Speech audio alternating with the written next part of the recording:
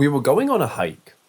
There's this spooky abandoned train tunnel in my state where a bunch of people died 100 years ago.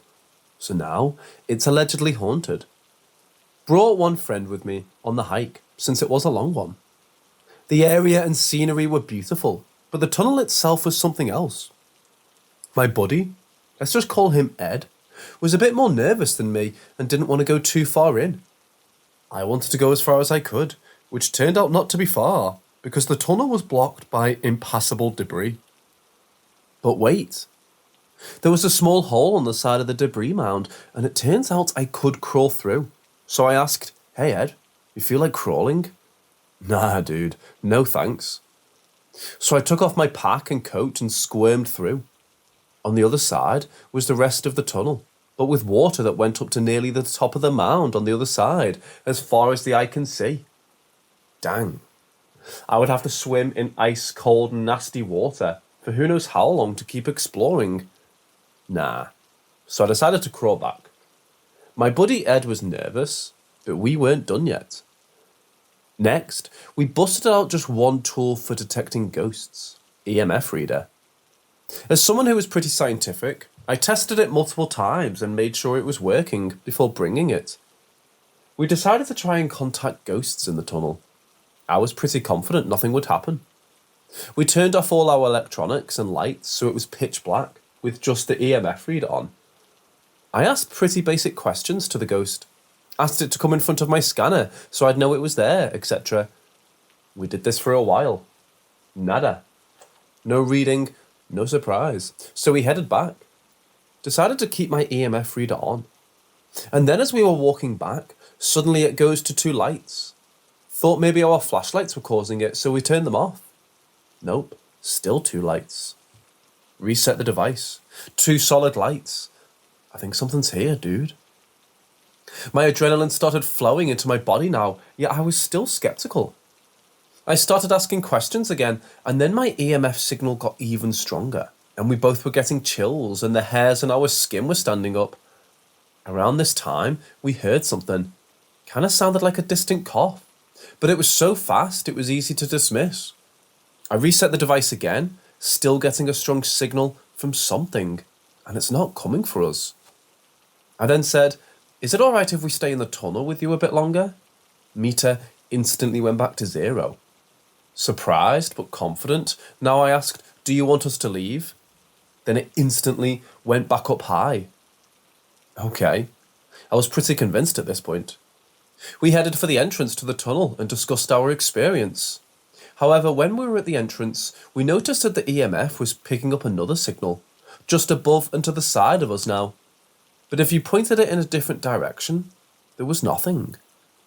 We left after that, but we think the ghost may have been hanging out by the entrance, waiting for us to leave.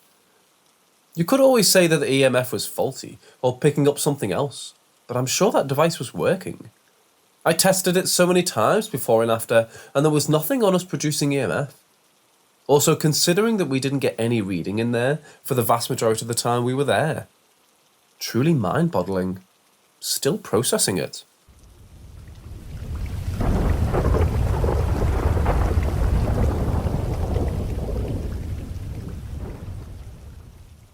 I've always been lonely. Maintaining relationships felt like a chore. Trying to force a smile and pantomime along with the usual script. So one day, I decided I'd make my own friend, Casper. I always envied little kids who have their imaginary friends, and decided to get my own in my mid-teens. I didn't make up a lot about Casper. I always imagined a lonely boy, quiet and good-natured, there to listen, invisible to the world. It was absurd and humiliating that I made up an imaginary friend, so I'd mostly joke around about him when I was with others. But when I was alone, I'd drop to my knees and pour out my heart to an empty room, telling him my problems, my hopes and dreams, how much I hated myself as a person. That summer, I had headed down to the deep south, the lower border of Mississippi and Louisiana. I go down there for a change of scenery and give myself a mental health vacation. But things were bad when I got down there. I never stayed at one house for more than a day and learned to keep everything I needed in my backpack. I was tossed around from house to house, my backpack and I staying together as I was ping-ponging around. One weekend, I stayed at my cousin's house. We were only 2 days apart in age and shared many of the same interests. We spent the night running around with fake katanas and watching anime. My cousin has a terrible fear of the concept of other entities. So as we laid in bed together, getting ready to turn off the light, I told her that there's nothing to worry about. My best friend Casper was here. He might seem a little creepy, but he's fiercely loyal to those he loves and protects us from any harm. I pointed right next to the bed and smiled, saying, "Good night, Casper." Turned out the light, and that was it. The next day, we got up early, and we were going to meet up with my cousin's co-workers to go to a haunted historical site, Myrtle Mansion in Louisiana. All packed and ready to leave, I took one long look at my backpack and decided to leave it behind. It had everything I owned and I loved it, but it would be just unnecessary weight. So I dropped it on my cousin's bed, right on the foot of the bed. Both of us remember me putting it there. We head out, meeting our group at the restaurant they all worked at, a few miles into town. We all headed to the back, started and hopped into their truck. Sitting in the back, I feel something at my feet and look down to see a backpack, but it looked just like mine. I slowly reached down and unzipped it. It was my backpack. I had never been in this truck in my life. I didn't even know my name, much less where I was staying. My cousin and I both confirmed I left my backpack in the house, in her bedroom. Yet somehow, a £20 backpack magically appeared. I was shook. My imaginary world had just bled into the real world. I stared at that backpack for the whole 2-hour car ride. When we arrived, I questioned everybody. They knew nothing. Not even that I had a bag in the first place. I looked at my cousin and then around me as the tourists bustled around us. Then I got a text. A text from an old friend who I hadn't talked to for a while, who was Wicca. Randomly out of the blue, at that exact moment, they texted me, asking me how I was doing. I looked up and out loud thanked Casper before going into the restaurant to enjoy my day, hugging my backpack.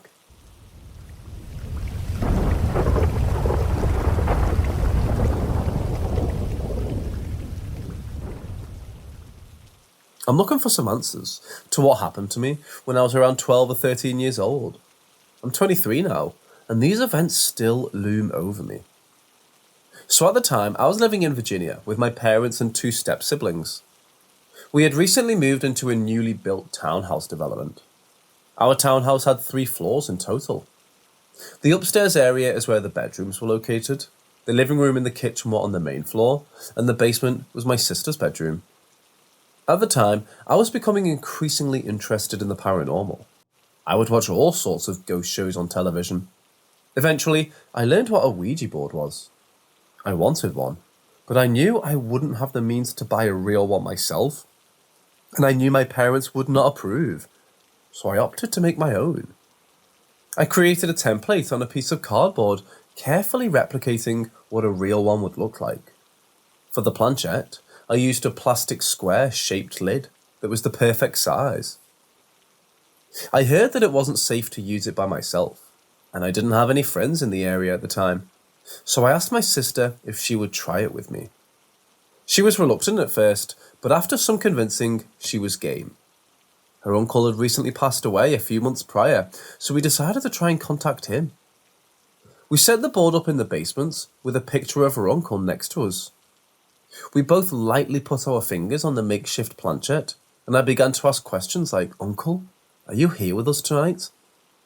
To our surprise, it didn't take long to get a response. The planchette moved to yes, with force. At first I assumed that my sister was messing with me, but soon I would be proved wrong, because she started crying very hard. After a few more questions with responses, my sister informed me that she wanted to stop. I don't remember what else we asked because it was so long ago, but I do remember that the planchette would move with haste after every question we asked. We ended by informing her uncle that we were leaving and moving the piece to goodbye. Afterwards, it took some time for my sister to calm down, and I was pretty blown away myself. Strange things started happening to me almost immediately after. After we had finished using the board, we both went upstairs to calm down and watch TV. 30 minutes later, I heard a bang come from the basement.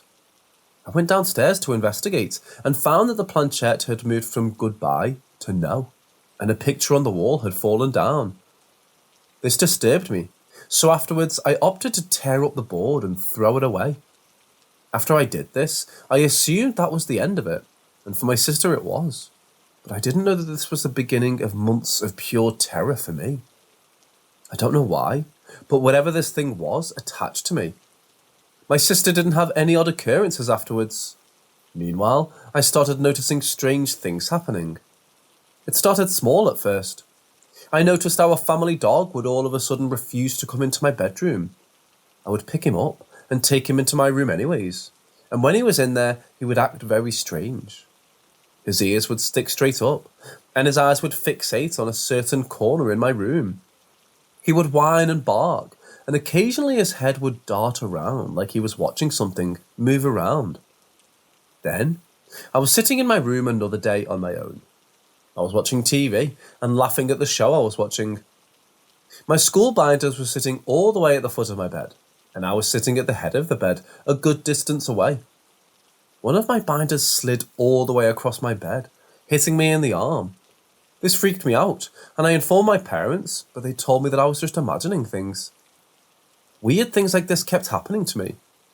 One time, I walked into the kitchen during the day by myself, and a sponge that was sitting on the dining room table suddenly flew across the room with force. I continued to experience things like this, and they started becoming more frequent. I talked to my sister about it, and she told me that nothing odd was happening for her. I was a mess at the time. I did not want to go home and would often try to go to a friend's house after school instead, which most of the time didn't work out. I talked to my parents again and figured they thought I was making it up for attention again. After a little bit of going through it, I had the most terrifying night of my life. This event still sends shivers down my spine when I think about it. It traumatized me, and although I've worked past it for the most part, I still try not to think about it. I've only told a few people in my life about this because it sounds like a straight up lie. This night was the climax of my experiences. After this happened, the activity completely stopped. One night, I was laying in my bed. It was 2 or 3 in the morning, and I couldn't sleep, so I was just laying there. My whole family was asleep, and the house was completely dark. I slept with my door open at the time, and the only light source was a blue light emanating from my radio in my room. It was just bright enough to illuminate my room.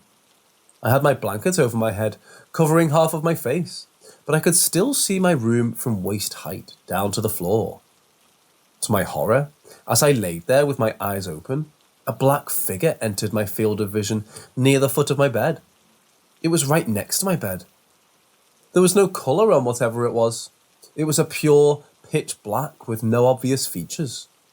I was paralysed with fear. I couldn't scream or move. I just laid there as I watched this thing slowly move down my bed until it stopped right in front of my face. I then felt a hand placed on my head through the blanket that was over me. The hand rested there for a second and then began moving in a circular motion for a few seconds.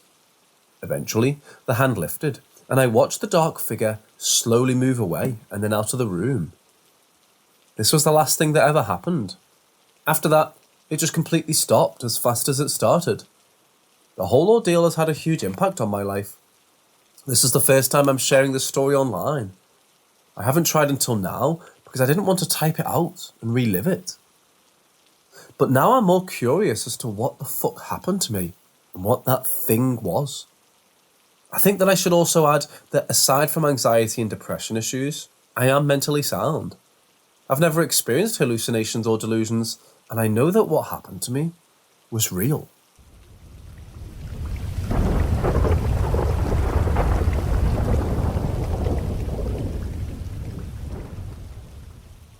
This really happened.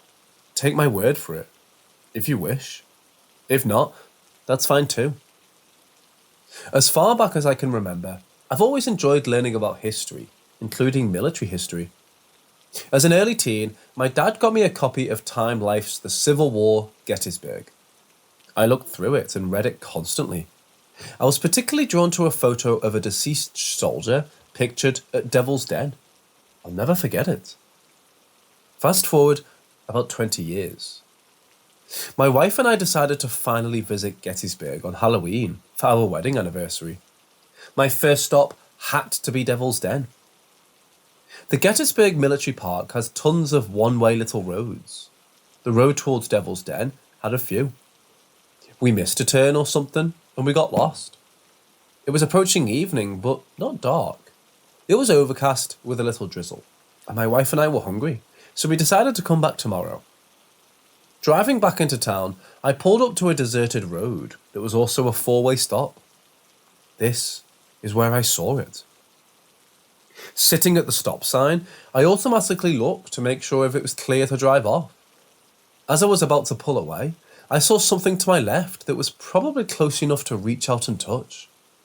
There, floating midair about torso height, was what looked like a cotton-button shirt that I believe was dark grey. It was torn to pieces and fluttering violently as though hurricane winds were blowing. I don't remember sounds or smells. There was no blood, and I don't recall seeing any body parts. Just this shirt. Every night when I settle in for bed, almost without fail, it feels like someone else comes and lays down next to me. At first it feels like a cat jumps up like they do when they want to join up a cuddle pile. Thing is, I do not own a cat. A short while later, I feel the bed shift like it would when a significant other comes to bed themselves. This is long before I fall asleep, or even get close to it. I usually watch an episode or two of something to settle my mind before sleeping. This usually happens within the first few minutes, once I'm settled in. There's no strange feelings or cold chills, nor the pressure in the chest that comes with sleep paralysis. I'm trying to remain a skeptic about this, but I swear I can feel the bed shifting with the weight of someone who isn't there. Once, I swear, I got bopped on the face by something. I've tried Google, but all I got were more people asking about this, so I know I'm not the only one. Is there a name for this phenomenon? Is it a normal part of sleep? It's far from disruptive in my life, but it's piqued my interest in a very Fox Mulder sort of way. It might also be worth noting that I work the night shift, so I end up sleeping most often during the day. It doesn't matter what hour I go down to lay down to sleep. It always happens.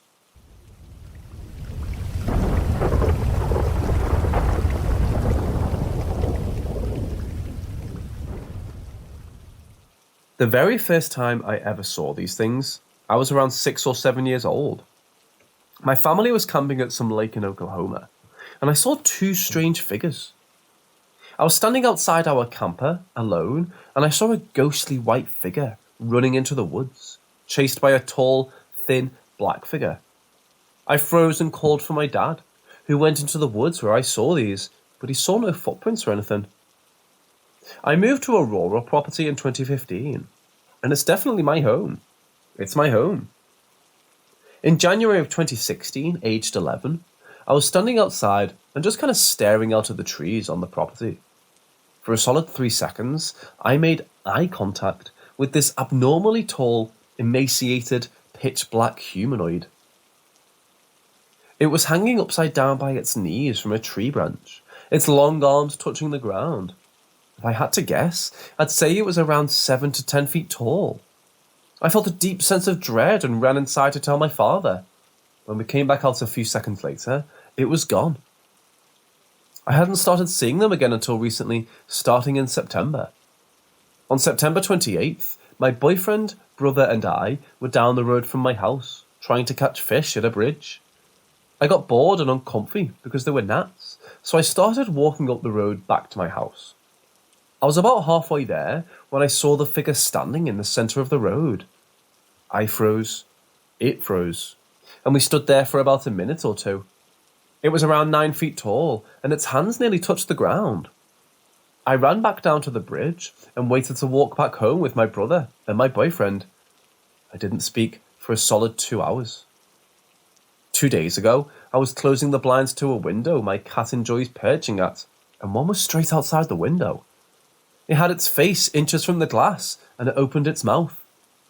I don't know why this one had a mouth, but in its mouth was a big bulging eye. I freaked out and curled up in my bed.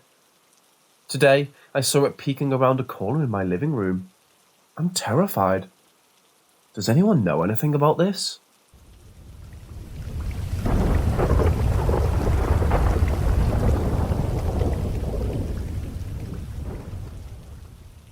I live in Pennsylvania, and there's a creepy house called Raymer's Hollow, where a murder took place in 1928. One afternoon, I was hanging out with two of my friends, and we pretty much weren't doing anything. So I mentioned checking out that house, and they'd never heard about it. So once they heard the backstory about it, they were down to visit it. When we got there, it was pretty light out still. We looked around and imagined where everything took place, and just talked about the history of it. If you're from Pennsylvania and know this place, you know they have had security over the years, so we were being respectful and just admiring the property. Once we decided to leave, my friend backed out and went the wrong way. He ended up coming to a dead end and had to back up into someone's driveway. I was in the back seat and had my head looking out the back window to make sure he was all good. And out of nowhere, I saw this woman, long black hair, piercing black eyes, and a white dress, staring at me and keeping eye contact in the doorway of this house. I turned around, freaking out. With tears in my eyes, I looked back, and there was no one there. I had to look away for only 2 seconds. My friend, who was backing up, told me he didn't see anything. My other friend was looking down at his phone, so he clearly didn't see anything. I somehow was the only one who witnessed her. I've never felt fear like that before. The way she was looking at me will never leave my mind. I don't know if I just saw a creepy woman, or I saw something paranormal. Whatever it was, still haunts me to this day, after years.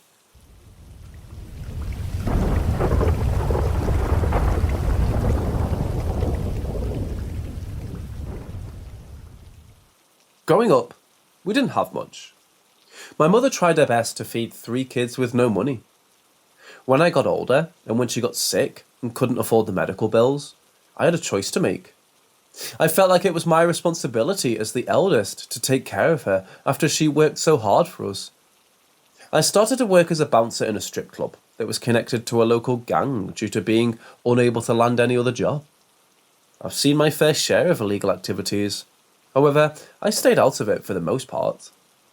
My mother started to get sicker, and I got on the verge of asking around about any other kinds of jobs to do, the more illegal ones. Then I learned I could earn some fast cash when I found out about the loan system. Oddly enough, the crime network of our large city offered loans. You had the option of applying for $2,000, $5,000, or $10,000. However, you can ask for more, but those aren't given out often. The $10,000 plus my savings would cover the medical cost, and I quickly found out where I could apply. The application processes had all the normal questions, but more personal ones added in. In order to be even considered, you must list things such as your favourite food or date idea. The questions threw me for a loop at first, but I filled them all out regardless. They also take photos of your face at different angles and body measurements. When all the questions are answered and photos on file, they decide in a few days if you're worthy of the loan or not. If you're accepted, it's not as simple as just paying it back at the high interest rates. In fact, they don't even care about the money. Accepting the loan system means putting your body as collateral. If you're able to pay off the loan, you're in the clear. If you still owe money, even by a few dollars, they still have the right to take you. At any point while you still owe money, you could disappear, never to be seen again. People disappearing because of the loans didn't happen very often, and there were so many rumours on who was behind all of this and why. Surely there's an easier way to traffic people so no one ever guessed the true nature behind the loans. I didn't care about myself. I just wanted to take care of my mother. With bills paid off and her on the mend, I started taking extra shifts to pay back what I owed. I got along well with some of the girls that worked at the strip club. I walked them to their cars if needed, and sometimes got them home safe by the end of the night if they had no other options. When Candy asked me to guide her along the parking lot, I didn't question it. I should have noticed how she acted, and that it was still in the middle of a shift. I just assumed she wasn't feeling well and wanted to head home for the night. I kept my eye on two men lurking near a set of cars in the dark. When they started to move, I quickly placed a hand on her small waist to guide her back to the club.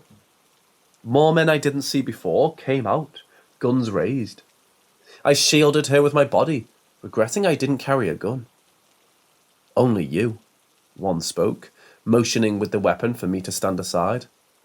"I'm so sorry," Candy whispered, distraught. I clued in that these men were collecting for the loan system. They wanted nothing to do with her and asked Candy to lure me out into the dark. I gave her a reassuring smile. I didn't blame her for this. I was only glad she was fine and they weren't going to hurt her. I refused to move until she was safe back inside the club. Rough hands dragged me over to a car. With a gun at my back, I didn't fight the blindfold coming over my eyes. They could have more than one weapon, and I didn't like the idea of getting hit with a stun gun. I was outnumbered and good as dead if I resisted. This was what I signed up for when I took the loan. I knew the risk, but still was terrified over what was going to happen to me. At the very least, I did what I wanted and took care of my mother. With my hands bound behind my back, I got shoved inside a car for a long ride. They put on some low music from a mixtape of random songs from different yearly top 10 lists. The never-ending list of songs made it hard to keep track of how many ended and how long we drove for. When we finally parked, it was not to drop me off, but rather grab another person. I waited in a silent car with two men sitting on either side. They were smart enough not to leave me alone. Soon, another person was jammed in the back seat of the van. He was sobbing and begging not to be taken. Anything he could think of to get away, he tried it. From kicking at the seats and windows until they grabbed a hold of him, to throwing out offers for our captors to spare him. When nothing worked, he settled into a heavy crying fit. I really didn't think of him any less of him as a person for his reaction. It should be a normal response for this kind of situation. At some point, I'd carefully got the blindfold loose, and he got his off without the other men caring. After he had no more tears left, he noticed me. With me being so calm, he assumed I was with the kidnappers at first. "How are you not fighting this?" he whispered over, a bit too loud. "I've done what I wanted to do in life. This is fine," I replied, trying to hold back my own emotions. I didn't want to die, but there wasn't much for me to stick around for. Shifting my head slightly, I knew the other man sat behind me, but didn't know who else was inside the van. Inside, far too dark to really see clearly with half my blindfold over my eyes. "I'll do what I can for you," I whispered, hoping only he heard. It wasn't right someone like him got caught up in all of this. If I could get him free, I would try my best. No one reacted to my statements because I thought I didn't have any power to help. When the van stopped, we were guided out. The man tried to struggle again as I just walked on slightly shaking legs. The blindfold stayed on. The men adjusting it back over my eyes the moment we were out of the van. With some issues, they got me up a flight of stone steps and echoes as we walked. I heard that they ended up having to carry the other man, kicking and screaming. Finally, we were led to a room and told to get on our knees. The blindfolds came off, and I looked around to see where we were brought.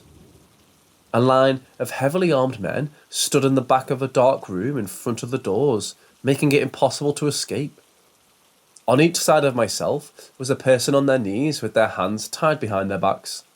3 women and 3 men, including myself. The one from the van started sobbing again. The others looked too scared to do so. The other side of the room was so dark, we couldn't see anything beyond a certain point. But we hear it. Something walked closer. Something large. Heavy steps came from the dark with deep breaths. A wispy laughter came. The sound makes my body feel like ice. My heart overworked itself as my mind thought of countless ideas of what could be coming towards us. I was the only one who stayed on my knees. Some tried to get up and run, but the armed men came over and forced them in one spot again. Sobbing came from the others as the thing got closer, until I thought I saw a vague outline of a great beast pacing in the dark. I blinked. Then a man replaced the image of the massive monster in the dark. He looked fairly handsome, but in a fake sort of way, with neatly styled black hair. Grey eyes looked at us and he smiled. A mouth with teeth too sharp, looking over the 6 terrifying kidnapped prey. What a nice assortment this time round. It's a shame I can only pick one tonight, the man said in a voice so endearing it made me ill. The others quickly found hope, begging to either be let go or for him to pick someone else, saying how better looking the girls were than themselves. The men pleaded for one of the girls to be taken, and that caused the 3 women to turn on them. Not even the armed men could keep them silent. Soon they added into the noise, making the room fill with a verbal chaos. The men staring at us with the eyes of a hunter was pleased by the outcome. "Take me," I said, my voice cutting through the noise. Everyone shut up, shocked by the offer. The man with the grey eyes hid a smile behind the back of his hand. Taking one step closer, I saw he was doing his best to clean spots of drool from the corners of his mouth. I felt scared to death. Whatever he wanted to do wasn't going to be natural. I still didn't regret speaking up. I kept my gaze on the ground, unable to watch the man get closer, and I heard his polished shoes tap on the cold floor right in front of me. I stared at the reflective leather until he got down on his knees, dress pants creasing, his head ducking low to catch my line of sight. His smile is so wide, it shouldn't be impossible. Teeth pointed, and for a second, I thought it was looking at a creature's face. Something between a wolf and a rat. Grabbing the side of my face, he lifted my head up so he could look down on me while he sat on his knees. Both hands tugged at my short hair, forcing my head up. His eyes are no longer grey, but almost glowing silver. "Now you are an interesting one. I would be glad to eat you all up." His voice dripped with excitement. For a moment, I thought he was going to press his mouth filled with pointed teeth over my own, but he stopped himself. Pulling back, he forced us to keep eye contact. "Say it again. Say that you'll give yourself over. Not just your life, but everything you are. If you do that, I won't touch any of the people in this room." His voice sweetly made my skin crawl. I wanted to refuse him. My stomach is twisting and my body is trembling. I would rather die instead of whatever he had planned. At first, I felt so scared I nearly refused. As I stared into his silver eyes, something strange happened. Everything else around us disappeared. All that remained was the deep silver colour. My mind was unable to focus on anything else as my fears eased. The longer I stared into his eyes, the more I understood about him. He was ancient, countless years old, older than our world. He came from somewhere else, a place humans would never understand, and he'd gotten bored. Taking a person to completely twist their mind is the closest thing to entertainment he could find. His face got closer to my own, and I felt myself changing against my will. To my horror, I wanted him to take me, to eat me down to the bone. As much as I resisted him, the more he mentally pulled. I would be killed, but he promised it would be a better experience than any human should ever be able to have. A single word pulled me from the trance and broke whatever power the man held over me. I pulled back, breathing hard, nearly getting sick as he let go. One of the armed men was disgusted, seeing 2 men looking at each other in such a way. He muttered a very rude insult under his breath, unaware that everyone in the room could hear him. A dark expression came across the man's face for a second. He leaned over, his mouth right beside my ear. "Maybe next time." His words caused the back of my neck to prickle. In the blink of an eye, the space in front of me was empty. Startled voices came next. I turned my head to see what was going on. Everyone who was kidnapped was suddenly free, each of their binds mysteriously snapping at the same time. Some tried for the door as the armed men froze in shock from what they were seeing. The man who wanted to devour me took a hold of the one who insulted him, whispering something that made his prey turn pale, the monster's terrible face bright with joy. Mouth impossibly wide, he brought it down on the tender exposed neck to rip part of it away. People screamed and fled. I was the only one who stayed to watch.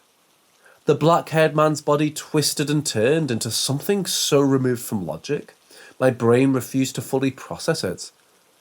A silver creature with a long, powerful snout that ripped into his victim's stomach. Somehow, the man remained alive. Blood poured from his mouth as he watched his own organs being torn and eaten. Instead of looking to be in pain, the man looked as if he greatly enjoyed it. My head felt light watching that man's expression being torn apart. This creature was making his meal to enjoy the pain and his death. This very nearly happened to myself, and a flood of emotions came with that fact. I watched the gory scene. A terrible feeling came bubbling up. I felt a little jealous, and that made me sick. A pair of hands pulled me from the ground and out the door. I assumed it was the crying man from the van coming back to get me. We call it spilled outside, frantic and mentally scarred from the night.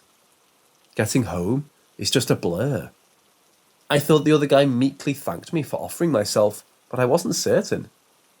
All I could think about was how close I'd been to death that night, and the terror that came from how I truly felt about it. Weeks passed as I fell back into my regular life. I pretended as if the dark urge plaguing my brain wasn't there, that I made it out safe. I was fine and wasn't in any danger. I went to pay down my loan, only to find out the ones taken as a choice to be eaten had their loans cleared in exchange for their silence. I no longer had the threat of being snatched up at any point or had any reason to ever come across that creature again. If it was anyone else, they would be happy about it. That night tainted my mind in a way I couldn't fight. I finally broke and took out another loan. Already being in the system made the process faster. The ones in the office I went to weren't even surprised I doubted I was the first person to do this. Now it was just a waiting game. Every moment torture as I thought about seeing that creature again to be ripped apart. At any time, someone could come for me. Until then, I took care of my mother and spent time with my family. I never told them how death hovered over my every waking second or how I felt about it. I just want to make some pleasant memories with my family before I disappear forever. I honestly hope they never find out about what I saw that night and how it changed me. And if anyone hears about the loan system, then maybe they'll think twice about signing up. There is something worse than death. Something like living with the fear of dying, and yet being unable to control yourself eagerly going towards it.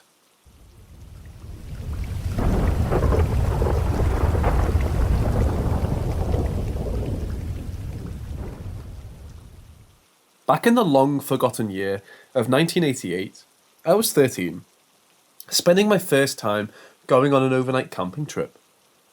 Back in those days, there were limited options for entertainment. My parents were going to go crazy with me running around the house for the entire summer. They put together some money to send me away for a trip to the lake for 3 days. I packed my bags right away, feeling excited. I was finally being trusted to go somewhere overnight without my parents. The group was made of 6 girls, all around the same age, with 2 adults as supervisors. They held 3-day camping trips every weekend in the summer and normally had a bigger turnout. For whatever reason, we had a smaller group, which was fine by the 2 adults taking care of us. Herding 6 barely teen girls around the woods was a hard enough job. The first day went smooth, despite our bursts of energy threatening to sabotage the trip. We each got into pairs as a tent buddy. We needed to set up tents on our own, or mostly on our own. Katie was my tent buddy. We started off strong setting up, but needed help putting the last few poles into the packed dirt. I knew Katie from school, but wasn't in the same class as her. She was a shy girl. Still, we got along just fine.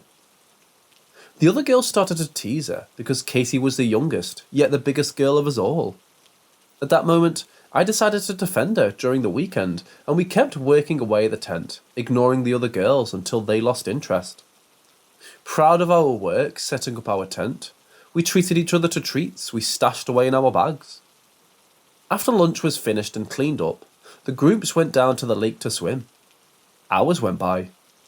All 6 of us started to get along, and by the time we needed to return to camp for dinner, we were all so exhausted, we let the adult supervision teach us important facts along the way.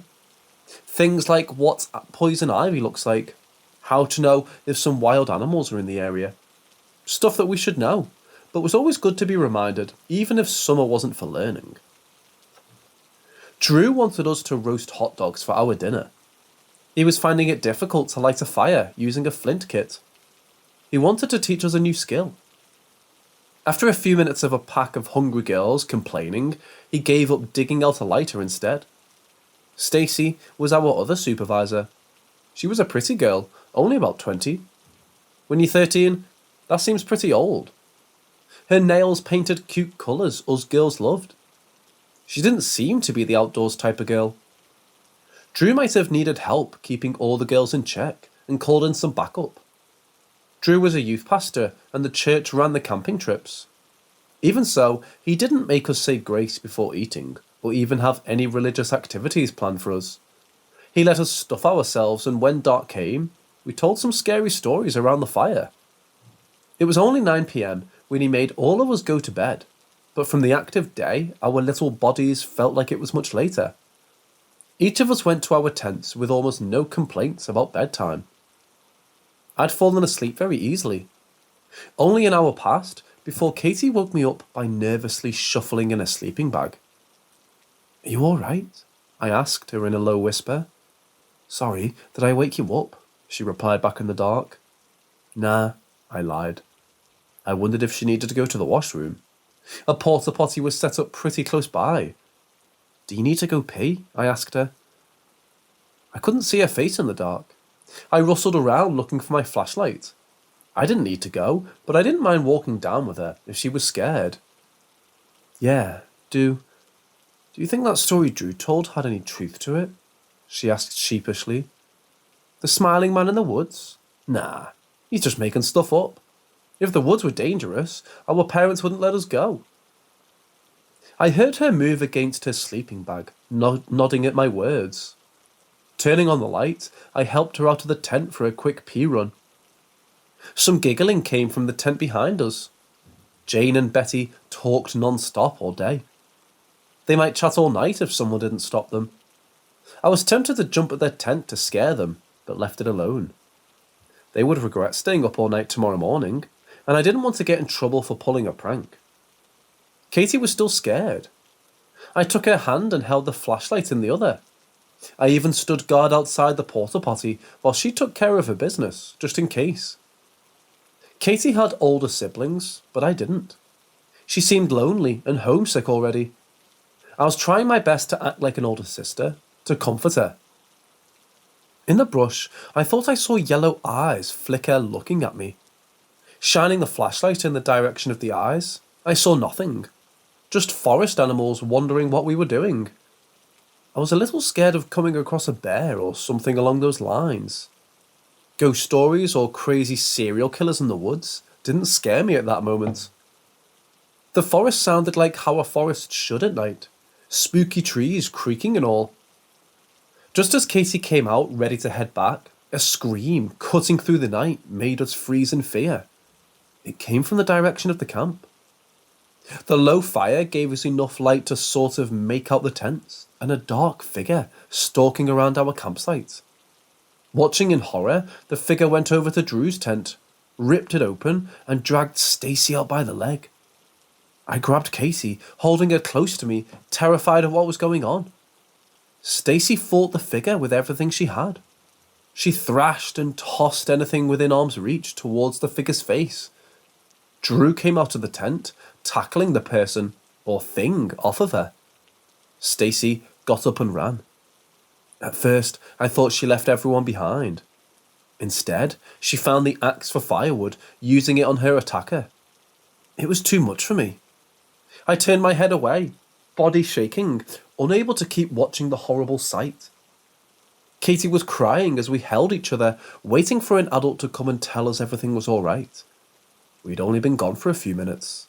How did everything go so wrong, so fast? We both screamed when we heard footsteps come close a few minutes later.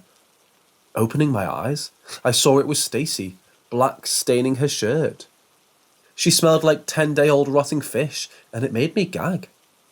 In her hand was the axe covered with more of that rancid-smelling black liquid.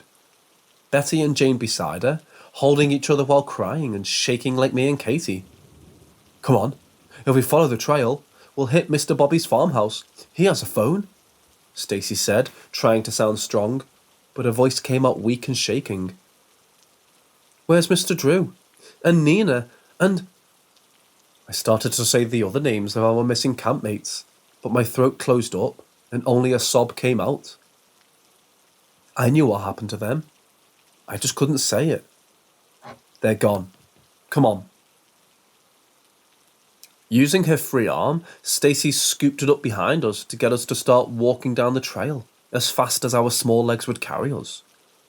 Once we started walking, Stacy kept both hands on the axe, and I was in front of both hands on the flashlight, guiding our way as Katie kept her arms around my waist. Betty and Jane still sobbed behind us, no matter how hard they tried to choke it down. My hands shook. Every sound made me think something was just beyond the trees, waiting to jump out and take us. My eyes darted around, trying to see everything at once, making me dizzy. The farmhouse was half an hour walk away at the best of times. Drew's car was closer, and I wondered why Stacy wasn't leading us there. I assumed Drew had his keys on him when the figure took him, or Stacy didn't want to stay at the camp long enough to find them. When you're so young and scared, you don't think about other escape plans. You only accept what the adult tells you. I got another whiff of the horrible rotten fish smell when the wind shifted. Gagging and eyes watering, I refused to stop. Minutes passed, and the smell decreased enough to make me stop choking on the bile rising in my throat. It was only when I noticed Betty was the only one still sobbing. Stacy noticed it at the same time. We both turned to look, only seeing the small brown-haired girl and Jane just gone without a trace. Run! Stacy's shout got us moving. She grabbed Betty, roughly dragging her along by her arm. The girl was screaming in fear. Katie was the slowest of us. She was dragging me behind. Still, I kept one arm around her, trying my best to get her to go a little bit faster. When another dark shape came out of the trees, directly in front of Stacy, she didn't stop. She let out a startled scream, swinging the axe at the figure's head. I saw a flash of glowing yellow eyes before hearing the awful crack of the axe connecting to its skull. It collapsed onto the trail. Stacy wasted no time yanking the blade out that was stuck in the thing's skull. I shone my flashlight, trying to get a better look at the figure. Black, blood-like oil oozed from the head wound. The face was pitch dark and flat with no nose. Its skin is so dark and wet-looking. More of that smell came drifting over, causing Katie to start gagging this time. Whatever this thing was, it wasn't human. That much I knew. We didn't even have time to guess at what it was before another came out of the trees. Stacy clipped it with her axe, making it scream and dart away. She was breathing hard. If more of these things came at us, I didn't think we could make it. Stacy was the only person, and she had to defend 3 scared girls. Even so, she looked ready to do it. Another creature came at us. Sadly, while Stacy was dealing with the first one, 2 more came. In seconds, they grabbed Betty, dragging her screaming into the woods. Stacy screamed and cursed at them, pain across her face that she didn't keep the girl safe. More and more of those creatures started to appear and poked their heads from the trees in front of us. She gave us a look. No words, just a look, and I knew what it meant and what to do. She ran towards the monsters, axe in hand, and me and Katie ran back down the trail towards the camp, knowing we would never get past the wall of pitch-dark monsters. Stacy gave us some time, and we weren't going to waste it. Running hard, Katie kept up with me. Tears poured down her face. I wanted to cry, but knew if I gave in to that, I wouldn't be able to keep going. Lungs burning, we ran until we saw the orange light of the fire. I planned to get the hot dog pokers, or well, anything I could use as a weapon. For half a second, I almost felt safe. Maybe if I found the keys, we could find the car and hide inside if we could drive it. Maybe, just maybe, Stacy would get away and we could all go together. All my hopes were crushed when Katie stumbled, falling hard. I was running so fast, I accidentally left her behind for a few paces before skidding to a stop to go back for her. A dark monster took it as a chance to swoop in, trying to drag her away. I went by Stacy's example. I let out a war cry that would have sounded funny in any other situation. Jumping on the creature's back, I hit it with my flashlight as hard as I could, as many times as I was able to aim for its head. Our struggle only lasted a few seconds. I was tossed off its back, onto the hard ground. Looking at me with yellow eyes set in a dark face, it decided we weren't worth it and sulked off. I'd saved us, for the moment. I needed to get Katie up and move back into camp and get a better weapon. My stomach turned when I looked at her. A long gash on her stomach was pouring blood onto the ground. I shook my head to clear it, refusing to give up. Grabbing her under the arms, I started to drag her back towards camp and towards the dim orange light of the fire. I knew some basic first aid, but already was sure this was far beyond what I could help with. Leaving her behind was not an option just yet. Horrible wound or not, I needed to at least try and help her.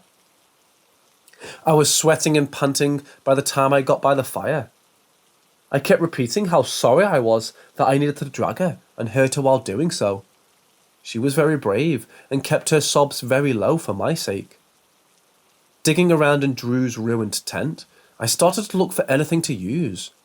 Just normal camping gear. No weapons I could see, and no car keys. I grabbed the first aid kit, another flashlight and some scissors. I was hoping to find a knife of some sort. No such luck. I avoided the other tents. I could smell the blood mixed in with the fishy rot, and didn't want to know what horror waited for me inside. I tried cleaning Katie up a little, but was well over my head. I didn't want to hurt her by touching her so much. Seeing that amount of blood nearly made me sick. I didn't even know of the fact that I felt faint seeing blood until that point. I was so stressed I wasn't even aware of someone walking up to our camp until they were just outside the light of the embers. My body jolted into action as I grabbed the scissors in one hand and the hot dog stick in the other. The black, blood-soaked axe came into view, and for a brief moment, I thought Stacy made it back. That was not the case. A man came into the light, dressed in baggy clothing that hung loose on his thin frame. Long, straight white hair was half-heartedly pulled back into a low ponytail, but most of it still stayed in his face, making it hard to see his features. "Who?" I choked. "Two left. Good for you." Ignoring me, he sat down next to the fire pit and started placing wood onto, trying to get it going again. I was so shocked at his calm manner, I couldn't react. A soft cry from Katie brought me back to my senses. "I need help. My friend is hurt, and there are things in the woods eating everyone. Stacy had that axe. Is she alright? Did you see her? Please tell me something. No, please help Katie first. She's really hurt and I'm so scared. There's a lot of blood and I don't..." Once the words started, they just kept coming. They poured from me without any thought of what I was saying. I was having a meltdown. As I kept talking, the man started to stiffen at the sounds just pouring out towards him. He raised a hand to make me stop speaking and the other to his forehead as if in pain. When I didn't stop pleading, he snapped first. "Stop talking!" His voice was so loud, it kept echoing through the woods for a few seconds. I was frozen in fear by the sound and dropped all my makeshift weapons. I'd never had an adult just snap at me like he just did. A tense second passed between us. Rubbing his temple, I saw regret flutter over his face from getting angry with me. It only lasted a second before he regained his tired, worn-out look. I went over to Katie, about ready to burst from stress, when he also came over. He held a hand over her wound. I looked in amazement as most of her blood just faded with a wave of his hand and her gash closed a little. Not much, but it looked better than before. "Who?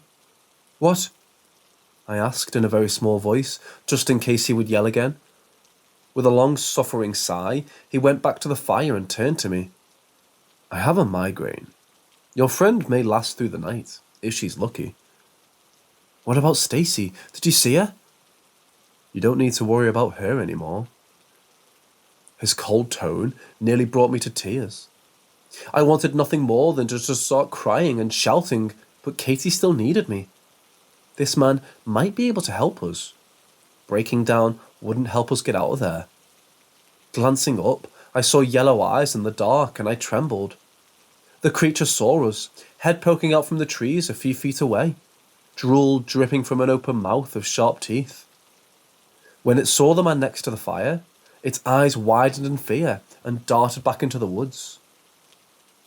"Those monsters are scared of you," I started after I saw the strange sight.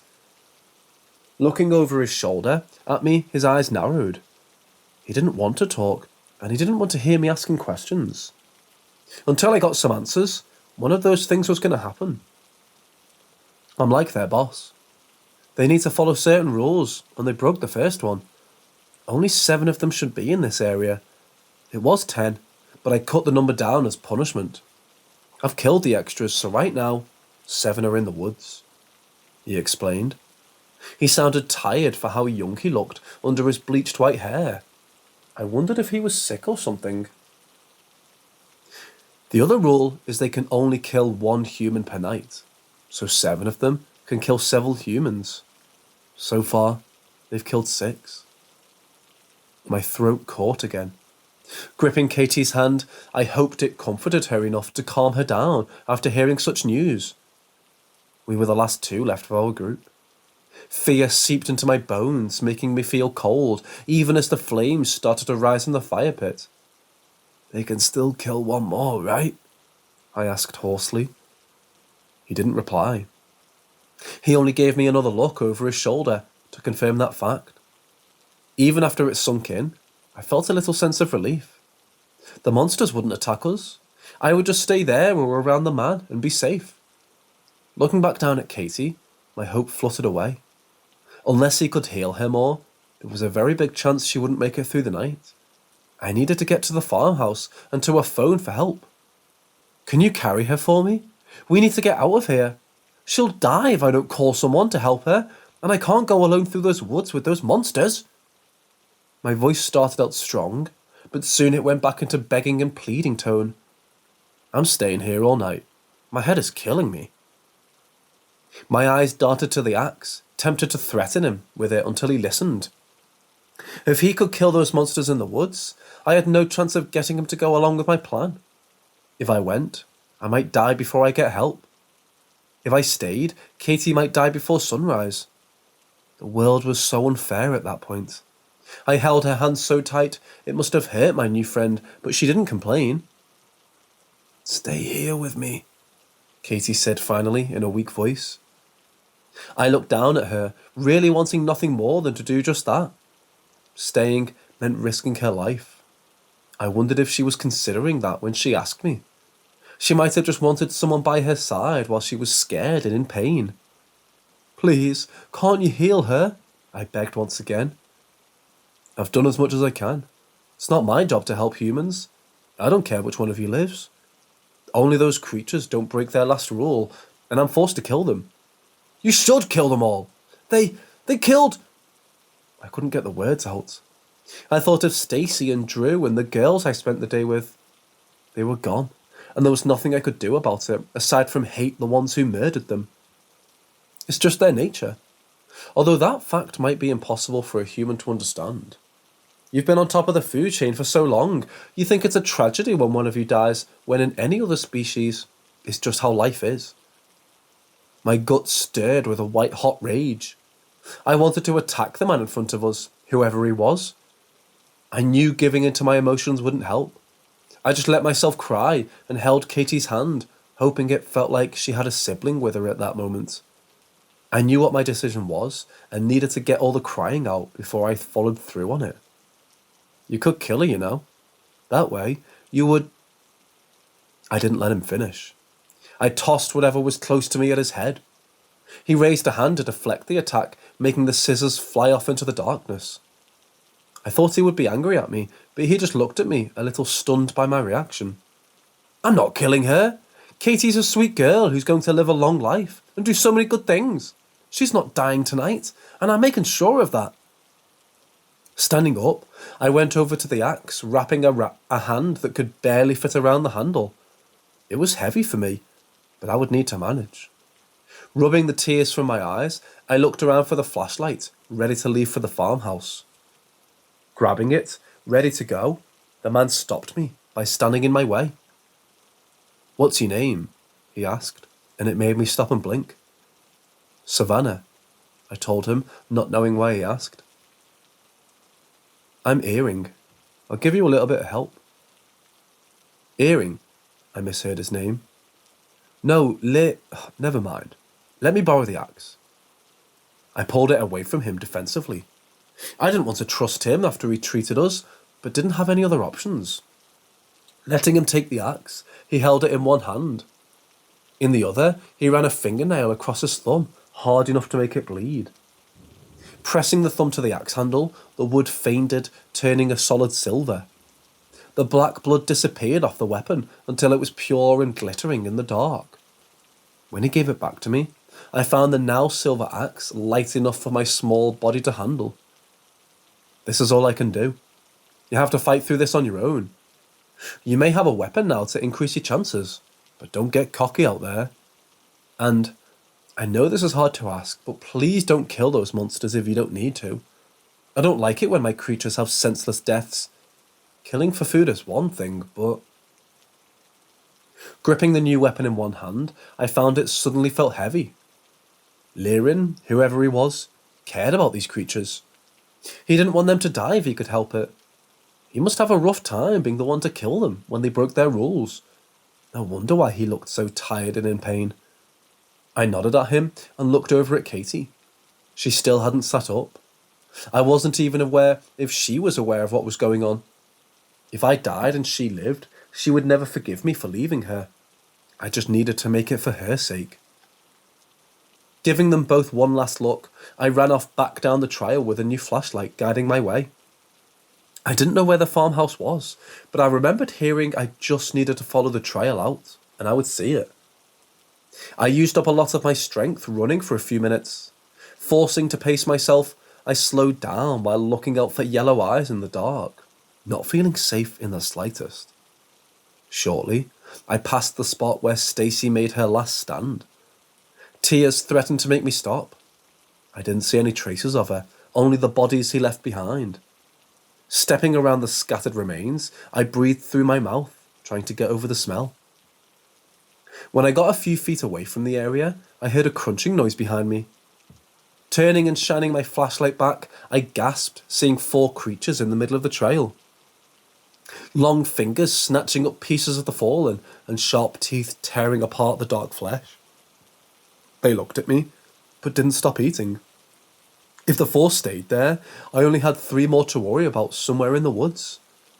Quickening my pace, I went on. Every sound put me on edge. Sniffing the air to see if I could smell if any more of those monsters were coming closer to me. 10 minutes passed without any issues. I thought I saw some yellow eyes watching in the woods, but they didn't approach. The silver axe might be keeping them away. After all, they had the bodies of my campmates and their fallen to eat. Why go for someone with a weapon when they had some free meals all over the place? I thought I was in the clear when a figure came out of the trees, stopping in front of me. I knew which one this was. It was the bastard that hurt Katie, and the one I smashed my flashlight on. One eye was closed, and the other looked at me with such hate. I knew he wanted to eat my guts for the damage I'd done to it before. It bolted towards me before I could move. A clawed arm grabbed my shirt, lifting me up just as I swung the axe down into its shoulder. Letting out a scream, it tore the axe out, tossing it aside. Then for some reason, it tossed me as well. I sat up, feeling bruised to see where I struck it. The wound was burning and flaking the dark skin. I scrambled in a panic to where my axe was. Without any rational thought, I darted off into the woods, with the thing screaming following behind. I dropped my flashlight and ran blind into the woods, without any idea of what I was doing. I should have stayed on the path, but it was too late now. The thing was chasing me, wanting to kill me. It was injured, but I still didn't have much of a chance against it. I ran, feeling as if my legs would give up on me at any moment. Tears stung my eyes and branches cut my face. I still ran for KT's sake. The thing behind me stopped screaming, but I knew it was still after me. My heart leapt into my throat when I thought I saw something in front of me through the trees. A beam of light moving confused me on what it could be. Over my own breathing, I didn't hear any other noises, but my brain clicked into the fact I just saw some car headlights. I was near a road. I ran to the chest, threatening to burst. I tripped over a branch and rolled into the ditch along the side of the road I was so thankful for. Every muscle screamed at me as I got up and crawled out of the ditch towards the highway. It was late, but I knew this was a popular route for truckers. One would stop for me if someone would just please drive by. When I stood, it felt like I twisted my ankle. I dragged my body, almost passing out from the effort. Axe still in hand, I looked up and down the road frantically. A blow to my back tossed me rolling into the middle of the lane. I gasped for air and stared at the monster that just kicked me aside. My axe dropped too far for me to reach in time. It got on all fours, blood pouring from its wounded shoulder. I stared in horror, knowing this was the end, for I just waited for it to come at me. Yellow eyes glaring at it let out a long scream of hate as it dug its claws into the ground, ready to pounce. I couldn't move my ragged body and did the only thing I could think of. I screamed right back at it. Getting up on one elbow, I emptied out my lungs in a screech that made the thing not only stop from attacking me, but take a step back. We both stared at each other for a few seconds. Those few seconds may have saved my life. A blaring truck horn came from down the road. The creature looked over to see a transport truck coming right at it. Giving me one last look, it skittered back off into the woods. The next few hours were a muddled, frantic blur I still don't fully remember to this day. The driver stopped to get me off the road and down to the farmhouse and to a phone. He went with the farmer into the woods to check on Katie, while I stayed at the house with the farmer's wife, going between crying and sleeping. Morning came around when I woke up. Dragging my tired body to the porch, I saw emergency crews scattered on the driveway and officers going into the trail. Someone told me Katie was already on the way to the hospital and let me sit on a chair on the porch until another ambulance came for me. I sat watching everyone run around, trying to get a search started for the missing girls and Drew. I didn't know why no officers started to question me yet. I might have looked too out of it to be of any help. Someone did sit beside me to talk with me, though. I wasn't expecting so many of you to make it. Learning sat next to me, a silver axe resting against the wooden rocking chair he was in. I wanted to speak, but was too tired to say anything. I'm taking this axe with me. No offence. It's too powerful to leave it with you. Unless you want my job. Pardon? I asked, directing my heart towards him, trying to see if he was joking. Kings only last for 10 years. More if they're really strong. They need to switch bodies before it breaks down. I've been doing this job for 5, and I'd like to pass the crown on to someone else. It's too tiresome. I don't know why I agreed doing this in the first place. It's also too much of a bother to set up tests for other candidates, so I'm just asking anyone who survives a supernatural encounter if they want the gig. I stared at him, not believing the words coming out of his mouth. I didn't want to come across another monster or creature of the dark ever again. Having his job was way out of the question.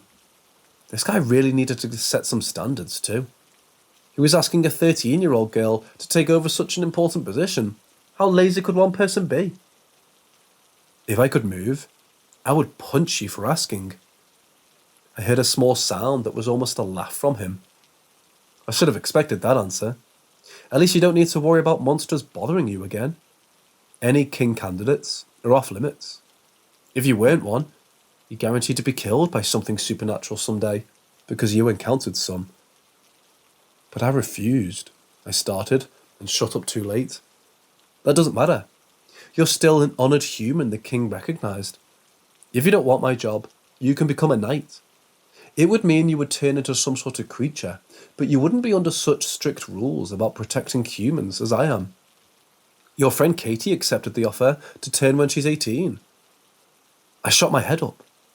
Katie agreed to be turned into something horrible, like those things that attacked us? Like the things that killed everyone right in front of us? My knee-jerk reaction was anger, but the reason why she would agree to such a thing came to my mind. She was hurt badly, nearly died and powerless to help me as I risked my life to save hers. She might have wanted to get some sort of strength to ensure she never felt like that again. You don't need to answer right away. Hell, you can ask to become a knight or the next king right before your death. So just let it stay in the back of your mind. He stood up from the chair, axe over his shoulder, and stretched. I'm leaving, and I hope I never see you again. It wasn't the nicest goodbyes, but I appreciated the thought behind it. Standing up, I was ready to talk to the cops, even though I didn't have a good story for them. I stopped when Learning looked over towards the trail and gave a small, impressed whistle. Looks like I miscounted last night. What an embarrassing mistake. What I saw made me run past him and down the dirt driveway. Stacy was out of the trail, coming out of the trail, being guided by officers and wrapped in a blanket. She looked beat up, but still alive and walking. I didn't care about the supernatural kings or knights. I only cared about getting to Stacy and hugging her for fighting so hard to save us.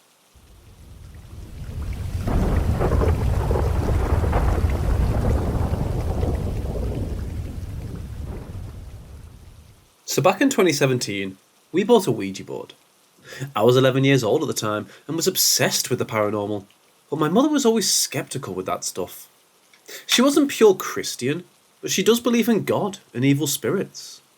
So I finally convinced her to buy the Ouija board. The one we bought was actually just a piece of cloth with a Ouija board design on it. I didn't really want to buy it at first, because I was afraid it wouldn't work the way a normal one would.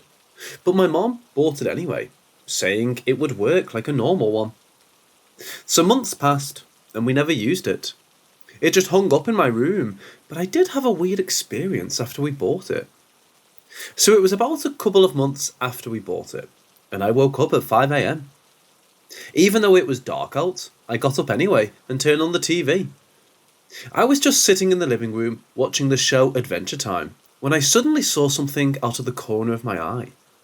I saw a black shadow darting from the living room where I was and into the hallway that led to my mother's room and my room, where my little sister was sleeping, who was in the 2nd grade at the time. When I turned around, of course there was nothing there. I brushed this off as my eyes playing tricks on me, but after what happened next though, I don't think that was the case. Again, let's fast forward a couple of months later. Me and my sister just got home from school when our mom told us some shocking things. She told us she was experiencing some bizarre things. Things like her thumb going numb randomly for no reason at all, the radio and TV malfunctioning, and our pet birds acting completely nuts, like there was something else in the apartment. I was shocked by this news, but also excited at the same time, because I got to experience paranormal activity for the first time. But things escalated that night. Later that night, my sister was too afraid to sleep in our room because she swore she saw a figure in there that resembled a slender man. I was pretty skeptical because even though I believed in ghosts, I didn't believe in a slender man, but I was still scared anyway. Later, my mom told me that she and my sister were going outside to take our dog named Sophie on a walk. I was scared to stay, but I stayed anyway and tried to take my mind off any spirits that might be in our house. All was well, but then my walkie-talkie that was sitting right next to me suddenly turned on and scared me half to death. The voice coming from the walkie-talkie was male, but because of the terrible audio quality, I couldn't understand him. I ran out of the apartment and down to my mum and sister and told them what happened. My mom said it could have just been railroad workers because there was a railroad right next to our apartment, and sometimes they would be up there working. But this was in the middle of the night, and there weren't any workers, but my mom was still skeptical. But when we got back to our apartment, the TV was frozen and the screen was glitched. I woke up that night at 2 a.m. and decided to go sleep in my mom's room. My sister was already in there because she woke up before me, and that's when we heard the sounds. That night, me, my sister and my mom heard the sounds of footsteps in the hallway, movie cases falling off our shelf in the living room, and pots and pans in the kitchen. It couldn't have been our pets, because our cat and our dog were in the room with us, and our birds were sleeping in their cage. It wasn't a person, because our apartment door automatically locks when closed, and can't be opened without our key, which was with us. And the only other way in was through our windows, where you would have to climb up a 4-story building to get to. Another thing we heard that night were my walkie-talkies, which turned on again with that same male voice speaking through. After that night, some things went back to normal. Others didn't.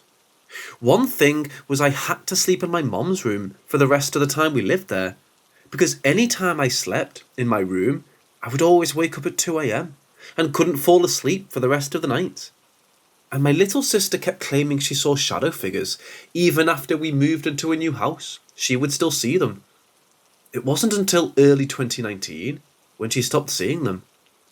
I'm now 14, in 8th grade, going into 9th grade, and my sister is now 11 and going into 6th grade. My mom threw away the Ouija board after that and says she's never buying one again.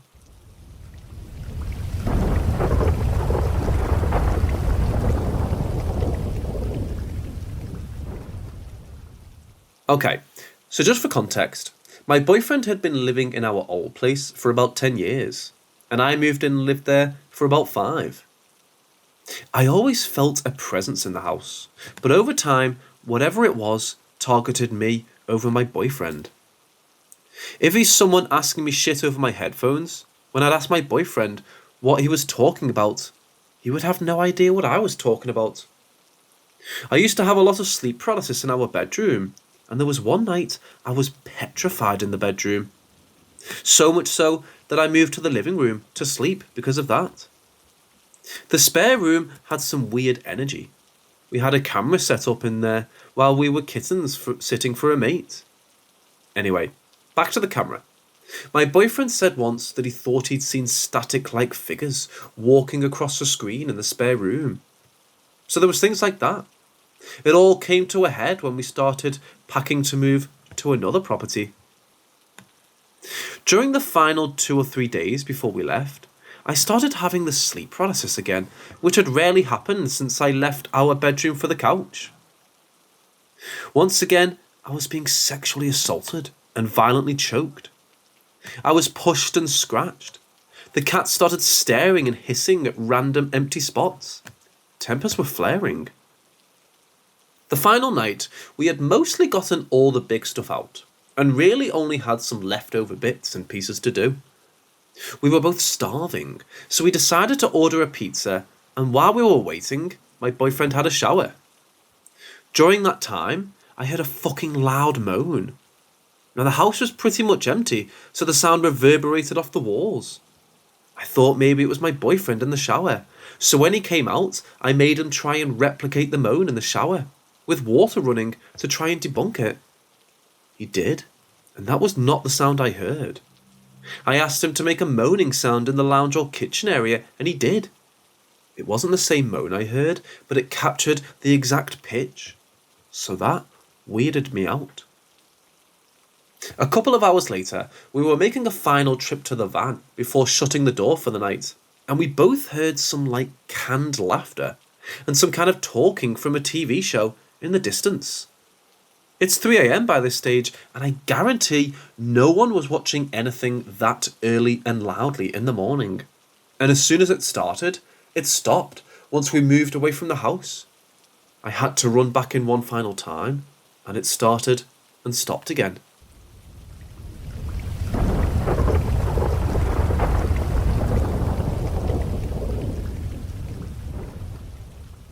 So this has been going on since as long as I can remember. I've always seen shadow people creeping around corners, behind people, close and far. Sometimes that would make me feel absolutely terrified to the bone, and sometimes I felt perfectly safe. We used to be a really religious family, and I remember learning about angels and demons at church, and how everyone had a guardian angel. I rationalised the shadow people as this. One would pop up and stand in the doorway, and another would pop behind, in front or next to it. So I would assume my guardian angel was protecting me from some demon. Fast forward now, and only gets more frequent. They're clear as day, and I can stare at them for up to 30 seconds before they leave. They will be on one side of my counter, and when I look at them, they duck down and hide. Same thing behind the couch and doorways. Sometimes it's only a head, and sometimes it's the whole body and all different sizes. They watch me, and I've always felt like I'm being watched. I have a friend who said he's never experienced anything like this before he met me. I once randomly asked if he'd ever seen anything at my house, and he said yes. He told me when I would go to the shower, something would dash after me from my room into the hallway where the shower was. He said after seeing this stuff, he started noticing it at his house. After telling one of my older sisters, she admitted she's always seen stuff like this. But the last time she was at my house, she seen something crouching almost, and it was behind her. So she went to look behind her, and it got up and ran. But it looked at her and had these horrifying pure white eyes. She's never seen them with eyes, so she refuses to come to my house and sages every time someone comes and leaves the house. I've had things thrown in the direction of me, including broken glass.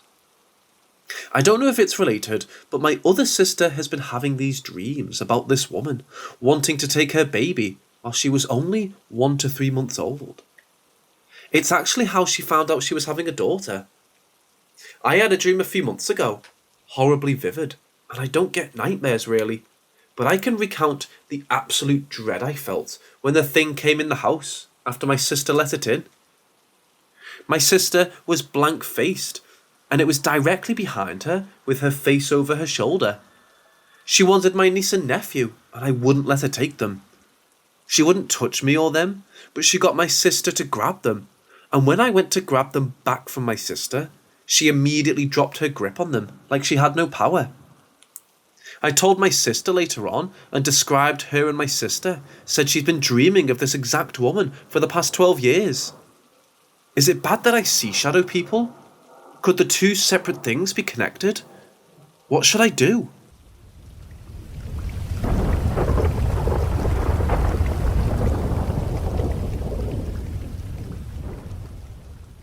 I'm a 26-year-old student, going to university, studying veterinary medicine.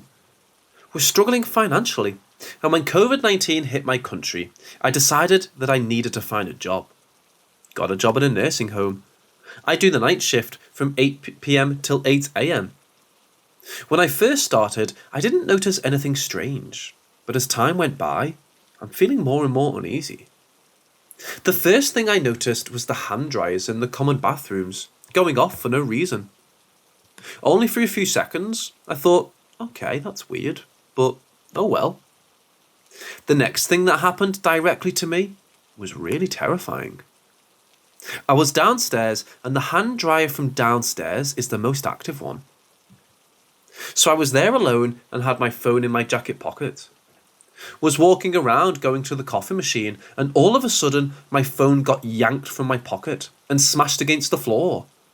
I picked it up and noped out of there like, fuck this shit. The screen broke. Also, once in a while, one of the emergency bells goes off, and we panic because it's a really loud ring and different from the ones in the rooms, and it usually means that someone is in trouble in the bathroom. So we rush there all the time, and there is no one in the bathroom. One night, I was dozing to sleep for a while, and I opened my eyes and saw a dark male figure sitting in the room across from me, just watching me. I thought it was my mind playing tricks on me and closed my eyes and fell asleep. This happened last night. The most terrifying so far. I was feeling tired, so I went to the room next to the nurse's office. There were some long chairs there, so I thought I was going to lay down for a little bit. When I got there, I felt uneasy, like someone was watching me. But I thought, hey, stop being crazy. It's all in your head. I dozed to sleep. A very light sleep. Then, like 20 minutes in, I woke up to the chair shaking uncontrollably. I got up and fell. Thought it was an earthquake. Ran to the other room where my colleagues were and asked, did you fucking feel the earth shaking? And they were confused and said no, you were probably dreaming, and laughed it off. But I know what I felt, and it terrifies me.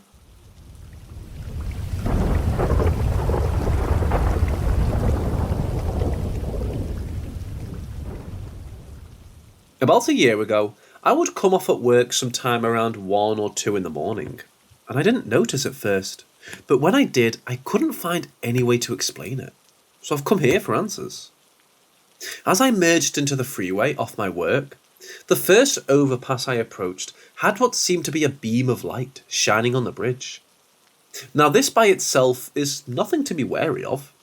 Could be a pedestrian with a flashlight or a car's headlights. What got me sceptical was how it behaved once I approached. It would disappear. You know those moments in your life when you see or hear something you can't quite explain? But it only happens one time, so you delete it from your memory. This was different. This was consistent. Once I noticed, it was hard not to see this happen every single night.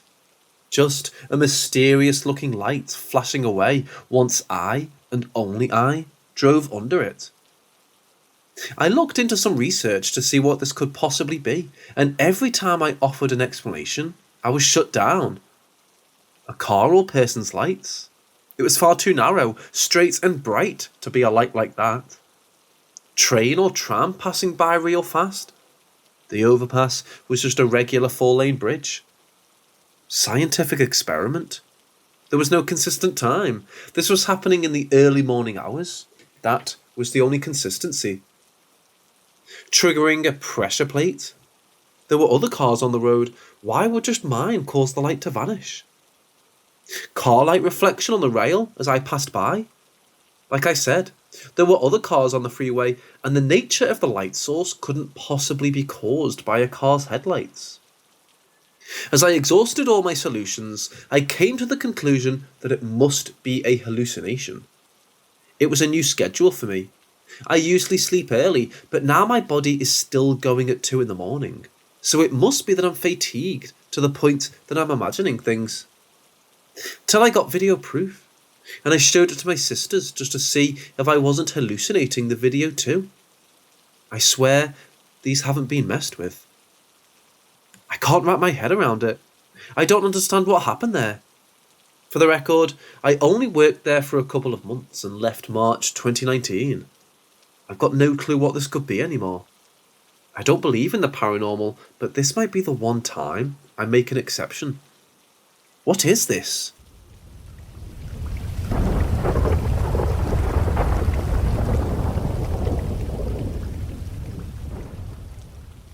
This occurred while my grandmother was in a home hospice for dementia. This was sometime between losing her ability to walk and not understanding conversation. To put into some perspective, my grandmother was in a room towards the back of the house, while my bedroom is closer to the front. The kitchen is towards the front of the house as well, so there is decent space between my grandmother's room, my bedroom, and the kitchen. I was laying in bed one night hearing a deep breathing. I have a dog, and I thought that maybe he was snoring or having difficulties breathing, but it wasn't coming from where he was, which was in my grandmother's room. I return, lights are turned off, and I hear that breathing again. I hold my breath, and the breathing continues. That's it. It freaked me out enough to turn the lights on, say a full rosary, and have a really uneasy sleep.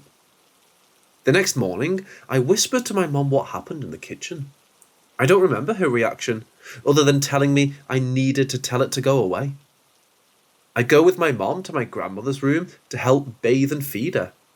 At some point, she apologises to me. She said that her father just wanted to look at me and he didn't mean to scare me. That's it. Really minor visitation. Towards the end of my grandmother's life, there were more visits from her relatives and friends. There were sometimes shadows, and you would get a feeling of not being alone. It never felt scary, beyond that first surprise. I think when she died, her father took her away.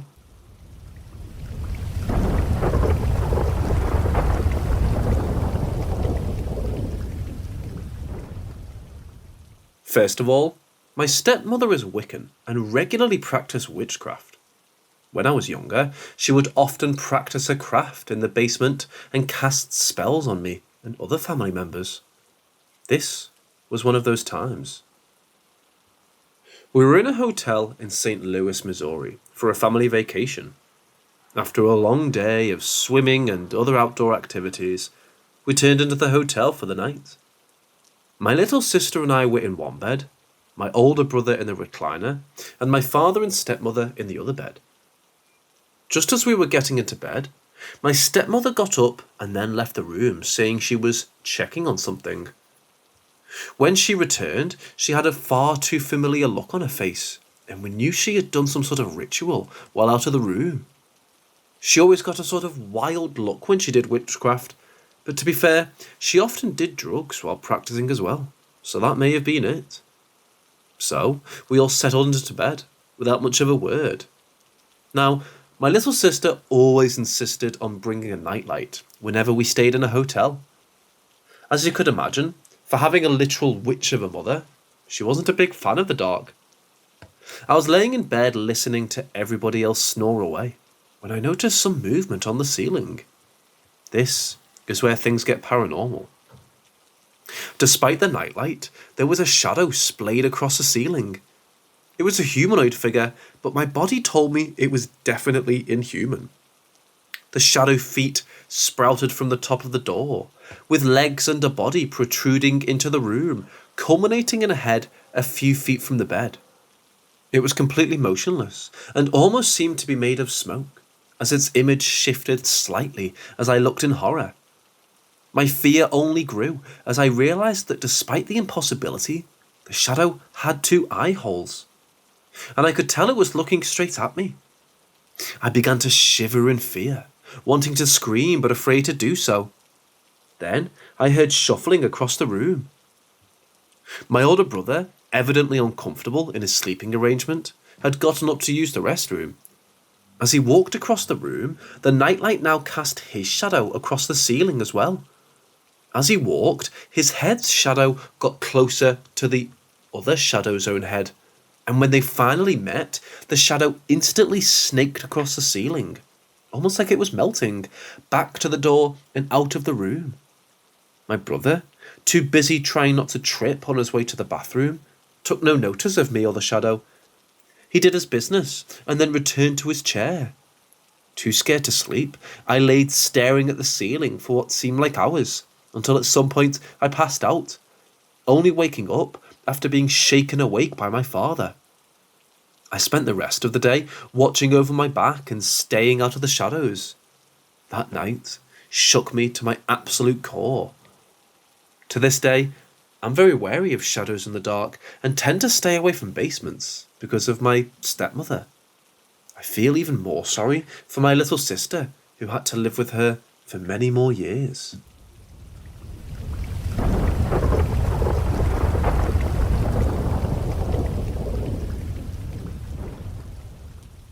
For years, I've worked at a small grocery store in the American Midwest as an overnight stocker and weekend manager.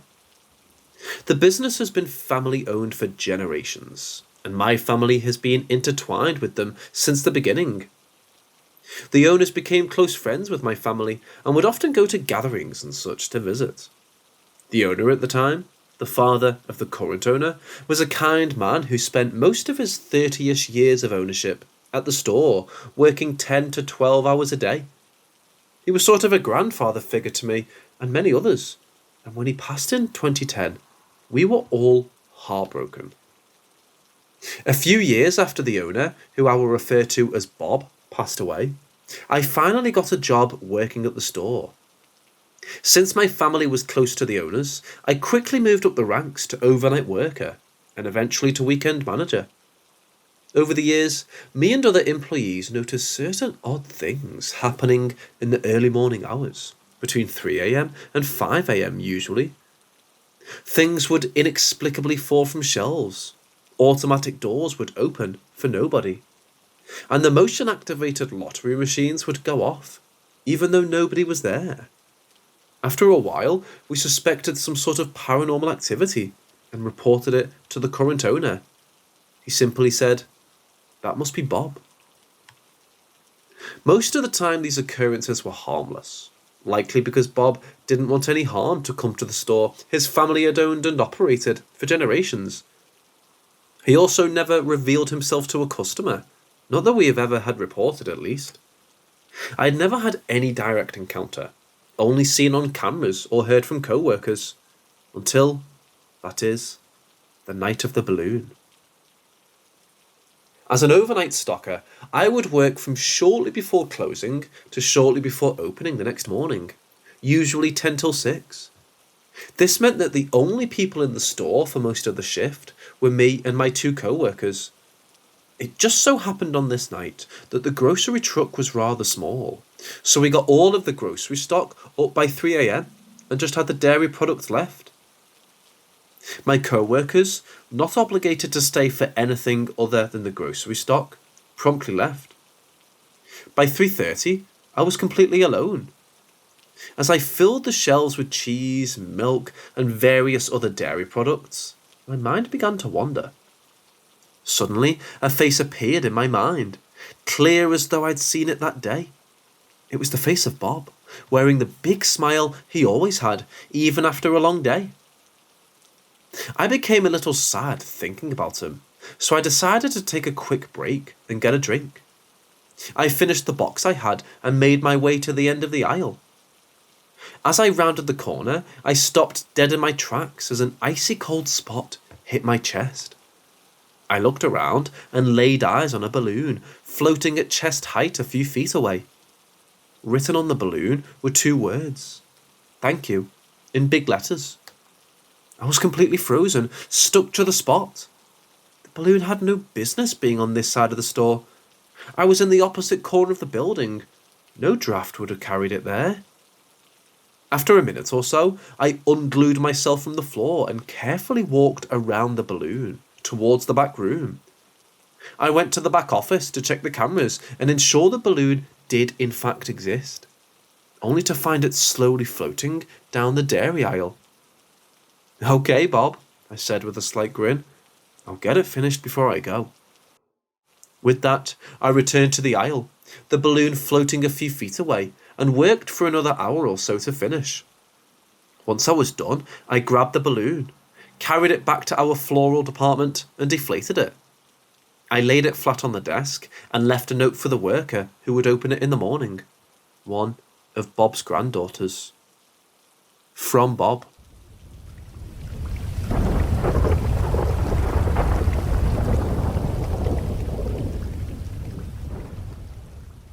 My grandfather was a man who smoked more than any man I've ever seen. Cigarettes, cigars, home-rolled, It didn't matter. He smoked it all. He was never really into chewing tobacco or patches, and he heavily favoured cigars over anything else. There was a particular brand he would smoke. I don't recall exactly what it was, but he would carry them around with him in a specially carved metal case, and would smoke them almost all day. He worked a stressful job in the government for most of his working years, which is where he obtained his habit. And after he retired, it stuck around until the day he died. I was very little when he passed away, less than 10 years old, but I can still remember the smell of those cigars he would smoke. Not that I liked the smell. In fact, I hate smoking, but it was such a distinct scent that it only ever meant one thing. Grandpa is here. Even years after he died, my grandmother especially would claim to have visits with Grandpa, saying that they would sit and chat for hours. I always assumed this was just her way of dealing with the grief, imagining that he was still there and having a long conversation with him. She would always complain about the smell of cigars he left after he disappeared again, saying it would hang in the air for hours. It wasn't long before other family members began to have similar experiences.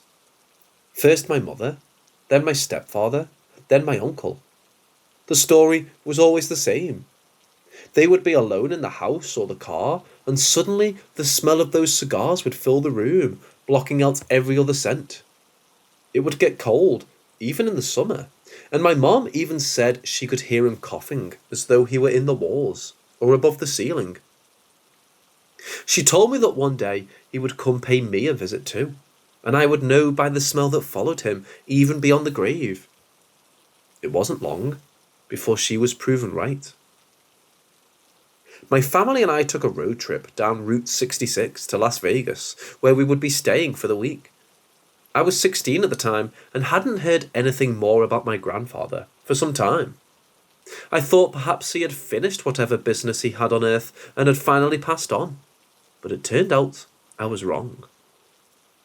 We were in New Mexico, a little more than 3 days into our drive.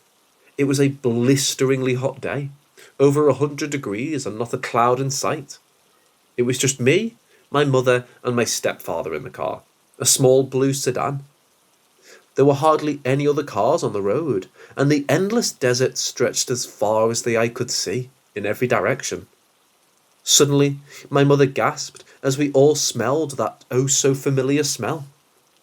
"We have a visitor," my mother said calmly. The smell wafted through the air for a few miles, filling my entire consciousness. My head filled with thoughts of my grandfather, and I began to feel an icy cold breeze, even despite the horrendous weather. After a while, the smell dissipated, and the climate returned to the obscene hotness it was. This marked the only time to date I've been visited by my grandfather, but other family members have reported him multiple times afterwards, even as recently as this year.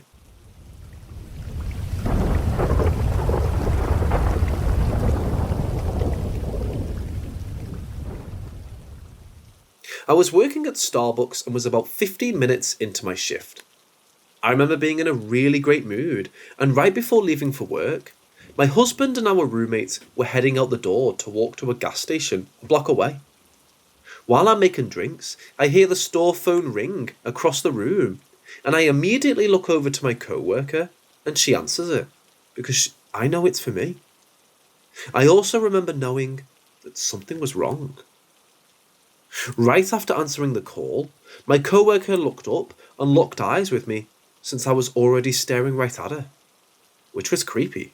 So in the moment I just smiled to calm her down, but I don't think it helped when I said, "It's for me." Someone stepped in for me, and I came over quickly. It was my roommate, and the first thing he said was something along the lines of, "First, I need you to stay calm." I said, "I'm calm. What happened?" Because since I had already known something was wrong before I answered, I didn't have any rush of panic. I also somehow didn't feel scared of what it was going to be. Like I already knew it was something that would pass. Anyway, he explained that while crossing the street, a huge pickup truck had run the light and hit both of them while trying to turn on the red light. My roommate was a big guy, so he immediately caught the driver's attention and only stumbled before the driver hit the brakes. My significantly smaller husband was thrown to the ground and badly injured from the impact. He said they were already in an ambulance, and by then, he was still hurting, but was joking around with the paramedics and was optimistic about everything. They insisted he was alright and didn't need me there, which again I somehow knew before they even told me. I thanked him for the call and told my husband I loved him and joked with him a little, then got back to work. Of course, I proceeded to tell my co-workers what happened, still casual and smiling, and they of course freaked out, and the supervisor asked if I wanted to leave to go to him. But I wasn't worried or stressed or anything, and said I was fine to stay, and just treated it like a crazy start to the day. I'm positive it probably came off like a setup for getting the day off, until I rejected the offer, especially with how obvious it was that I knew the call was for me. Anyway, he's basically fine now after some long physical therapy, and goes for walks to the same gas station.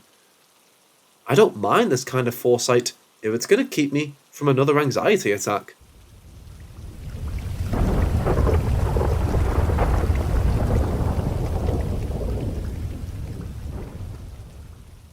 I went to the Grand Canyon Hotel in Williams, Arizona, as a rest stop before heading to the Grand Canyon via the Grand Canyon Railway the following morning.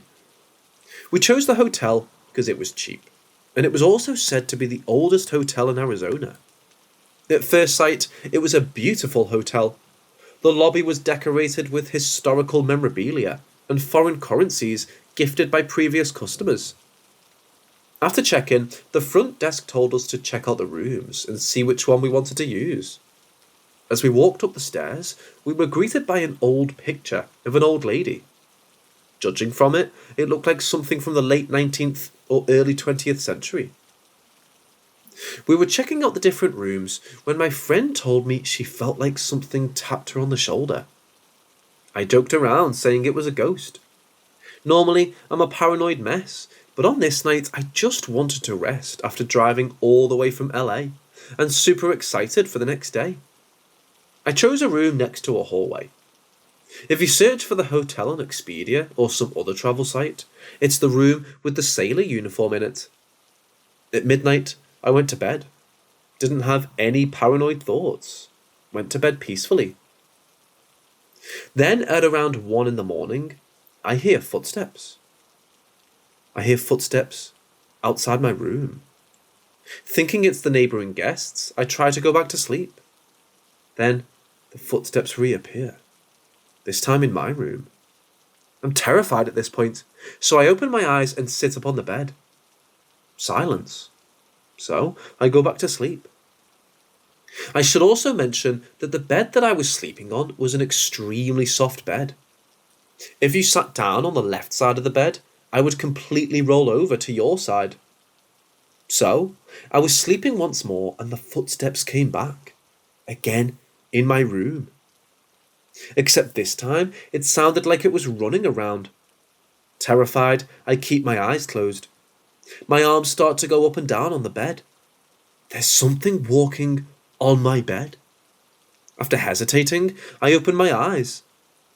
Right in front of my eyes were two extremely pale butt cheeks. My head is between my legs. They were small. It was obviously a child's ass. Couldn't tell which gender the body belonged to, but it was very much a child's pale blue ass. Then I closed my eyes once more, heart beating faster than it's ever been. Then I open my eyes. It's gone. After a few minutes of silence, I reach for my phone and watch some of The Office to cheer me up, and go to bed around 6 in the morning. I talked to the front desk in the morning, and they said there's no reports of ghosts in the hotel. If any of you have visited the hotel and have been visited by something or someone, please let me know. That was my very first haunting, and I want to know more about the child that visited me in the middle of the night. I was always skeptical of the paranormal. Now, I'm a firm believer.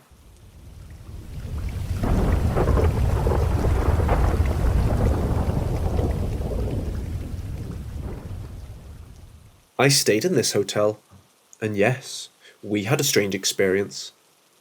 I'm from Australia, and the person I was with is originally from New York. We were on a very loosely planned, last-minute road trip. Just enjoying each other's company on the open road, seeing the sights and stopping overnight wherever we needed to. We had arrived at the end of the day, having driven from Vegas. No real plans to stop at Williams, no reason to. Not even sure why we did. It was just a blip on the map. This was 2011. My suggestion was always to look to the centre of a town to find somewhere historical or significant to stay. We arrived around early dinner time. We went in, and the place seemed deserted.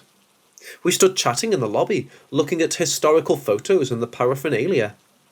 A couple emerged from behind the desk and showed us upstairs. The hallways had all these old sepia photos of people that kind of bulged out of the frame. I must admit it was mildly creepy, but only for a moment, as the adventurous feeling of finding the nostalgic place overrode the creepiness. There were different rooms. The nautical-themed one seemed the nicest, but I wanted a street window room. We ended up in the honeymoon room, or something like that. It also had a nice ensuite. The room had an old wedding dress hanging on the wall next to the bed, and yes, that was creepy. The woman told us that it was inside a chest that they found in the desert. My friend and I glanced at each other when she said that and raised our eyebrows. But again, I didn't think too much about it.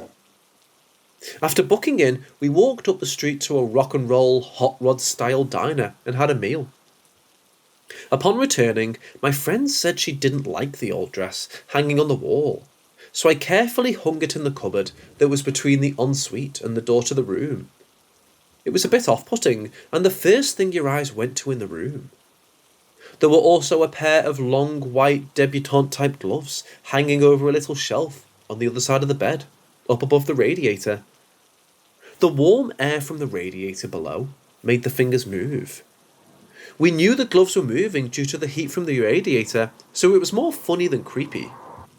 We went to sleep, and then around 3 a.m. I was woken by creaking floorboards near the door. The sort of thing where I would normally just check into the sound in my mind, listen for a minute without opening my eyes, and go back to sleep. The floors were creaky, so I thought it was just other guests that had booked in. Then I realised the creaking and shuffling sounded more like it was inside the room, not out in the hall. I could feel my friend in the bed next to me, so it wasn't her going to the bathroom. I opened my eyes and lifted my head to see if someone else was in the room. I didn't see anything. It was weird. I lay there listening, but I drifted off, relegating the sound to being an old building and me being half asleep. Then, about an hour or so later, it woke me again. This time, the creaking sounded like actual footsteps walking across the room towards the bedside. It sort of repeated a couple of times as I was waking up. No mistaking it. I lay there still for a moment, gathering my thoughts, thinking there's someone in the room, and I need to take action. My friend had obviously woken too, and nudged me as if to say, "Did you hear that?"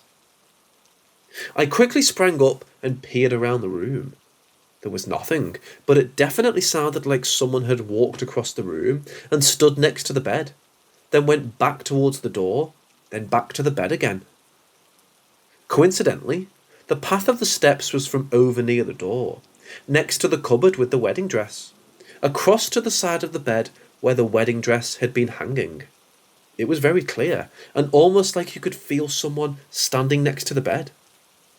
I switched on the lights and checked the door, went to the toilet while I was up and kind of walked around the room, in an effort to make my friend feel safe and show her that everything is okay.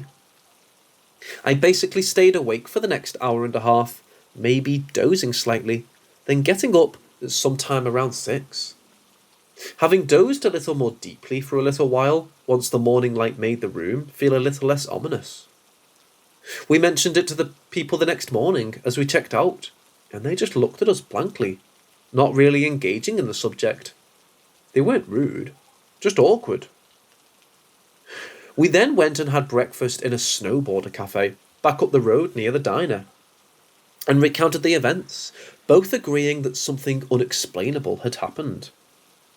Not sure if the wedding dress really had anything to do with it or not, but it was definitely hard to explain away as nothing, and we both felt it wasn't random old building noises. So yes, there is something weird about the place.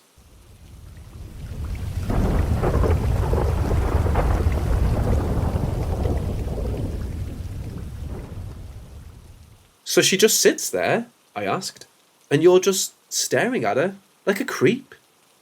No, not like that. It's like she wants you to look, you know? Grinned Reggie. She shows off her legs, her white little panties. She throws her red hair around. That doesn't make you any less creepy. She knows I'm there. Hell, last time she smiled at me. She smiled at you, I scoffed. A human woman actually smiled at you? You, Reggie? I get a hell of a lot more smiles than you, he teased. And I swear, she smiled at me. I'm telling you, I'm in love. Tinder not working out for you? Super likes not getting you anywhere?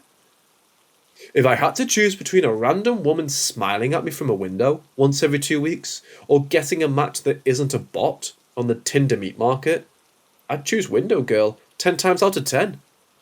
I'll drink that. And so we did. 6 shots of tequila and a game of pool later, we said our goodbyes. Then he disappeared.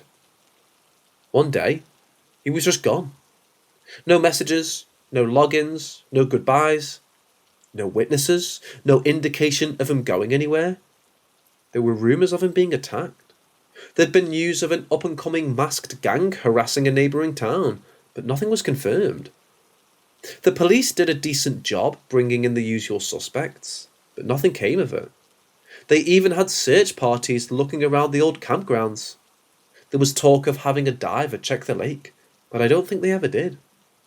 Of course, they were following all leads. All leads but that one thing Reggie'd rambled about on that last night when I saw him. The pretty girl who'd smiled at him from a window. It was a struggle to find out anything about her. This is a big town, and Reggie travelled pretty far from work to home. I must have travelled that same road 100 times, back and forth, looking for whatever window he could have seen her in. But he wasn't very specific. There were apartments, houses, rentals, motels, hundreds of windows all along the road. How would I know which one he'd been looking at? I started taking Reggie's road home every day from work, just to see if I could see what he saw. It was a hassle, but it gave me a pretty good idea about where he'd look and what he'd do. It wasn't a long way out of my ordinary route, and I wasn't planning on doing it forever, so I told myself I had to at least try. 6 weeks after his disappearance, I was ready to give up. The police already had. The case had gone cold, and there were no more leads to follow.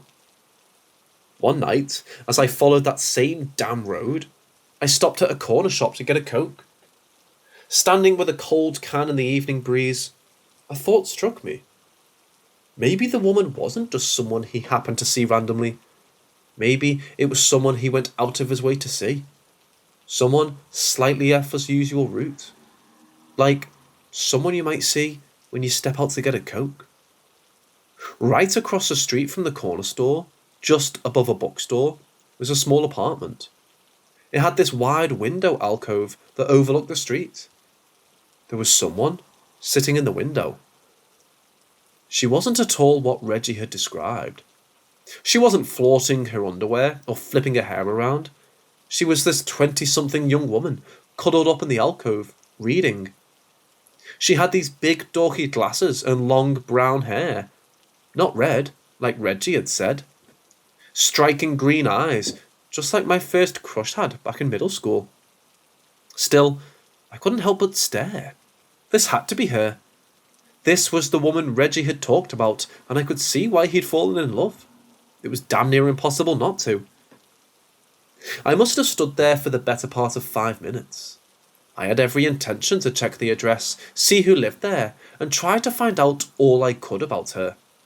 And yet, All I did was stand there and gawk as she gently turned the pages. Then, as soon as her head moved in my direction, I looked away and hurried back to my car. It was embarrassing, to say the least. I could still see her in the rearview mirror as I got back out on the road. I'd talk to her the next day, or maybe the day after that, whenever I could work up the courage and maybe find out a bit more about her. I did find out a few things. That corner apartment wasn't a rental, so someone owned it. It hadn't been sold in the past 20 or so years, so whoever owned it had lived there for a while. It was one of the older houses in town, and there were pictures of it from all the way back in the 60s. Even the same bricks, only slightly paled by the sun. The following weekend, I went back during the day. This time, the window was empty. I took the time to just walk around and check the place out, see if I could get a name. I took the time to check out the bookstore under the apartment. It was this old, dusty place that I'd seen for years, but never actually bought anything from. It was run by these two older men, bickering about some nonsense in one of the back rooms. As soon as I entered and that bell rang, I saw their two heads peeking out. "Hey," I called out. You the owners?" They looked at each other, paused, and sighed in unison. One of them, the one without a lengthy beard, approached me. "Are you looking for something?" he asked. "It's about, the apartment. I don't know if you—" They both rolled their eyes. The man in the back shook his head and went back to his computer. "Of course you are," the beardless old man sighed. "I'm sorry, we can't help you." "I'd appreciate whatever you know. You've never talked to her?" "I haven't even seen her, sorry. My partner told me he's seen her brother once." I could hear a jubilant "I have" from the back room. I got the feeling that they'd had this discussion a few times already. "I'm sorry, they keep to themselves. We don't want to bother them." "Have they ever been down here? Bought anything? I saw her reading." "Might have," he nodded, "but I wouldn't know. I don't ask every customer where they live. Maybe we ought to start." He gave me an apologetic shrug and returned to the counter. I thanked them, waved, and left. I asked around the neighbourhood, random people on the street, passers-by who seemed familiar with the area. At one point, I called out to a half-naked woman sunbathing in a yard. I talked to a dozen or so people, and no one had anything clear to say about the woman who lived above the bookstore. Some claimed she lived alone, others said she lived with a brother. Some thought it was her father or her husband, but it was clear she wasn't living alone. One man claimed he'd seen an older woman walking up around there, so maybe it was a whole family. Then again, they didn't seem to have a car, and no one's seen them leave. I was getting a funny feeling about the girl living there.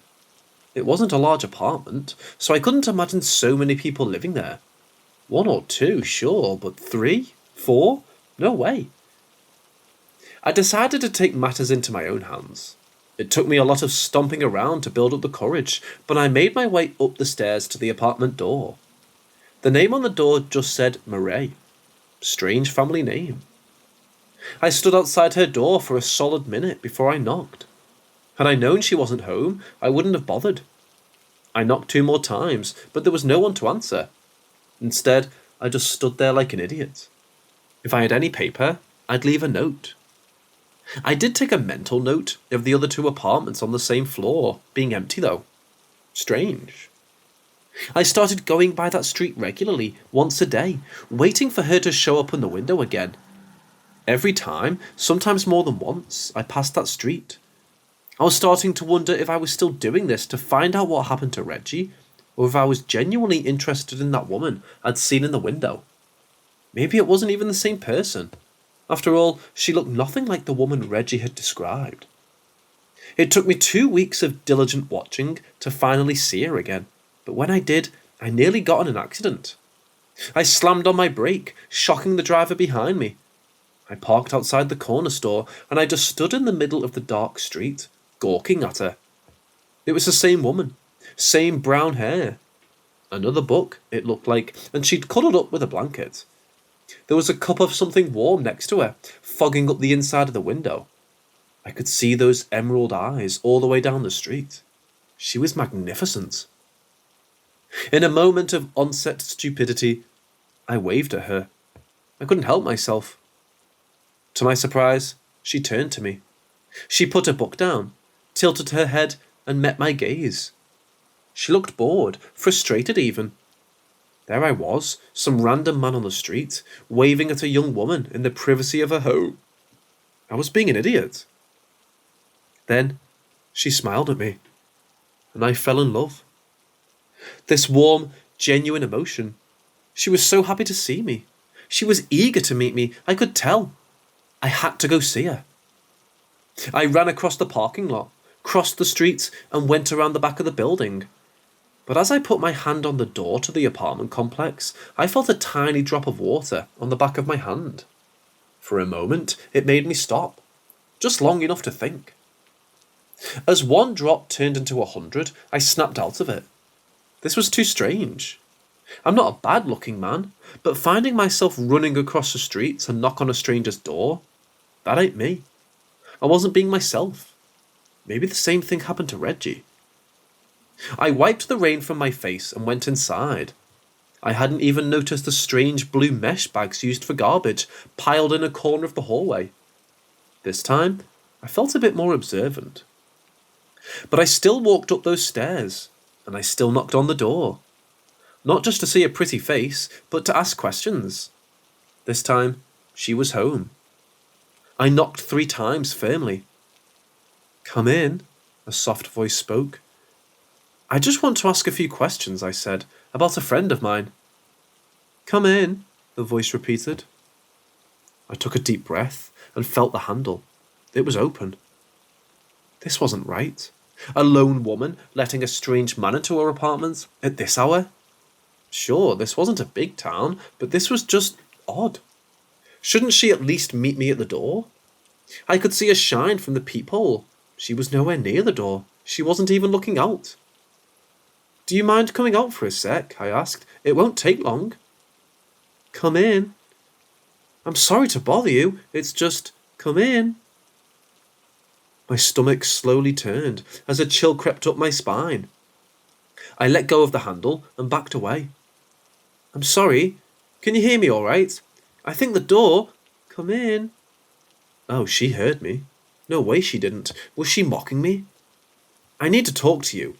I'm not coming in." No response. A shadow suddenly blocked the light from the peephole. Someone was looking out at me, and I hadn't even heard her move. I took a step back, leaning against the wall across from the door. "I should leave," I said. I'm not..." "Come in." This time, the voice was harsher, insistent. It wasn't an invitation anymore, it was a request. I felt my heart skip a beat, and I just kept backing further and further away from the door. As I reached the stairs, I heard a mechanical sound. A click. A lock. I peeked down the stairs. I could see someone by the exit. A shadow locking the door from the outside. Reggie? I didn't get time to think as I heard a creaking noise. The front door was opening. She was coming out, and whoever's been downstairs disappeared into the night. "Come in." This time, the voice was dark, bubbling, like someone speaking underwater. All I got was a short glimpse. Her gorgeous brown hair hiding a strange face. Scaly skin that changed tint as I looked at it. Too many eyes. Some blue, some brown, some striking green. The components of the beautiful woman I'd seen scattered about something wrong. I would have stared at her forever had I not been instinctively backing away. I lost all balance as I reached the edge of the stairs, and I tumbled backwards. It felt like an instant, like no time passed at all. I was suddenly on the ground floor looking up the stairs. I was bruised, my leg twisted. I could feel the front door, locked. "Come in," I heard from the top of the stairs.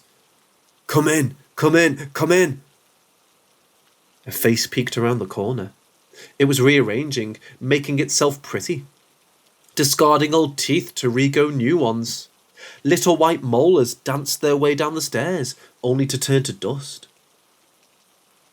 She was changing hair colour to black, and her skin to a Mediterranean tan. She was starting to resemble my first girlfriend. I closed my eyes and turned to the front door. I heard clumsy footsteps slowly make their way down the stairs behind me. I screamed for help, forcing myself to my feet. Another footstep. "Come in!" I kept screaming for help, pounding on the thick glass. "Come in!" There was a sudden heat near me, someone warm and inviting. The smell of exotic fruit shampoo. Something resembling a hand reaching out to me, brushing against my jacket. Then someone stepped out. One of the old men from the bookstore, the beardless one. Instantly, I heard the footsteps behind me turn into a hurry back up the stairs. The old man unlocked the door as I scrambled out of the complex. My twisted leg couldn't support me, so I fell flat onto the pavement, crawling backwards. Away from the thing I'd seen and smelled. The old man looked confused. Call the police," I stammered. "Call them! Oh my God!" The old man brought out his phone and dialed the emergency number. He kneeled down next to me, putting his hand on my shoulder. "Are you okay?" he asked. "Did that man do something to you?" What? The man. That young man by the stairs. Did he hurt you?" I just sat there on the pavement. I barely even moved until the police came. I told them I'd been attacked. I told them there was something wrong with the one living in the Mariiinnee apartment. I told them about Reggie, about the girl in the window. I must have just kept babbling on and on as they took me back to their squad car. The owner of the bookstore just looked at me apologetically and waved goodbye, giving a short statement to one of the officers. I don't think they did a damn thing to whoever or whatever lives in that apartment. I think they did nothing, found nothing, and just chalked it up to me being hysterical. And getting mixed messages depending on the officer I ask about it. One says no one lives there, another says they're out of town. One claimed it was some sort of storage. No one's giving me a straight answer. I think Reggie is still out there. I think something was done to him, but I don't know what. I think he lost himself to whatever lives in that apartment. And sometimes, to this day, I stop by that corner to see if there's someone in that window. And sometimes, there is.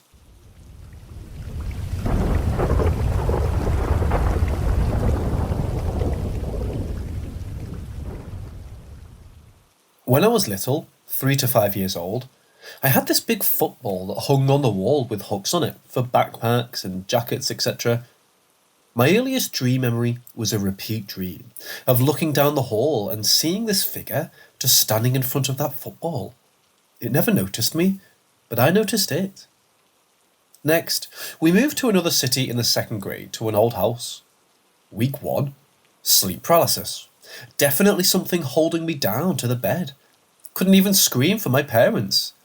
This is actually my first telling anyone about that. When I was about 10 to 12 years old, my grandmother passed away, and no joke, this woman hated me.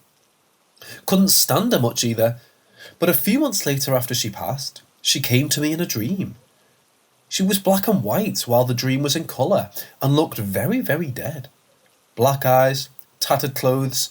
Only thing, she had this glittery rainbow ambience. She looked at me, told me she was okay with it, and picked up a dog, and I woke up. Next day, her asshole dog we ended up adopting vanished. Poof, gone. Month or so after that, my GPA announced he was getting remarried. While night before the wedding, sitting around the table, playing 750 with dice, late at night, he asked my dad, his son, if he thought Mama would be okay with him remarrying, and I just chipped in with no thought, saying yes. She said she's happy with it. Didn't realise I had spoken till the words were already out. My time in the Navy, as an early adult, I kept having these dreams of people with no face.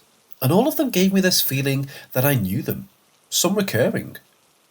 And when I'd wake up, I'd have this urge to go and find them, like you lost your brother or sister, and your mama makes you go find them, gut feeling. I always felt bad because, to me, they were real and seemed to need help. But they had no face and left me with no clues, so I would always be on the lookout for the feelings of those people. You know, like you can feel when someone is mad, happy, sad, but this was just their presence. 8 years Navy, similar dreams. I got out in 2012, and then demons started showing up. Had a dream that was split screen, for all you gamers out there, and my grandpa, mom's dad, was on the right, and this black massive thing with body, arms and smoke for legs was on the left. Big head with 3 red eyes in a triangle pattern, like it was showing me something. Now he has severe dementia and is probably not going to be around much longer. 2017, I had this dream that an actual demon had crawled out of me and was climbing the walls and destroying my house, and it was mad, evil, angry. I mean, wanting to rip my body to pieces. And it's shown up a couple more times, just showing me things.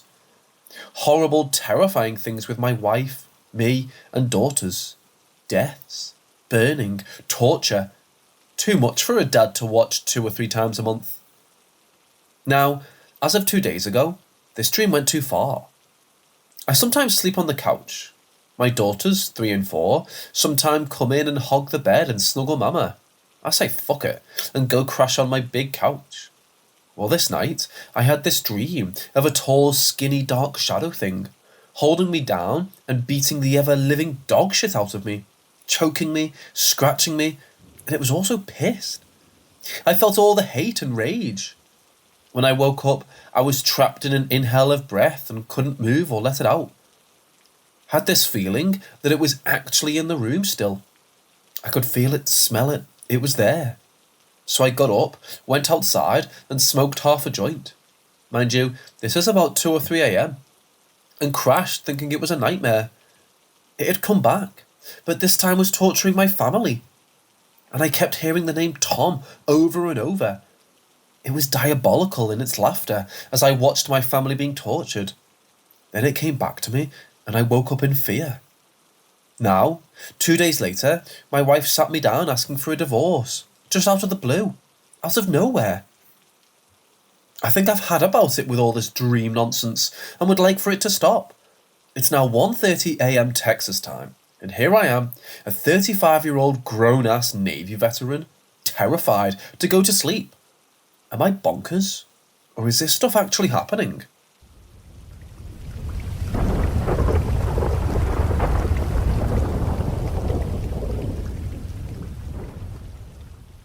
Now, to this day, I still cannot explain what happened last night. So it was about 11 o'clock, and I was winding down for the night. I did my normal nightly routine, which included using the restroom and leaving a light on in the bathroom. Important later. I do this so I can see better when going to use the bathroom in the middle of the night. So I climbed into bed and prepared to go to sleep. Not even 3 minutes into me laying down with my eyes closed, I hear very clearly the voice of a woman whisper in my ear, "I am here." At that point, I shot up out of bed, but before I could do anything else, I heard footsteps walking up to my door and stopped right outside of it. Now, this could have been a random noise, but what was worse is that I could see the shadow of 2 feet standing just on the other side of my door due to the light coming from the bathroom. At this point, I could barely move from the seated position I was in on my bed. After about 5 minutes, I decided to turn on my TV so I had some background noise. As the TV was powering on though, I started to hear the sound of someone breathing coming from under my bed. And I know it wasn't just me, because I could hear it even when I held my breath. So at this point, I was in absolute terror and could barely move from my bed. And I stayed that way for about another 2 or so hours. I don't remember why exactly, but at some point, I needed to get out of the bed and grab something. But I still occasionally heard breathing from under the bed. I felt better getting up, knowing that I had a knife on my bedstand and could defend myself if needed. So I got out of bed and decided to look underneath. I grabbed a flashlight and my knife and then looked. and to my shock, there was nothing. This cleared up a little bit of terror that I was feeling, but there was still feet on the other side of my door. So I built up the courage and opened the door, and yet again, there was nothing there. Even after clearing this up, I still didn't sleep at all that night. To this day, I still cannot fathom what happened on that night. I don't know how to explain it, or if there is any explanation. If any of you guys have any thoughts on what it could have been, could you please let me know? This happened about a month ago, and I haven't had any other experiences near this since.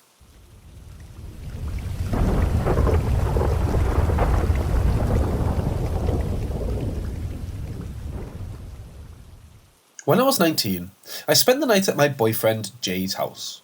His parents were on vacation, so we decided to sleep in their room.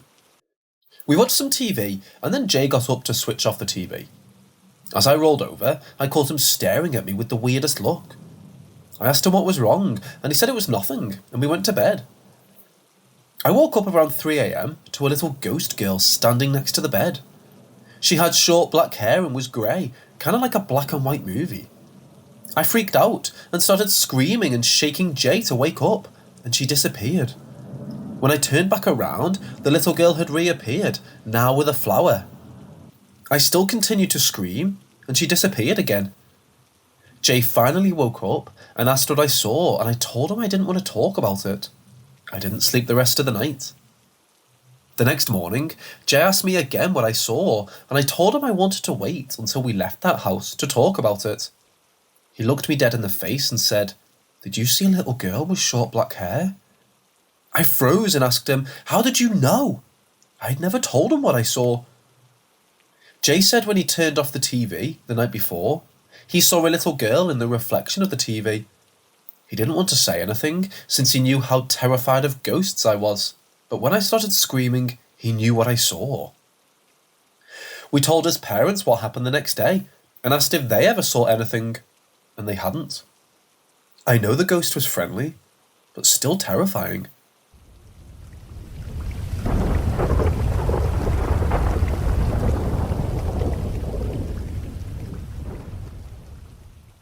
First paranormal experience happened in fall 2011 at Ball Cemetery, about 20 miles outside of Omaha, Nebraska. This was the first time I'd gone to the cemetery, but I'd heard all about its lore from the friend I was with. Was at IHOP with my friend about 12:30 or 1 a.m.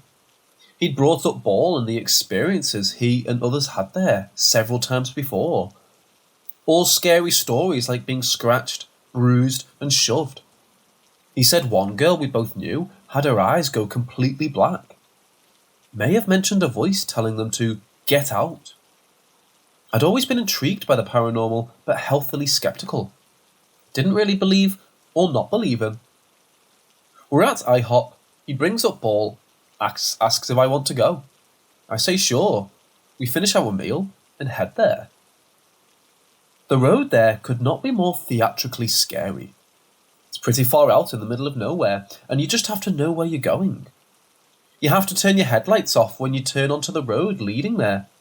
Whoever the caretaker of this place was, understandably, not fond of people screwing around out there, and they apparently had a shotgun they weren't shy about firing off, and a large dog that roamed around the property. There's no trespassing signs everywhere. It's a one-way in, one-way out type of setup. You come to a fork in the road and curve left into a woodsy patch. The trees make this patch of road feel like a tunnel. You emerge from the tree tunnel and you're there, and it's terrifying. The road is a gravel loop. The way you come in is the way you get out. The cemetery itself has a gate. It was hanging open this night, but sometimes it's chained shut. My friend parks, and I don't want to get out of the car. We bitch back and forth at each other a bit. I say I'm scared. He gets fed up with me and says, "I've got a gun. I'll shoot the ghost," and demands I get out of the car. We went into the cemetery. It's very dark, but not so dark you can't see. Silhouettes of trees and headstones are clearly visible. I grab my friend's hand and will not let go.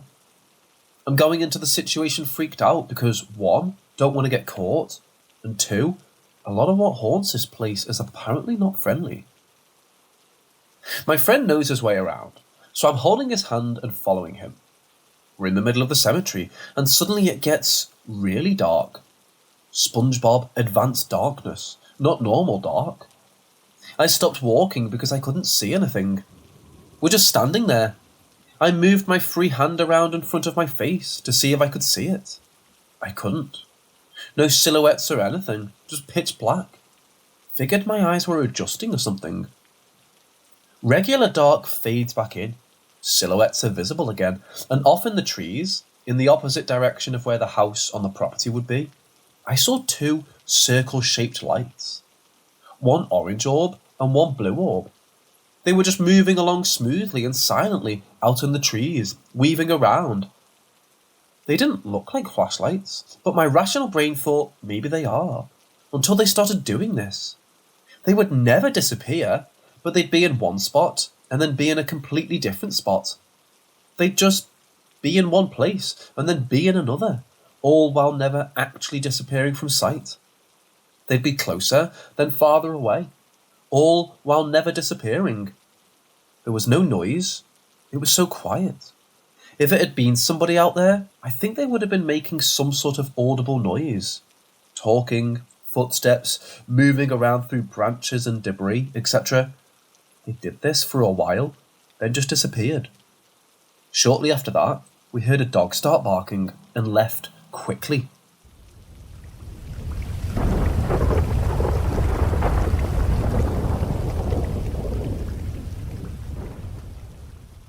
When I was 7, I had my first paranormal experience.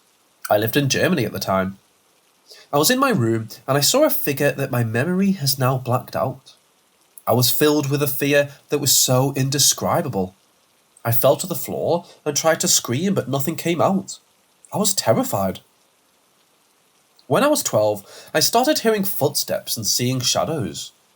I watched a lot of paranormal content and was generally fascinated with the other side. So one could say it was a trick of the mind. When I was 13, my mental health started going down rapidly. I had a new puppy, and one night he would just stare at something and fill with that same fear I once felt at 7.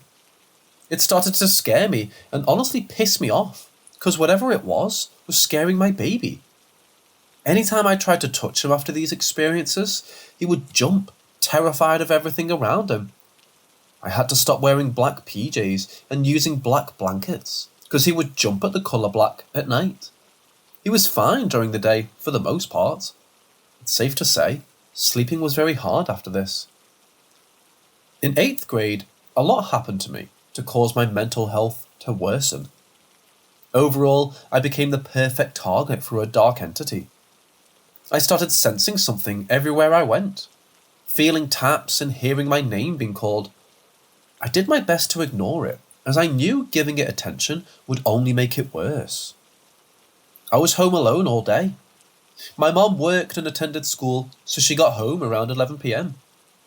I would start seeing 2 different shadow figures watching me sleep. Because I was scared, I turned the hallway light on before I went to bed, then closed the door. I could see small feet shadows at the bottom of the door and a larger shadow at the top. My mom's closet always scared me. I slept in her room at this time. I would see a shadow figure watching me, so I started opening the bathroom door to block the closet.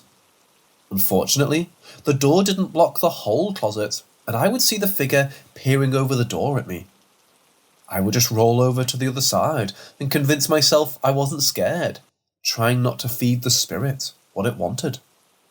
Unfortunately, it wasn't my fear it was feeding on. It was my depression. When I was 14, I moved again. I could tell the spirits followed me. I still felt the taps and heard my name being called, but I was used to it at this point. My depression was at one of its worst points. I had no friends, as I moved right before COVID happened. I could see shadows going up and down the halls, and more things not worth talking about. One night, I was alone because my dog was scared of my room. I started to get a feeling that I wasn't alone, when I felt my leg get pulled. I froze before I pulled my leg back. I was frozen in fear. I would have left my room and slept somewhere else, but I don't feel safe anywhere. It would just follow me. I started screaming at it to leave me alone, to leave my dog alone, telling whatever it was that it wasn't welcome here. After I started doing that, it would get better and then worse, and I'd have to do it again. I would also draw protection symbols on myself. Right before my 16th birthday, I went to a psych ward. I got the help I needed and became overall so much happier. I kept telling the entity it wasn't welcome, and eventually, as I got happier, it all stopped. I'm turning 17 in a few days, and I've been safe ever since. I don't feel taps or hear voices. I truly believe that not being depressed has no reason to stick around, since I stopped being scared of it altogether around 15 and a half. My life has been so much better ever since then, and I'm truly grateful that I was able to protect myself on my own. I know this isn't the best storytelling, but I hope it made sense, because this was very real for me, and I still think about it to this day.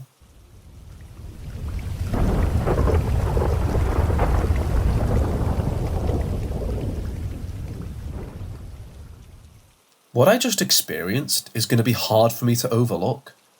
I'm not trying to be rational anymore. You guys win. Ghosts are real. Twice now, I've had a weird experience in the same place. My grandma's attic. Once a couple of years ago, and just 5 minutes ago the second time. Let me start with the prequel. To give you an idea, my grandma has a house and the attic is basically like a second floor over the whole house. It's filled with all sorts of things we dump up there that we don't need. Tools, firewood, old toys from childhood, etc. Also up there is a short chair and coffee table. When I take them out of the attic to the balcony, it's my favourite place to smoke in the house. I like the view and the wind. Sometimes I'm too lazy to bring them out and just smoke in the attic, looking around at all the junk. One day, I was going to go up there, when as soon as I stepped foot on the first stair, I got a fight or flight response for seemingly no reason. It was the middle of the day. I've been in the attic 1,000 times. I'm not scared of it. I'm not a kid. But for some reason, I was getting chills and my heart was beating fast. As soon as I went up to the last step, I stopped and looked around the attic. I had nothing to be afraid of, but it's just instinct. I couldn't go into the attic without checking it out first. I spent like 30 seconds just looking into the attic in silence before the courage came back to me to walk forward. While walking towards the table for some reason, I had the thought, whatever demon's watching me right now, and that's why I have a bad feeling. I instantly laughed it off and thought to myself, let him show himself. I'll show him who's boss. And as soon as I finished that thought, I heard a loud shuffle, like someone's footsteps dragged out on the ground. I instantly froze midway and just looked in the direction where that came from. I spent at least a minute just looking, frozen, expecting a big-ass rat or something to pop out from somewhere over there. When I finally got my courage back again, as soon as I was about to continue to the table and finally do what I came for, another loud noise froze me. This time, a distorted piano played. I kid you not. The most demonic, out-of-tune chord you can imagine. Like a sound a horror movie producer would put on a jump scare. On cue, I of course immediately dashed towards the stairs and noped the fuck out of there. I went downstairs, entered the room my family was in, and tried my best to pretend I wasn't just running from a demon. My mother heard the piano. She thought I found my childhood toys and was fooling around with them. I went with that story and told her that, surprisingly, the batteries were still holding out. They must be good. I wasn't about to tell my family I seriously thought there's a demon in the attic. After I spent a couple of minutes downstairs, regaining my composure, I started to think about things rationally again. I felt ashamed that I got scared of nothing. I'm an adult, damn it. I picked up my small balls and went up there again, determined to find that piano and ease my mind forever. Went up, immediately walked up to the place where the sound came from, and picked up off the wall a big garbage bag filled with toys from my childhood. I started taking things out and found it, a cheap Chinese dingy toy piano. Tried pressing the keys, no sound. Flipped it around, opened the battery compartment, and had a brain fart when I saw there were no batteries in that thing. Took it down with me, found some batteries and put them in. Tried playing it, still no sound. Unfortunately, I failed to ease my mind. So over the next couple of weeks, I spent quite some time thinking of that incident. As time went on, I started rationalizing it more and more, thinking that maybe pianos like that make their final sound when their circuit board finally dies, kind of like parting words. Maybe the shuffle I heard was from my own feet, but because of the fear, it sounded like it was someone else's.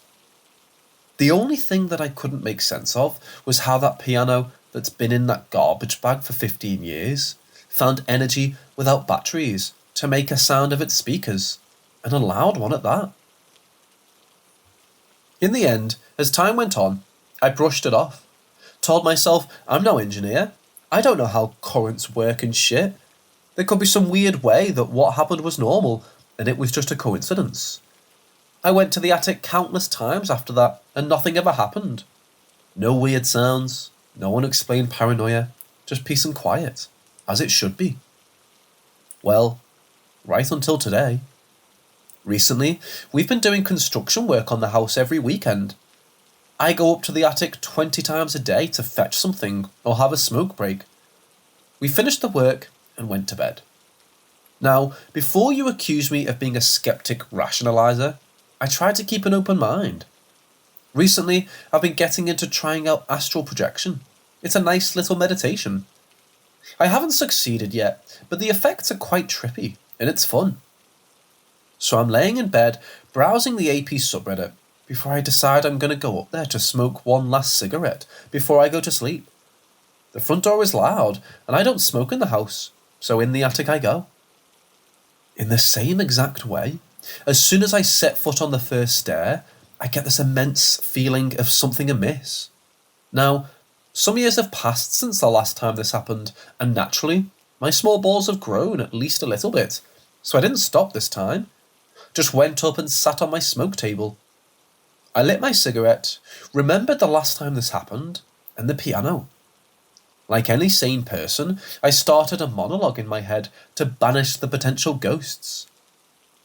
My monologue continued until my cigarette went out. Here's a recreation. I don't know if there's demons up here or whatnot, but you can't spook my ass. I can't touch you right now, but I'm learning this technique that lets me come into your house. Trust me, tonight I'm coming and killing your dumbass as revenge for when you scared me, etc. That was your last chance to try and scare me away. Try me, bitch. And I put my cigarette out, quite amused by my little monologue. And here we go again. As soon as I finished my monologue and said, try me, a loud sound as something on my left dragged across the floor. This time, I caught it with my peripheral as I turned around. A sack filled with dry sticks for the fireplace was moving across the floor, defying the laws of physics. Gravity can't do that, can't make it move that distance, especially when there's so much friction that it made a loud sound. I shot up and stayed fixated on the sack, convinced not to let a rat, for example, run away without me seeing it. It didn't move for a couple of seconds, so I went up to it, took all the sticks out, checked every corner of that thing. No rats inside. I put the sticks back in and said out loud, "Don't touch that again." I said my piece already, and I meant it. If there really was an evil entity up there, I'm going to banish it. Although at that point, I was starting to feel like I'm bluffing. I walked up to the stairs, but before I went down, I stopped and looked back at the attic. Although my knees were weak, my arms were heavy, I vomited on my sweater already, I wasn't going to give in to my fear, so I stared into the void for a couple of seconds to establish my dominance. And again, as if a reply, the sack lightly got dragged, though this time just a little bit, for a split second. I spent a couple more seconds looking at it and then slowly went down the stairs with a confident walk, shaking a little. Originally, I was going to go to bed, but adrenaline got a little high, so now I'm sitting on the toilet, writing this, maybe with a ghost proofreading over my shoulder. Sorry to make this so long. I tried my best to write it in an entertaining manner. This seemingly uneventful experience I found just too powerful. I don't think I can ever rationalise this. It's just too many things on top of each other. The strong fight or flight I get before the event, the timing that makes us feel like a reply, the hard to explain sound and movement. I'd appreciate some guesses as to what could have happened. I'm now a believer and can't over-rationalise things by myself anymore.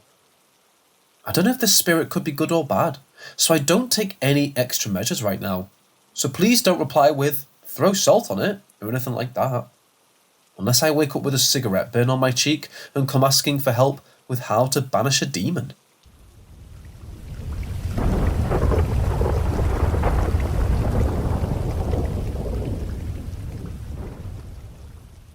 My husband and I live in a ranch-style home.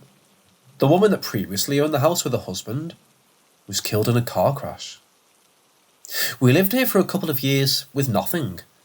Then I started noticing an unexplainable perfume smell in one of our guest rooms. I chalked it up to an old spill or such, but the room has been completely remodelled, and the smell comes and goes. My mother was placed in that room during her hospice in fall of 2018. And my father-in-law was also there for his hospice in spring of 2019. Both passed in that room. My mother was ready to be with her Lord and Saviour, while my father-in-law fought death and was so very scared until the end. Since, we continue to have the perfume smell, which can now be smelled in both guest rooms. I have seen a smallish figure walk across the hall from the bedroom to the bathroom. We have seen multiple shadow figures, etc. A couple days ago, I was home alone and walked next door to take our neighbour's dinner, then grabbed the mail from the box. As I came in the door, I was sorting the mail and made it to the counter and set the mail down, before I realised I heard someone talking from down the hall. As soon as I registered it and I looked up, the talking stopped.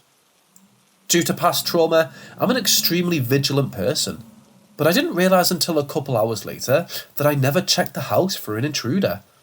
Totally not like me at all. It was like I normalised the voice and didn't feel threatened. As a side note, all the windows were closed and no tech was playing. I'm interested in hearing your thoughts. Thanks in advance.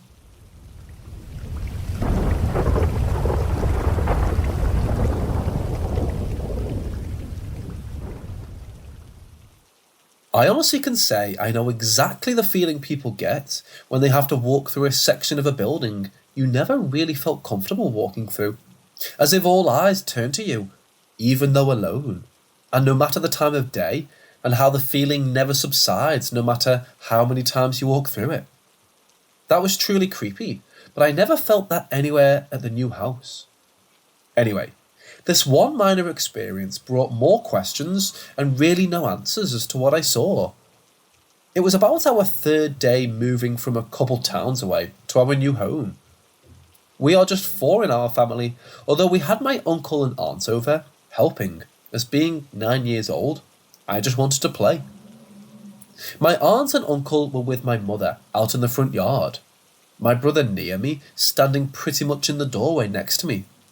Just another ordinary day at the house. About to grab more, until I remember I looked down the hallway, and weirdly, I saw someone peek their head around the corner of what would be my parents' room. I was oddly curious, as the way they were peeking was like you do when you hide behind a corner of a wall, and just peer your head enough to see, like hide and seek. I looked at the face, but oddly, you could not make out any noticeable features. Just seemed blurry, but obviously someone's face peeking around next to the closet. As a kid, you aren't really aware of what can and can't be possible at certain times. For instance, even all these years later, the distance of the hallway, I for sure would have been able to make out at least some semblance as to who it was. The face, as featureless as it was, I thought at the time was my father just having fun. Now, it was so long ago, I can't remember if I went to check or not, as I do not recall myself walking down the hallway. I only looked again when they disappeared and asked my brother, "Wait, who was doing that?" He was busy looking elsewhere, as he gave no notice and simply responded, "What was what?" I told him, "I think I saw Dad hiding." He didn't even care as he continued talking to me and said something that hinted everyone was outside. I said, "Yeah, right. I just saw Dad in the room. He's hiding from us." He kind of laughed if I was joking. I weirdly had no desire to check, as if it was my father. I figured he's hiding something he doesn't want us to know. He did own a handgun. Then, just as I ignored my father, I heard my aunt and mother coming, followed by my uncle, then my father. I knew at 9 it would have been impossible for my dad to do that peek and make it to the back door, visible from where I was and nowhere near the closet area. It was a weird feeling to come to the conclusion that who I saw was not anyone from my family. It's been a good house to us and never had any bad feelings or vibes. The only other thing I can think of is our home from which we were moving from had a death in it. The previous tenant had passed away in my parents' bedroom, but they never told us, understandably, until we moved out of that house. My mother had mentioned once in the past, our older home, as she was blow-drying her hair after she put me in the crib to sleep. She came out to the horror of finding me literally inches from the end of the bed. I was months old at the time, so I have no recollection, of course, but my mother said it scared her greatly, as I was still asleep. I didn't fuss, cry, or make any noise, as I somehow got out of the crib either. My mother took it more as a sign to watch us closer, I guess. If the older tenant was still there and meant harm, we didn't feel it. My mother just watched my brother and I much closer. He's only 18 months older, so it couldn't have been him moving me. The only reason I bring this up is perhaps the older lady was making sure we were okay in our new home. My dad couldn't. How would he have gotten out without being seen if he was by the closet? As you would need to walk back in sight of the hallway to use the back sliding door, and the other back door was closer to my brother and I at the time. Not to mention, from the time I saw the face to when I saw my father, couldn't have been more than 45 to 60 seconds. One event in my life I still question to this day. I know what I saw, but who it was, I have no idea. The only reason it stands out as paranormal to me is the face features, or lack thereof. I should have been able to make out something at that distance, 25 feet. For it to be as blurry as it was, with great eyesight, is near impossible in my mind. No weird house history, to my knowledge either.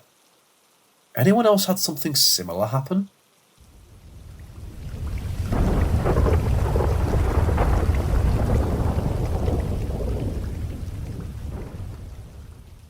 Back in September, I saw 2 different spirits in my boyfriend's house, but I only told him about one, and now I think the other is messing with his family because they weren't prepared for it. The first one I saw was almost certainly an angel.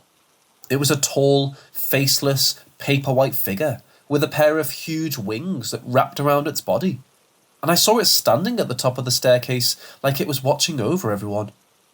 It was vivid, and I stared at it for a pretty long while, but then I blinked and it was gone. I told my boyfriend about it, and he was happy to hear it. The second was about a week later, and was just as, if not more vivid, but much more threatening. It was a shadowy figure that looked like the black silhouette of a ballerina standing on point, almost completely featureless. Except it had glowing red eyes. It was standing near where I'd seen the angel, but slightly further down the hall, outside of one of my boyfriend's sister's rooms. It gave off a horribly angry energy, and in a weird way, it gave off the impression that it was judging me based on my femininity, or lack thereof. Like it was disgusted with me for being less womanly than it would like. Same as with the angel, I looked at it for a while, but it was gone when I blinked. I wanted to tell my boyfriend, but whenever I tell him about previous negative supernatural experiences, or even make jokes about anything other than good spirits, it makes him really uncomfortable. And having seen the angel just a few days prior, I figured his family was protected, so I didn't bring it up. But 2 nights ago, I found out that his oldest sister has been having nightmares and sleep paralysis for weeks now. And seeing a dark figure outside of her room, the same place I saw the ballerina. I don't know for certain that it's the same figure I saw. I haven't asked for details. But given where she's been seeing it, and the fact that the spirit was definitely associating itself with femininity, and his sister is the one being targeted, it feels like more than a coincidence. I thought that of all people, she'd be safest, because she's a more classically feminine girl, at least compared to me. But now that I think about it, that's probably exactly why it's going after her in the first place. My boyfriend says he's going to do a cleansing of the house soon, so I'm sure she'll be fine. But I can't help but feel like if I told him about it sooner, then it could have been dealt with before his sister was affected.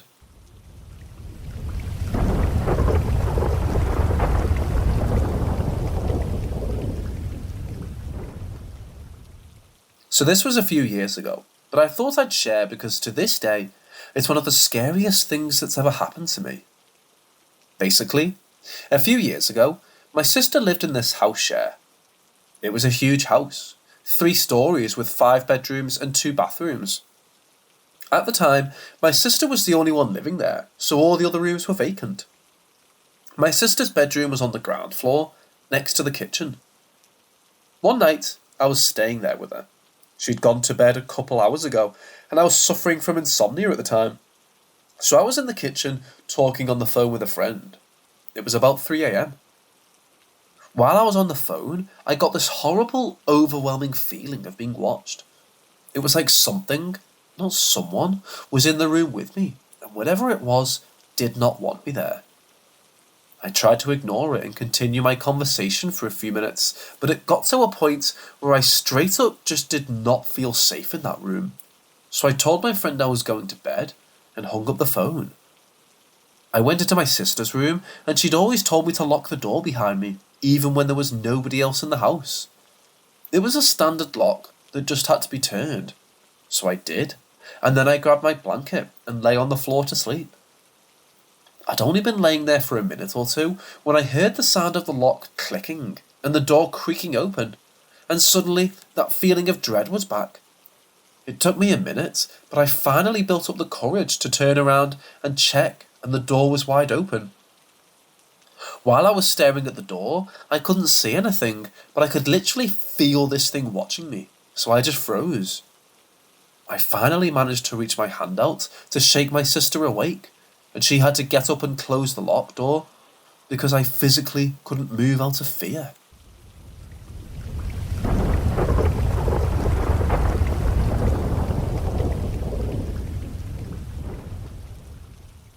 If done correctly, caving isn't overly dangerous. Make sure you have supplies, know where you're going, and don't go into tight spots you're not 100% sure you can get out of.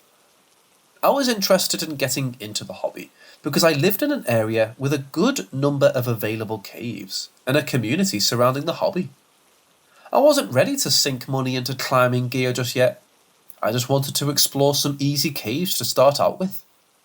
I was chatting in an online group trying to get a trip arranged when Gary contacted me. His friends were going to a hidden cave just for a walk around and wanted to know if I was interested in joining him. Gary was well known to be an all-round good guy in my small town, so I jumped at the chance.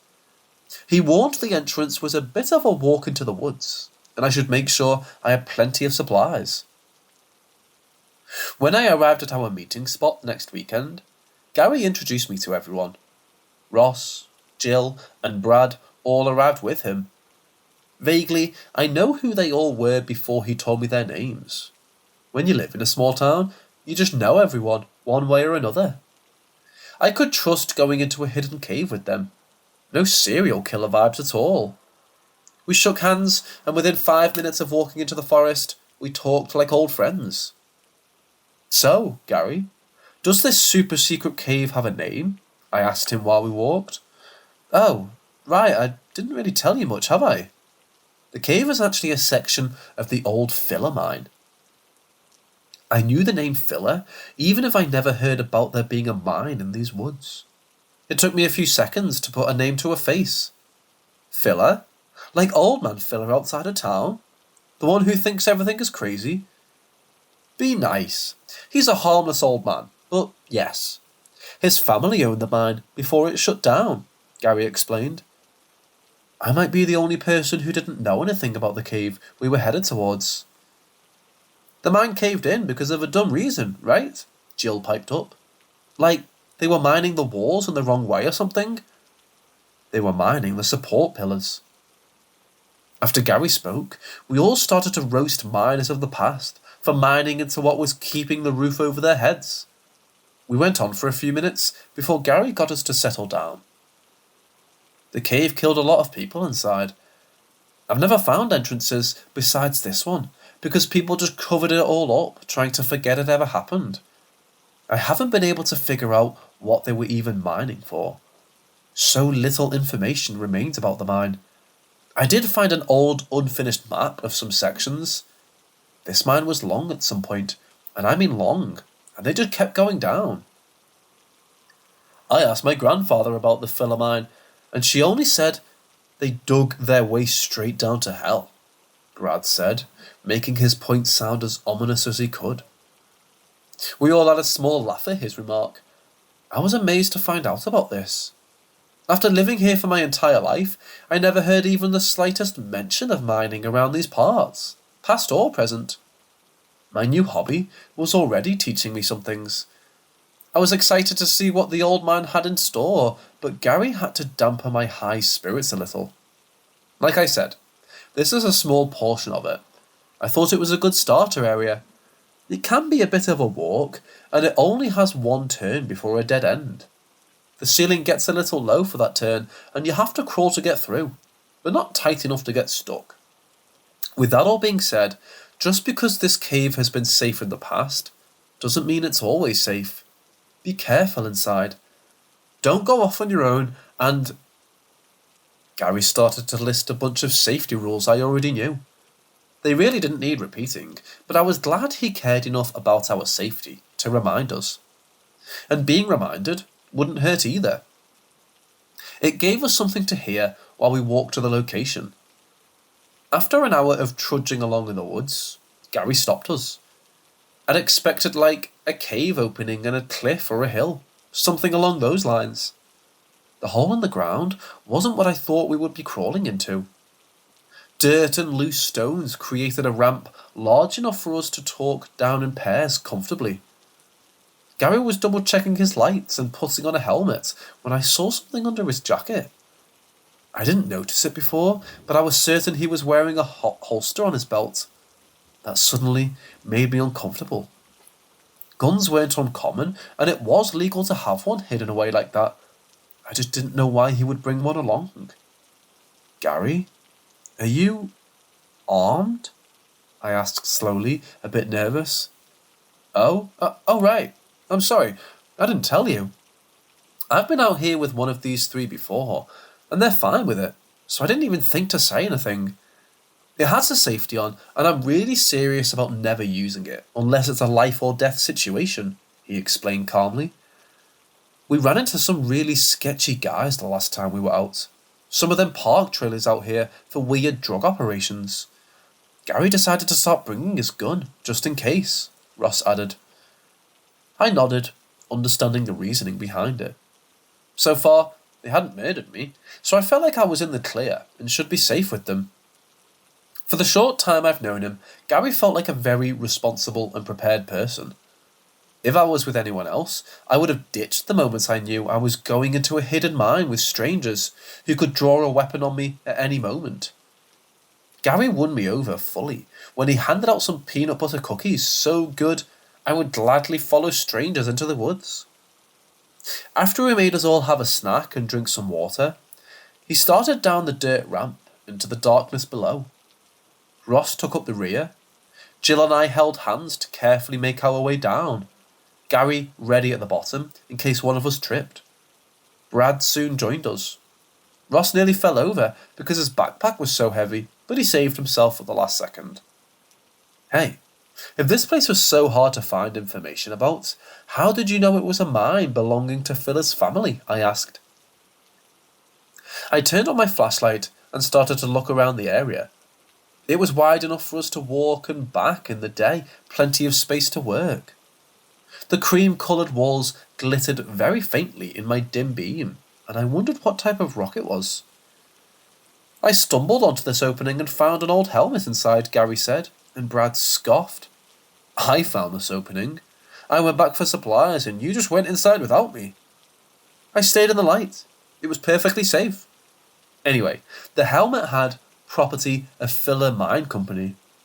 I took it up to the old Filler's place and he told me about the mine. He didn't know any parts were still open and warned me about the normal dangers of cave-ins. He told me I had a kind soul, so he thought I wouldn't be in danger inside the mine. Our small group made more mocking sounds. The old man was a bit off, but also harmless. He was the resident crazy and an easy target. Gary might be the only person in our town who would listen to anything Filler had to say. He didn't believe any of the weird stuff the old man said. Still, he was kind enough to at least listen. Once again, we got quieted down as Gary went over the rules, as if we never heard them before.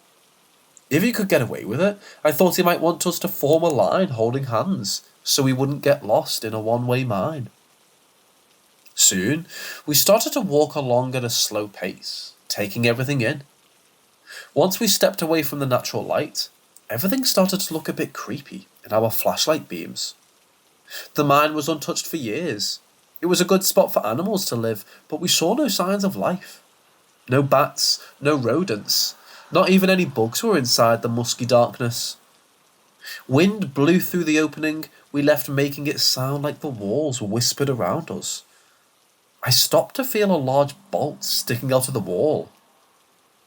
I didn't know anything about mining. I wasn't sure what it was for. On the ceiling were remains of hooks that might have held old lanterns. No, that might not be right. I've always heard dangers of gas inside mines, so would they use fire lanterns? If they didn't, what did they use for light before the light bulb was invented? I should research mine if I remember to do so. The group was leaving me behind, so I started to pick up the pace to go after them. The only other living thing inside the mine I'd seen was some patches of mushrooms, or fungus. I'm still not sure the difference between the two, if there is one. I didn't even notice them at first because they blended into the wall so well. They were the same colour and looked like pebbles all bunched together. The texture even looked rough and rocky. I didn't dare touch them with my bare skin, so I just nudged some with my boot to see if they were really mushrooms and not some weird-looking rocks. The others spoke about things I wasn't very interested in. For my first cave trip, I thought it was going very well. Until we go to the bend after a while of walking in a straight line. Gary stopped in front of us and took off his backpack to get adjusted to head through the small tunnel we came upon. The dead end is on the other side of this. The last time I was here, a small hole opened up, and as far as I could tell, there was another area beyond the wall.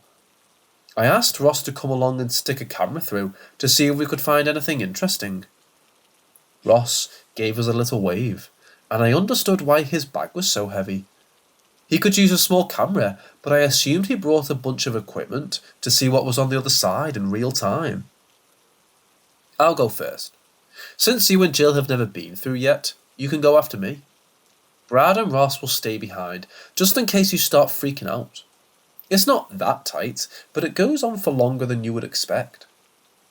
Gary was already down low, ready to go through the small opening in front of us. My plan was to see if I could crawl on my hands and knees. Hunching over while walking might hurt after a while. When he disappeared, I gave him a head start and went in after him. Jill wasn't eager to go, so I jumped ahead of her. The rocks dug into my knees, even though my jeans somewhat protected me. I needed to hunch through. It hurt my back like I thought it would, but at least I wasn't shredding my knees and my palms. I've never had issues with enclosed spaces or the dark. Gary kept telling us comforting facts about how it wasn't very tight, and I wouldn't get stuck with still having my pack on my back. It was dusty, and I wasn't adjusted to moving my body in that position. Still, I should have made it through without any problems. To this day, I don't know what happened to me inside that small little tunnel in the dark. My light flickered out. I wasn't worried. Gary was on the other side, and he would have a spare. I just needed to keep moving forward. Then I felt something brush against my arm. I jerked it back, knocking my elbow against the wall. I cursed and fear spread through my body when I didn't hear my voice. I spoke again, only to have no words come out. No, I was speaking, I just wasn't hearing it. How had I suddenly gone deaf in that tunnel? I kept trying to speak, getting more and more freaked out by each passing second. I kept moving forward, but in the dark, I couldn't tell how fast or how far I was going. I felt something else brush against my fingertips, and I shook them, trying to get whatever it was away from me, only to have the feeling keep happening, no matter how I moved in that small space. I felt like threads were brushing against my skin. I felt panic at the idea of going through a spider web. Gary had just been through here. He should have already cleared a path through the webs, if that was the case. I was choking out small, frightened sounds, even if I couldn't hear them. The last thing I wanted was to be covered in spiders in the dark. Gary was right about this tunnel being longer than I expected. It felt like I was already hunched over for an hour. My thigh muscles throbbed, and I switched to crawling on my knees, refusing to stop. Slowly, a rumbling sound came to my ears. At first, I was glad to be hearing something again, but soon I became frantic, thinking that rumbling was a sign of a cave-in. I needed to get out of there. My knees became torn and bloody from scrambling over sharp rocks. My arms bumped against the walls, and my pack scraped across the ceiling. Soon, I was on the verge of hyperventilating and beyond any kind of rational thought. Tears stung my eyes, making them sore and gritty from the dust in the tunnel. When I thought I couldn't get any more frightened, I felt it. A cold hand wrapped around my ankle that felt off. It felt, for lack of a better word, squishy. I let out a scream, pushing through and bursting out of the tunnel into a large enclosed area. I kept going, pressing my back against the far wall, tears streaming down my face. In my state, I didn't even notice Gary or what he was looking at. I just stared at the tunnel opening, waiting for whatever was in there to come out for me. When nothing happened, I finally looked down to see how badly I'd hurt myself, only to see nothing. My knees were dirty, but not at all cut up and bleeding like they had been inside the tunnel. It just didn't make any sense. I felt all those things, all the cuts and scrapes of my elbows against the walls. I should be bleeding, but I was fine. I looked over at Gary, scared and confused, waiting for answers. There was a powerful flashlight illuminating the space. In the light, I saw his face, and my stomach sank to the floor. I followed his gaze to look at what made him so pale and sweating in fear.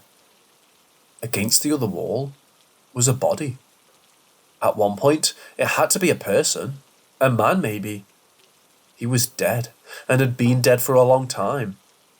His skin shriveled and rotted. It didn't smell, so that was a small blessing.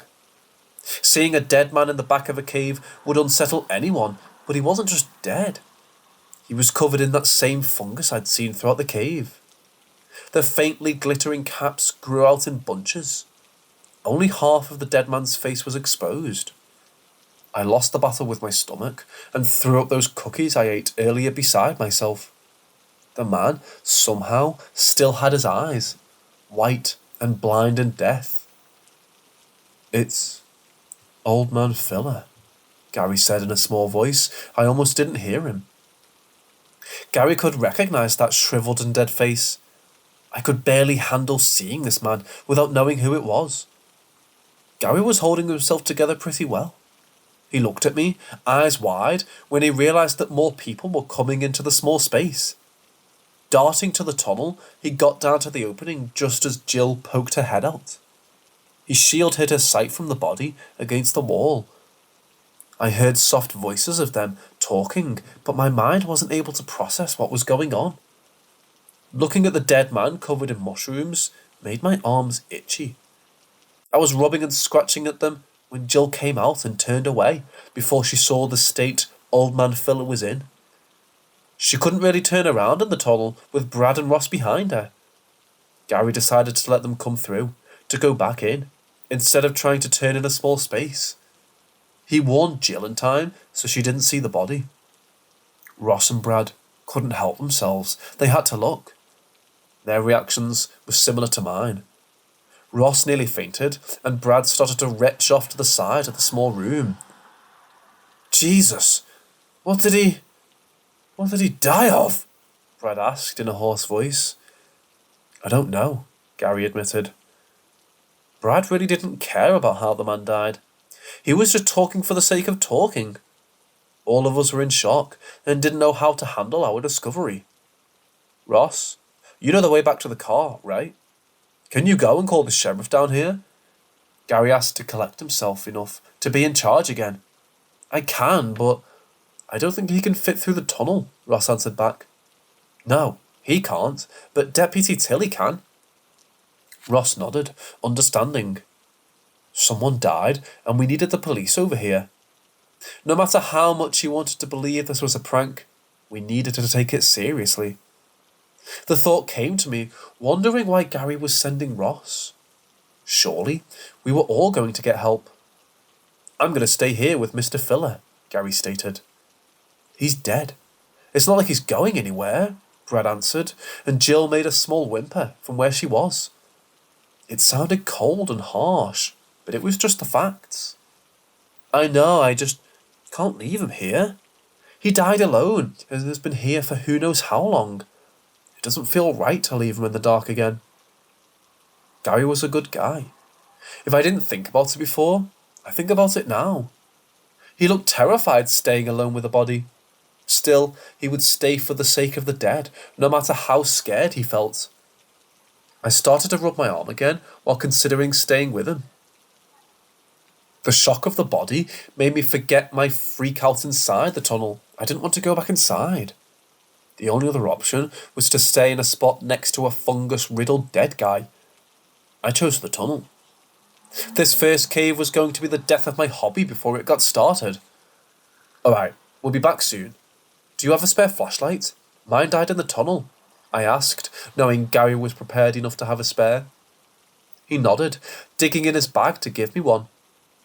We let Jill go first through the tunnel, trying to get her out there faster. She looked paler and sicker than the rest of us, even though she hadn't really seen the body yet. Brad followed after her, then Ross after giving Gary one last look. I also gave Gary a long look, delaying going back inside that tunnel. The second time through, I didn't have any trouble. My flashlight stayed on, and I didn't see the spider webs or fibres I felt the first time. The three of us jogged, almost ran on the uneven floor back to the entrance. Ross falling behind with his heavy pack, and Jill tripping a few times. Once we got to the slope, we scrambled up. Ross left his pack behind to make a run for the car. I was in such a state of shock, I didn't even think about using my cell phone. I just sat on the mossy ground and waited. Over an hour passed, and the sheriff and Deputy Till arrived, being guided by Ross. From the look on their faces, they didn't believe any of this. I heard Ross explain what we found, sounding like he already went over it before. The sheriff was a larger man, so he stayed outside with us until he went inside, Ross regretfully guiding him that far as well. I waited, watching Jill pace, looking ready to be sick. Outside the tunnel, the forest sounded so normal and peaceful. One would never guess there was a dead man underground, waiting to be found. I lost track of time when Ross and Tilly came back up. But where was Gary? Ross looked paler than he had been when we found the corpse, while Tilly just looked confused. They're gone, Ross explained in a choked voice. What do you mean, gone? I asked, equally as hoarsely. When the two arrived inside the dead-end space, they found Gary's pack spilled over and nothing else. No body of Old Man Filler, and no Gary. That was impossible. They couldn't go further inside the mine, and the only exit was the one Jill and I watched the entire time. The next few hours were a mess of confusion. The sheriff was convinced we were playing some sort of prank on him. Tilly believed something was going on, and somehow all of us convinced him Gary was with us that day. But then he thought we had done something to him, and used this odd story as a cover-up. He wanted to bring us in, but had nothing to really go on. Dejected, we were all released to go home, but warned to not leave town until things got sorted out. When I arrived home, I was so tired, I kicked off my boots and flopped into bed. I slept for 10 hours, only waking up when my arm was itchy. The news about Gary being missing already spread around town by the next day. I wanted to go out there and look for him, but I came down with a bad flu the moment I got home from the cave. My entire body shook from the chills, no matter how many sweaters and blankets I piled on. I could eat just fine, but felt as if I couldn't get enough food into my stomach. For days, I was in that state, too weak and feverish to do anything. I finally got enough strength to take a long shower.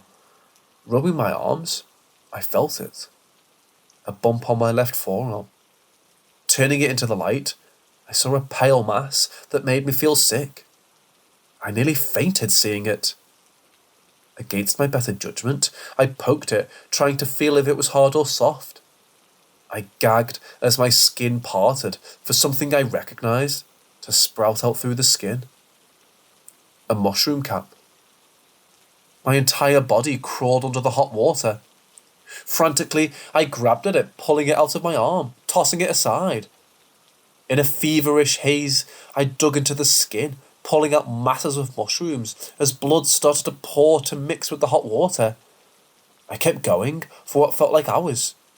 I felt my vision start to fade and prickle. Unable to stop myself, I fainted in the shower. I lived alone, so there was no one to check on me. I woke up hot and confused. I remembered the mushrooms on my arm and let out a scream, looking at it to see nothing. The scar I didn't recognise, but no bumps or mushroom caps. I still checked over my entire body several times, feeling faint, before I turned off the water and went to bed. I still haven't shaken off my fever. My entire body shook from chills and my joints ached. I woke up in the middle of the night, moonlight pouring into my room. I wanted nothing more than to pull the blankets over my head to close the world out. Against my own will, my body moved. Slowly, I made my way to my window, feeling an urge stronger than I ever felt in my life to look outside. What I saw made me want to scream, but my body refused to listen to me. Gary was outside, staring up at me, glittering mushrooms growing out of one side of his face. His sandy brown hair blew in the wind as he remained expressionless. One eye white and blind, but the other still faintly blue. He wanted me to go outside and meet him. I could feel it. My blood was on fire. As it pumped, it felt wrong, like it was thicker than normal, as if something else was inside it, travelling through my veins. I stared down at a person I quickly considered a friend in a daze. My body wanted to go outside to wherever he was going, but my mind refused. We stayed like that in a standstill as the moon moved over the sky. The next thing I was aware of was waking up in bed. I gasped, darting up, looking around to see nothing unusual in my room. I went over weakly to the window, expecting to see Gary still, but didn't even see any signs of someone walking on the grass. I wanted to believe it was a dream from the guilt of leaving him behind. My illness was just guilt, and the scratching feeling inside my body wasn't what I thought it was. I still have dreams that Gary waits for me outside my window. I don't get out of bed, but I know he's there. I can feel him standing outside. I can hear thousands of soft voices begging me to just go outside, to go back to the mine. I don't know how much time I have left until I give in. One day, I will give in to those whispering voices and scratching inside my blood. Until I do go back in that old mine, I regret ever going inside. The next time you're going to explore a cave, please be careful and make sure you know everything about it. And please, never go inside the filler mine.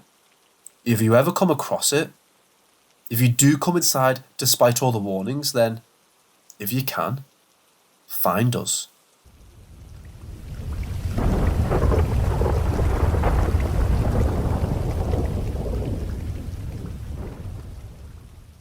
So the year was 2011.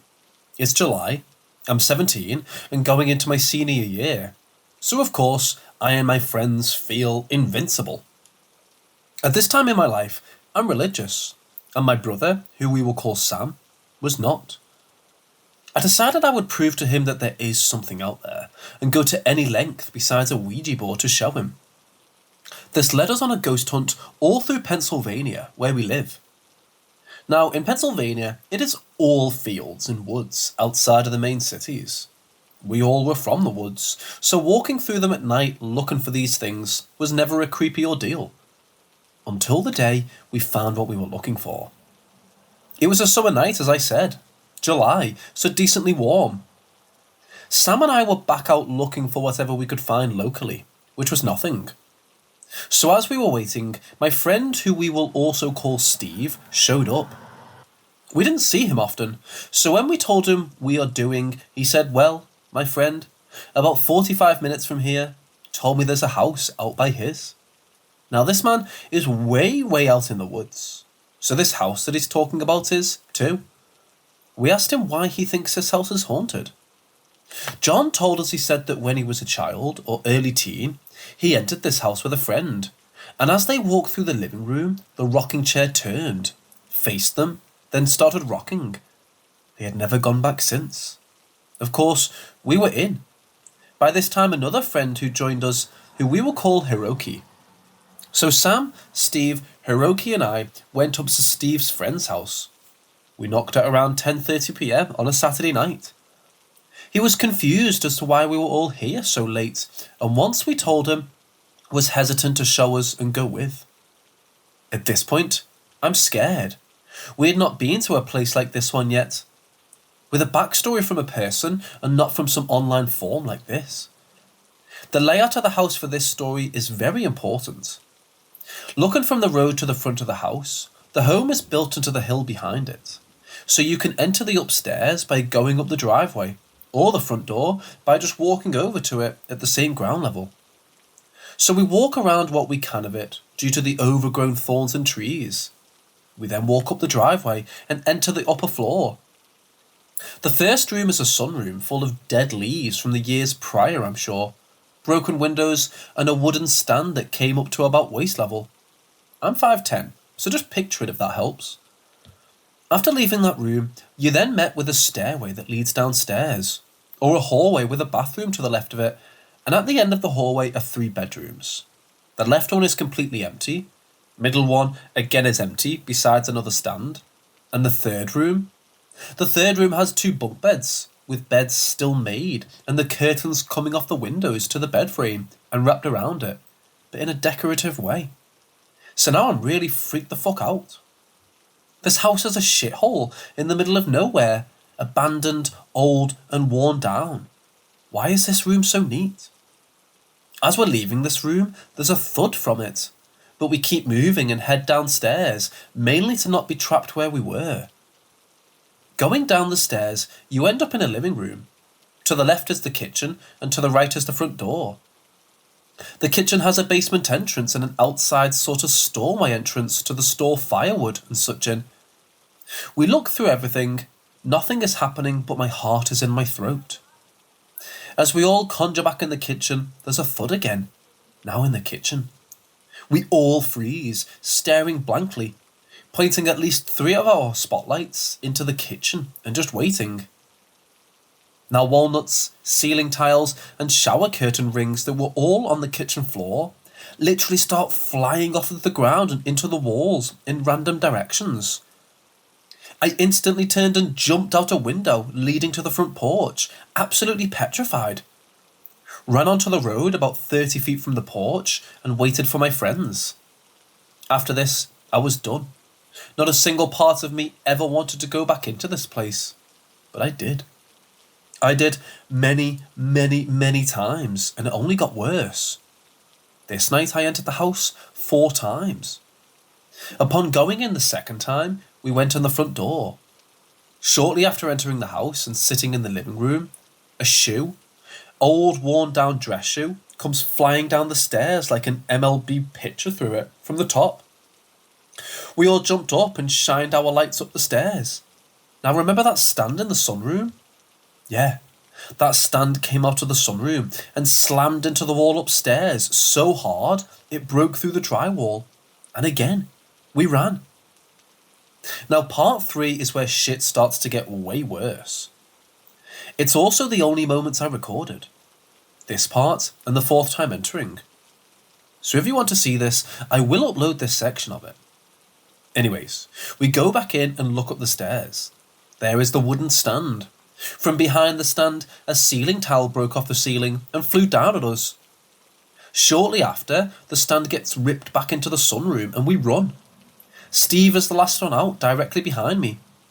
We were the last 2 out of the house this time, and on the way out, we heard an insanely high-pitched scream. Best way I can describe it. And as it happened, a big piece of glass smashed next to Steve on his way out. The 4th and final time we entered this night fucks with me till this day. As I'm typing it, my hair is standing up. Long story short, we end up in the kitchen. I'm so scared, I'm refusing to move. I stayed directly in the middle with my spotlight so I could have a 360 view and run whatever way is opposite of whatever the thing is. All within maybe 15 seconds, the storm door opens up so hard, the top hinge breaks.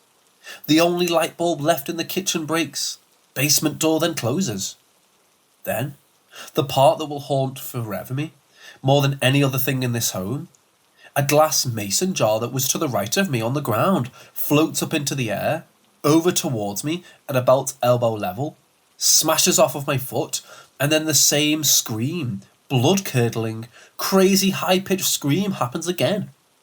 I scream, and at this point, it's every man for himself, 'cause we all heard it this time.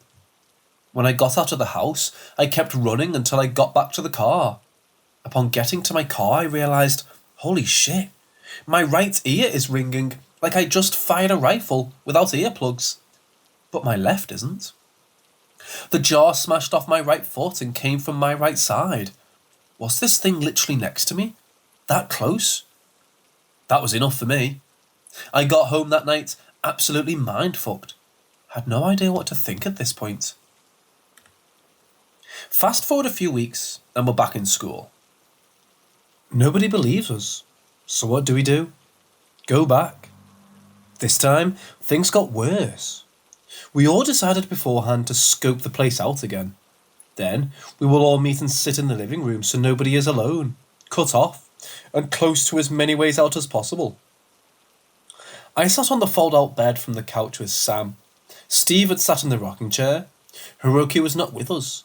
And my other brother, who will be called Ellie, was in another chair.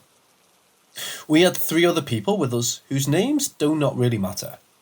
But shortly after getting there and showing them around the place, things again started coming up off the ground and flying in random directions. This time, it's not all at once, just one thing every so often. Now this is where stuff started to change. As we sat in total darkness and only turned on spotlights when we got frightened or heard something.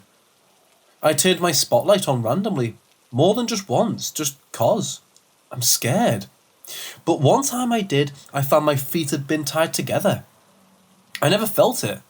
It's totally 100% dark, and the only person next to me is on the same bed. Sam could not have moved without me feeling it. I untie it and sit up.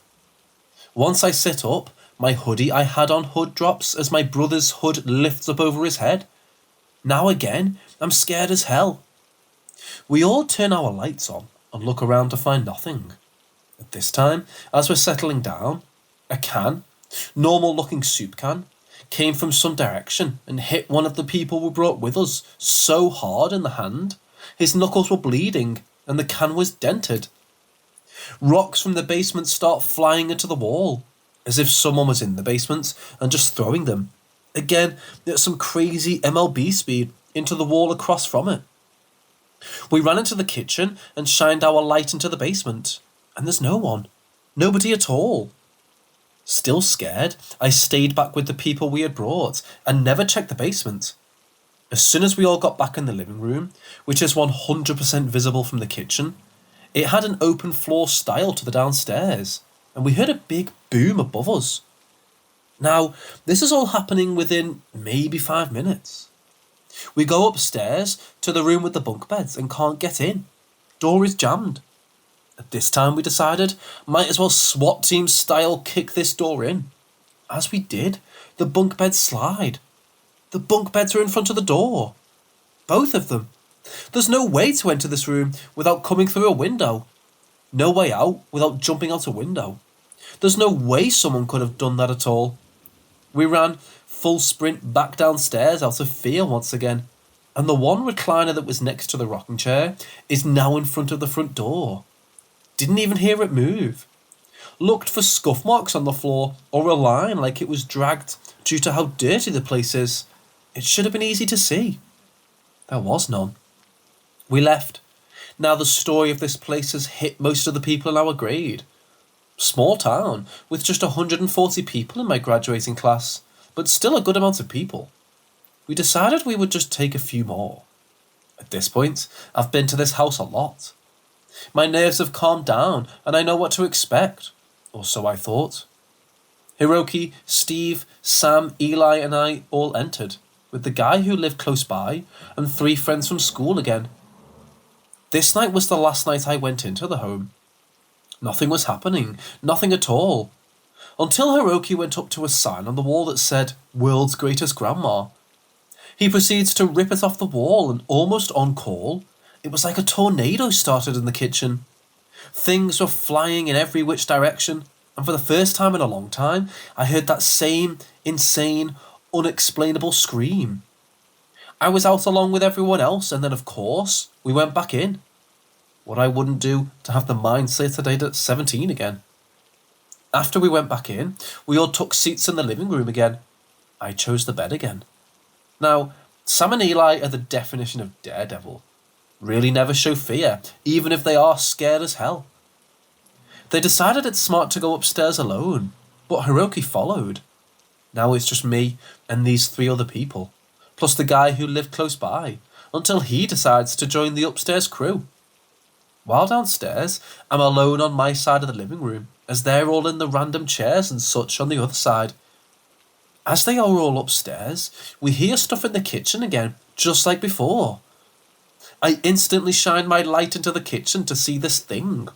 Black, completely black, slender and insanely tall, like so tall I never saw its face, even with the area on it that I shine my light, which mind you, is a spotlight, so it's a large beam. All I could see was a torso and dangling arms, no waist, legs or head. As soon as my light hit it though, I didn't care to see the rest of it, because what I saw was enough. I was out, screaming and yelling. I left that place. I never saw it again, and I never want to. I've never heard the scream again, and I don't want to. But it doesn't end here, and this last part is all coincidence. Or at least that's what I'm saying. Sam took his then girlfriend at the time, a friend of ours we will call Vic, and his girlfriend as well. But they went up to play a Ouija board in the home. The board didn't move for any single question, as I'm not sure what they had asked, but the only one it did reply on had them shaking badly. They asked who would die first. The board spelled Sam. This was late 2013, and in November 2014, Sam was diagnosed with cancer. He fought for almost a year with a 3% chance of living, multiple surgeries, and ultimately entire organ transplants. Sam walked out and is still with us today. Closest person to me as well, besides my child. Either way, I could go on forever about this house. So many things happened, and that was the best Spark Note one I believe I can do. If anyone has a similar story, or would like the footage I have, which is of the wooden desk of me in the kitchen, where you can hear the screams and see the door fly open, please let me know. I would like answers if anyone has any. This memory still makes me get chills and my hair stands up to this day. 7 years later, still the most insane experience of my life.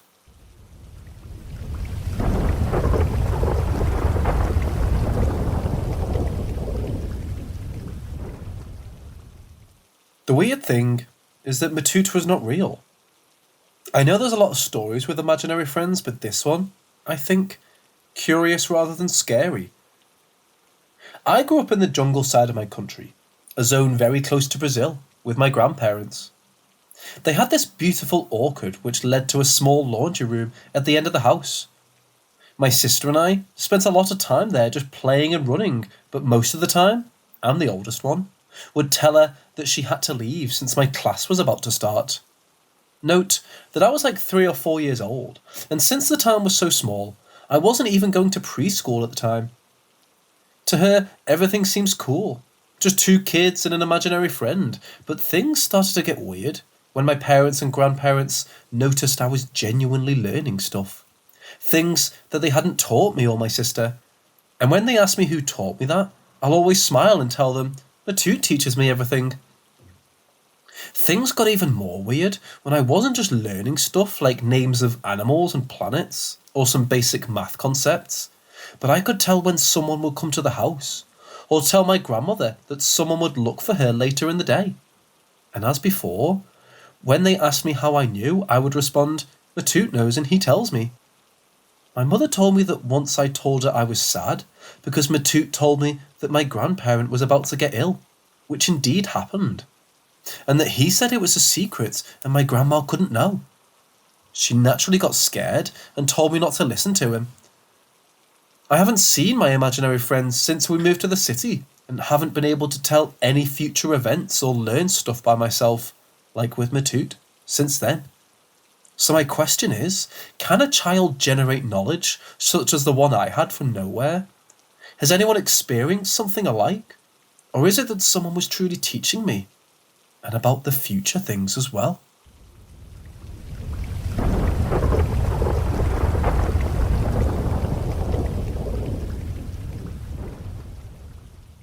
When someone close to you dies, it seems to put you into some other vibe and things happen. When my father died, there were a few things. I couldn't put it all into one story because if I did, then this would be an obscenely long post. So I'm going to share one thing for now and write more about it in other posts. This happened a few months after he passed. My roommate that moved in when he passed away had a vivid dream that I'd rearranged my whole house so that the acoustics would be the best possible for playing music. There was a certain spot that I was extremely adamant in the dream about putting on the drum set. My friend wasn't aware at the time that my father and I had already had this discussion when he was alive, and we'd already had the talk about the placement of the drums being in that spot. She hasn't got one musical bone in her body, so there's no way she could have come up with this herself. The perfect placement for the drums was in the dining room, facing the back slider doors, and in her dream, that's where they were to go, which would require basically the whole house to be rearranged. I took the dream to mean that it's time to move the furniture. Spent 2 days rearranging. When all was said and done, we were sitting there admiring our accomplishments. And then it happened. My father's guitar was in its hard case, and it was positioned on its edge or side, rather than laying flat. The edges are about 7 to 8 inches wide. It had been sitting like that for days. When we noticed it moving, we both watched it as it slowly rocked from one side to the other. It would go one way and rest there for a second, and then come back the other way, and rest on the other edge for a second. This happened for a few minutes. I assumed it was the cat or something, and I called for the cat to come out from behind the guitar case, and no cat came. My roomie then tell me all the animals are outside at that time. I got up and looked behind the case while it was still rocking back and forth, and there were no animals there to be the cause. When it stopped, I moved it myself to match what it was doing before to see what could have caused it. To match the movement, I had to tilt it one way and hold it on its edge and then slowly move it the other way and hold on the edge a few seconds and then back the other way. No windows open for it to be the wind. And if you pushed on it to let it rock itself back into place, the rocking would be somewhat fast and settles back to a still position rather quickly. This rocking was slow and calculated, like taunting. It would go one way and rest on the edge and then stall. Then go back the other way and rest on the edge and stall, repeatedly for several minutes. I know it was the old man, and I was so happy to know that he had been there.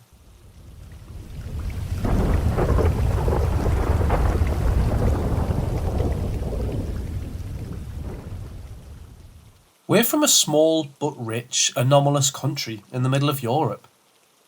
Me and my friend Ilya are researchers of the paranormal. We've been doing this for over 15 years. Here are some stories from our expeditions. Perhaps you've heard of similar things. Story 1 of Michael's superpowers. This story about human superpowers was told to us by Mikhail, a resident of a farmhouse located in the wilderness of the Pervin Marshes. The swamp is there on 900 acres, and the small house is located on a small hill in the epicenter.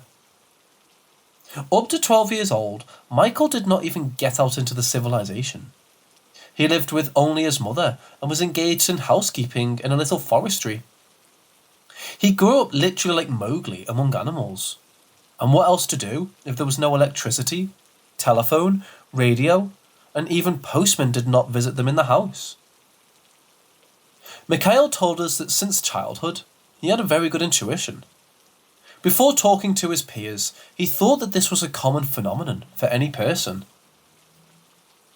Mikhail could feel any person approaching their farm from about 1 kilometre away. According to him, in the area of the solar plexus, he had a sweet feeling that had a delicate light green colour. From this glow in the brain came information who was approaching and on which path. Misha warned his mother that he was running away to meet a friend of Lenka's, for example. She was very surprised when her friends came into the house together after a few minutes. Another superpower was the ability to tune in to a dead relative's or neighbour's canal. But this channel was one way. One could hear a relative talking to someone, but it was impossible to enter into a dialogue with him or her. One day, Mikhail remembered a Polish neighbour who had died, and he seemed to speak Polish from the next room. When the boy walked into the room, of course, there was no one there. Usually, such cases happened on the anniversary of the memory when a mother and her son remembered the kind words of their deceased relatives. These abilities accompanied a teenager under 15. Then girls and alcohol came into his life. Super hardness disappeared forever and did not recover, even when, as an adult man, Mikhail decided to get rid of all the above-mentioned obstacles. Also, Michael told the story of the meeting with the Yeti. The event took place under the sunset of the Union. Mikhail went to the next village by car, Moscovich 2140. The car was old, so the man constantly pressed on the accelerator and tried not to stop. In the evening on the forest road, another car catches up. He looks, and animals come out of the forest ahead of him. Any driver would have stopped in advance, and his old car then will not start. Mikhail drove slowly towards the animals. He decided to go around them, or stop at the very last moment. He comes closer and sees that the animals are very strange. They look like big primates. They went straight ahead on 2 legs. Short black hair shone in the sun. A male was walking ahead 3 meters tall. The female followed him 1/2 meter lower. The primates froze for a moment in the middle of the road and looked at the approaching threat. The man's sweat was made worse by the look of their black, sunken eyes. They watched with absolute consciousness how a reasonable creature looked, and they accelerated a little so they wouldn't get caught up in an unfortunate automobile. As a result, a car with a petrified driver drove 5 meters away from the hominoids, drove smoothly around the corner, and there safely stalled. A few seconds later, a second car arrived. A disturbed man flew out of him and started yelling, "Did you see that? Did you see it?" Mikhail said, "I saw it from afar. I thought it was moose." "What a fucking moose! We're running away before we're eaten." Mikhail jumped into a car with his neighbour, and the men ran away. Story number 2. Another meeting with Bigfoot. The meeting itself took place in the area around 2012. But all this time, the witness, Alexander, did not tell anyone except close relatives and friends about it. We were informed about it by his daughter, having stretched, thus, the bridge of trust between researchers and the person who has faced the inexplicable phenomenon, and has automatically decided not to bear it somewhere else in the family circle. Below we present the literal story of Alexander and the possible reconstruction of the creature. I went there to get mushrooms. It was 4 years ago, somewhere in early August. We drove into the woods to this place. We left the car. My wife moved towards the lake. I looked around. There were not many mushrooms and started to call my wife. Lena, let's go. Let's move on." She went far away and did not hear. I'm picking mushrooms and calling my wife. Next, I see. It's like a burned tree. Black. Absolutely black. Here, as they say, after the fire, you see a tree. I didn't pay attention. I'm going further. The tree stands still. I came up and thought, well, I'll see. I was kind of attracted by something. I put my head up, and there's a big head, 3 times bigger than mine. Like a monkey's head. A low forehead, big eyes, looking at me. It's literally 3 meters away. So he looks at me, and my face is so kind. Not scary. Pleasant. Not evil at all. I wasn't scared at all. Overgrown and black. And my face is black too. My lips, nose seemed to be human, and I had a big head. But I haven't seen my torso, as you might say. I didn't see any hands or legs. I wanted to talk even, but... And I said, "Ogo!" Wow, in Russian, with a voice. As I just said, "Ogo," he went missing instantly. It wasn't there in front of my eyes at all. It just disappeared. Then he went on. On the right side, the pine trees are high. To the lake there. There's no wind. The weather is nice and quiet. And these trees so disperse and converge. Towards the lake.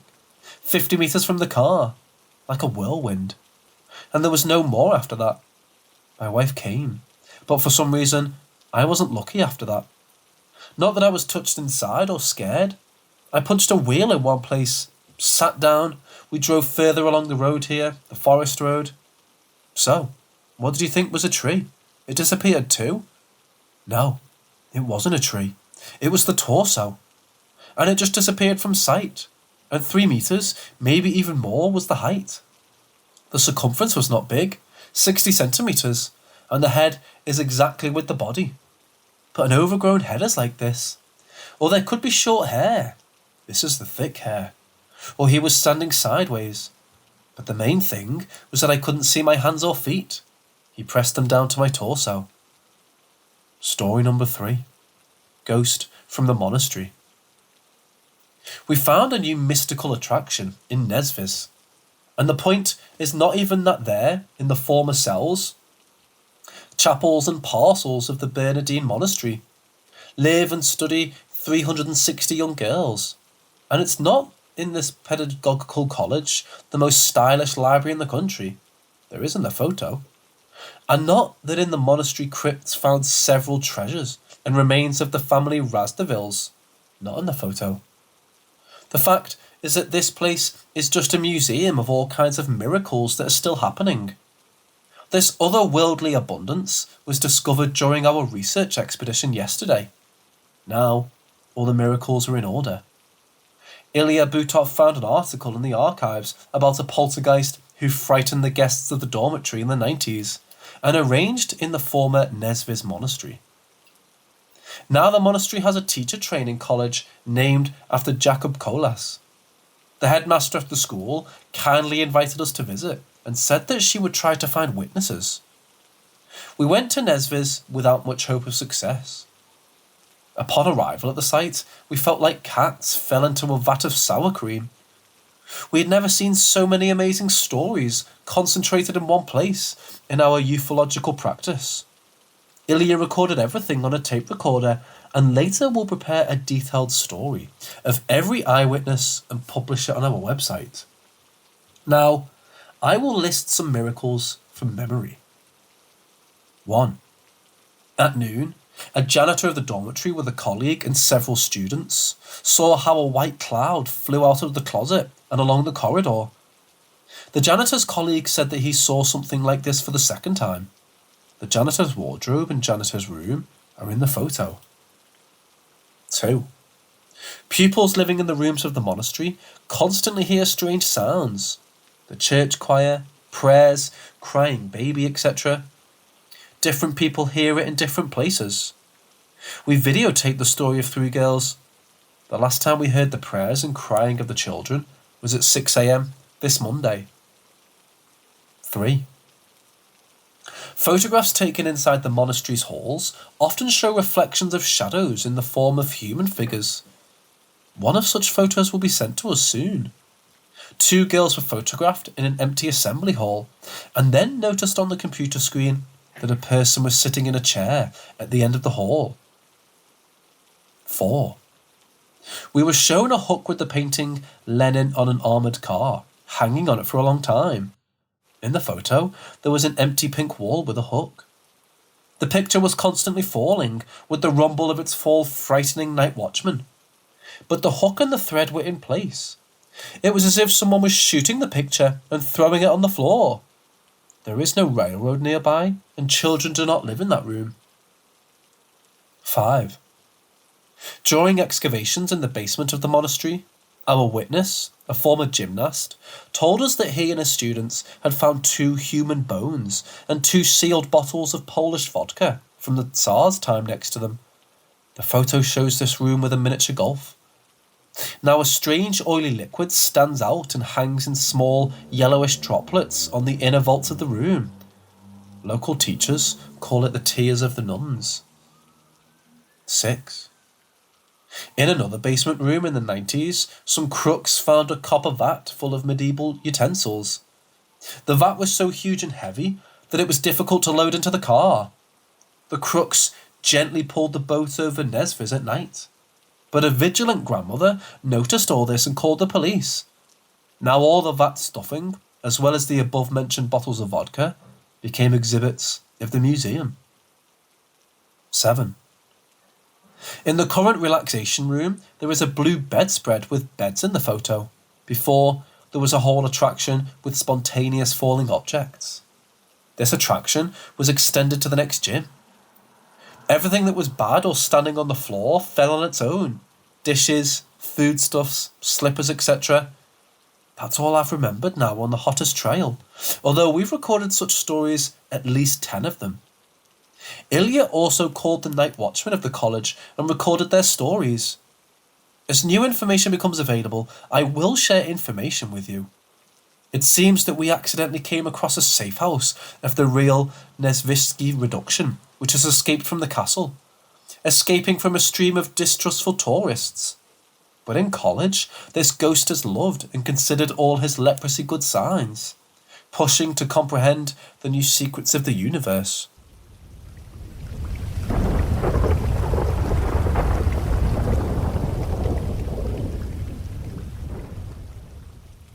My mum passed away in 2007.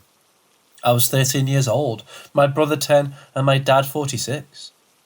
My mum was 47 when she died after a 4-year-long ovarian cancer battle. Growing up, my family had always been interested in the paranormal. My mom and I would watch movies that addressed the paranormal, and she'd say things like, "If I die, I want to give you signs, but I don't want it to be creepy." About 2 years after she died, my dad, brother and I went to Costco to pick out a new big screen TV. My dad is obsessed with Costco, so he always goes all out. In this case, he decided to purchase 2 big screen TVs and see which one he preferred. He'd then return the other TV after he decided. Both TVs were delivered to our home and placed next to one another in the basement. They sat there for longer than my dad meant for them to, and they were not flat screen. They had a box-type structure in the back. These backs of the TVs began to collect classic TV dust. One day, my dad, brother and I went to Six Flags. And when we came home and went down into the basement, we noticed that in the dust on the back of one of the TVs was my mother's signature, as if she'd taken her finger and written her signature, something that was ubiquitous to me as a kid, having seen it on restaurant bills, permission slips, etc. It was not just her name written in script, it was her exact signature. If I go back to my childhood home, I believe my dad still has photos on the old computer. Hopefully within the month, I can go home and find them to post as a follow-up. But anyway, my dad looked at the signature and smiled and assumed that me or my brother had preferred one TV over the other and had written the signature as a cute tribute to my mom, and the fact that she didn't get to help pick. But my brother and I were confused, and when we saw the signature, we couldn't believe it. We all questioned one another as to who did it, but we all had been out to Six Flags all day. I wasn't scared. I felt comforted, honestly. Similarly, one Christmas, my family put up Christmas decorations, and while the whole family was out together, a similar thing happened. We came home, and my mom's stockings were hung up with our stockings. My dad once again noticed and smiled and said, "Who did this? Very sweet." And nobody had done it. I'm 25 now, and my dad still feels like this was my mom. I've considered that because of my mom's interest in the paranormal, she might have asked him to make it seem like she was giving signs for my brother and I. But my mom and dad have had their own paranormal experiences themselves, and I think my dad would have owned up to it in my adulthood. He actually found great comfort in these events and got more emotional than I did.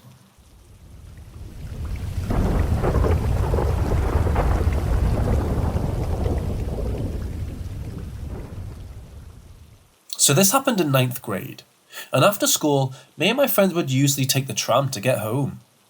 On this particular day, it was only me and one of my good friends.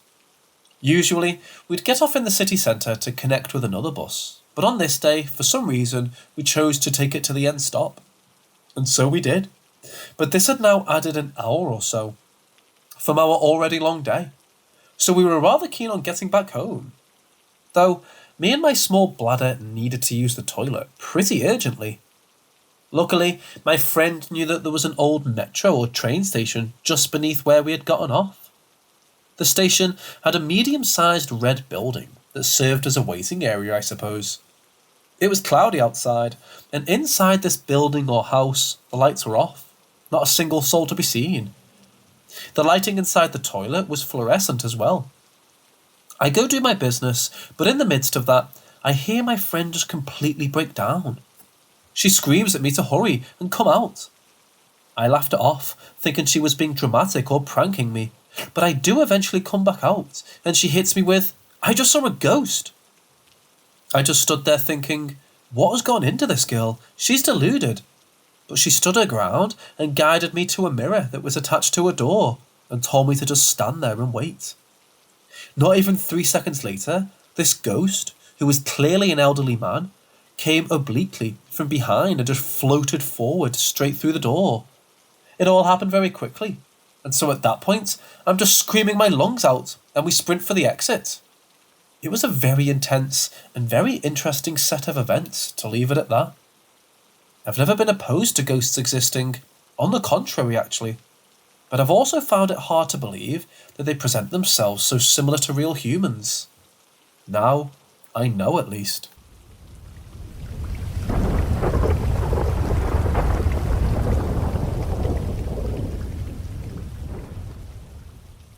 My mum passed away when I was super young, before I even really knew her, so I spent a while with my dad when I was really young. In fact, my earliest memories were living at my grandma's place. The house was a big house near the beach. My grandma and grandpa built the house, so no one had lived there before us.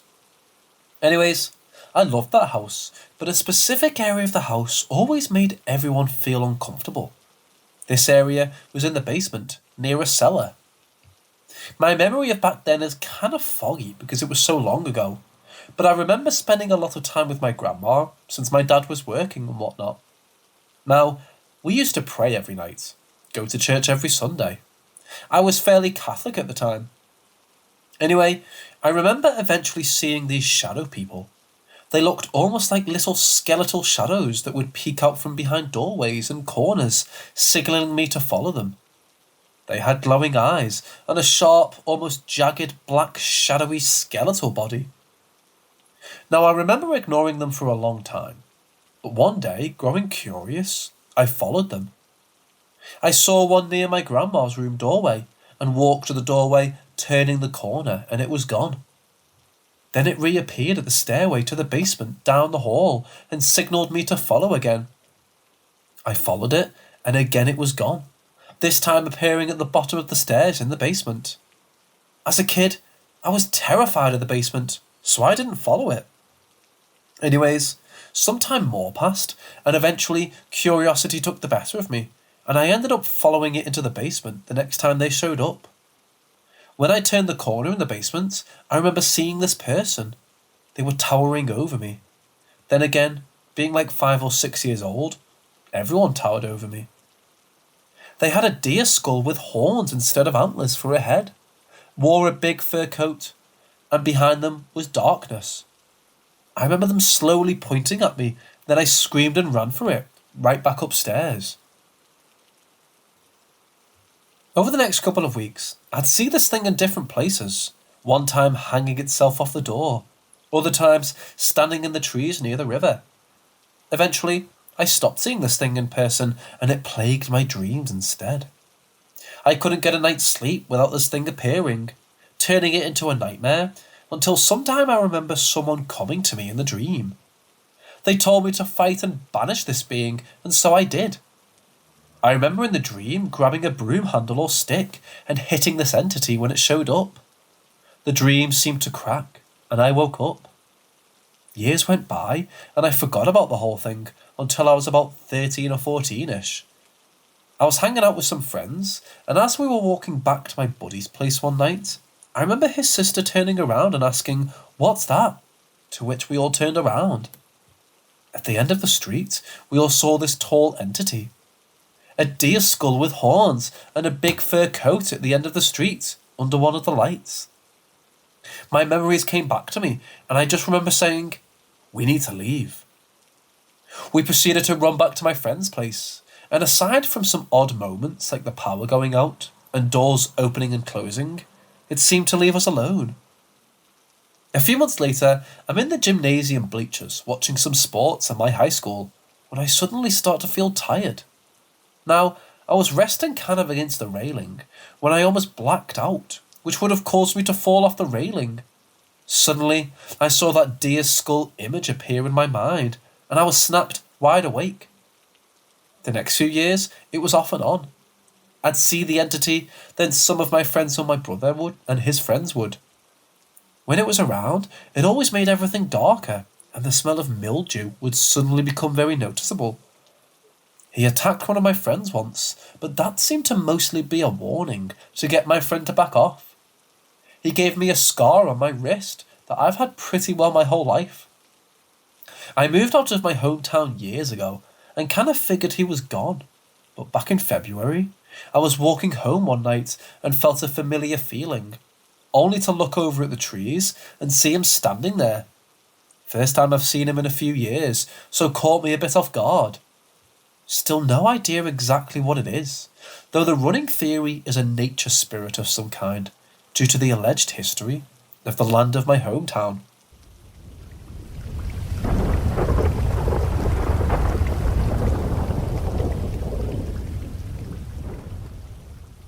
So this happened about 1.5 years ago.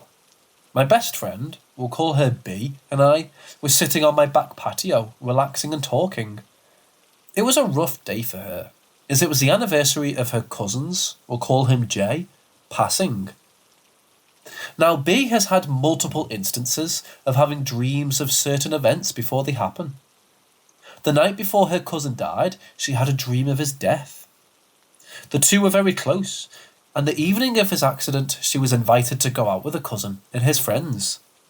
She turned the offer down and chose to go home instead. While drinking with some friends, Jay and another boy got into an argument and began to fight. Unfortunately, this resulted in his passing. One punch landed just right, exactly how she dreamt it. Years later, she still blames herself for not going or not stopping him from going. They were extremely close, and the loss hit her very hard. I try my best to console her when the anniversary comes around, but unfortunately, I never actually got the chance to meet Jay. Back to that night 1 year ago. B was reminiscing and again blaming herself for not being there. As she was talking, an unfamiliar voice kept repeating a phrase in my ear. "Take me to the sun." So I stopped her and I explained what I'd heard. She burst into tears, smiling, but sobbing uncontrollably. When I asked her what was wrong, she told me a story about a time she'd gone fishing with her cousin and some friends. The boys had drunk too much and were sluggishly making their way back towards the car. Upon reaching a rather steep hill, just before the parking lot, Jay lied down, refusing to move. B, of course, told him to get up, but Jay said no. So B asked, "Where am I going to take you if you're going to be laying there?" So Jay responded, pointing up to the sky, "Take me to the sun."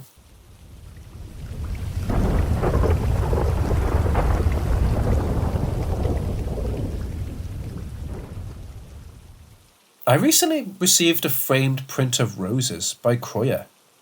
I adore this painting, which previously hung in an old military meeting hall, and my friend swapped it out for another painting for me. The same day I take it home, I'm cooking in the kitchen and see my bedroom door swing back and forth. Not in the wind, not by the draft, but clearly open all the way, and almost closed all the way. I call for my brother without taking my eyes off of it, and as soon as he walks up to me and turns to look, it stops dead in the middle, 45 degrees. Just a little later, I'm at said friend's house watching her daughter, 14, and I send the kid to get groceries 10 minutes away while I cook. I'm singing to myself, just enjoying the moment, and I'm headbanging and shit going, all I want to say is that they don't really care about us. And clear as a bell from the other side of the house, from my friend's bedroom, I hear the kid's voice, repeating the line to me. I call out for her, and then literally call her on the phone, and she picks up and says, "I can't talk, I'm at the register." When she did come home, we checked her bank details, which confirmed she paid the minute after I called her. Me and my brother move and get a new apartment. I have a friend visiting, and she's in the bathroom. I'm cooking. I always have a tea towel over my shoulder when I cook, to wipe hands, counters, utensils, etc. I hear the bathroom door open, and my friend walks behind me, and she yanks the towel, or it hangs down my back. I turn and go, "Hey," but she's not there, and it yanks again. And I turn, and there's nothing. I say out loud, "Seriously, stop." And a minute later, my friend comes out from the bathroom and asks who I'm shouting at. My brother says he'll hear me calling for him while I'm not at home. After the event with my friend's daughter, my friend started seeing a shadow man in her own bedroom at night. My mom thinks it's some sort of mischievous child teasing me, because I don't feel threatened. But what the hell do I do? It's more spooky than scary at the moment, but I worry it will escalate.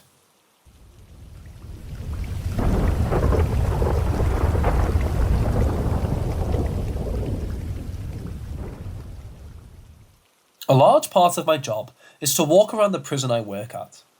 I go from building to building, assisting the counsellors with various things.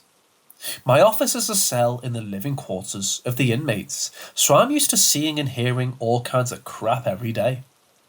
I went into the academic building, where the inmates can attend classes, to report to my supervisor's office and turn in some paperwork.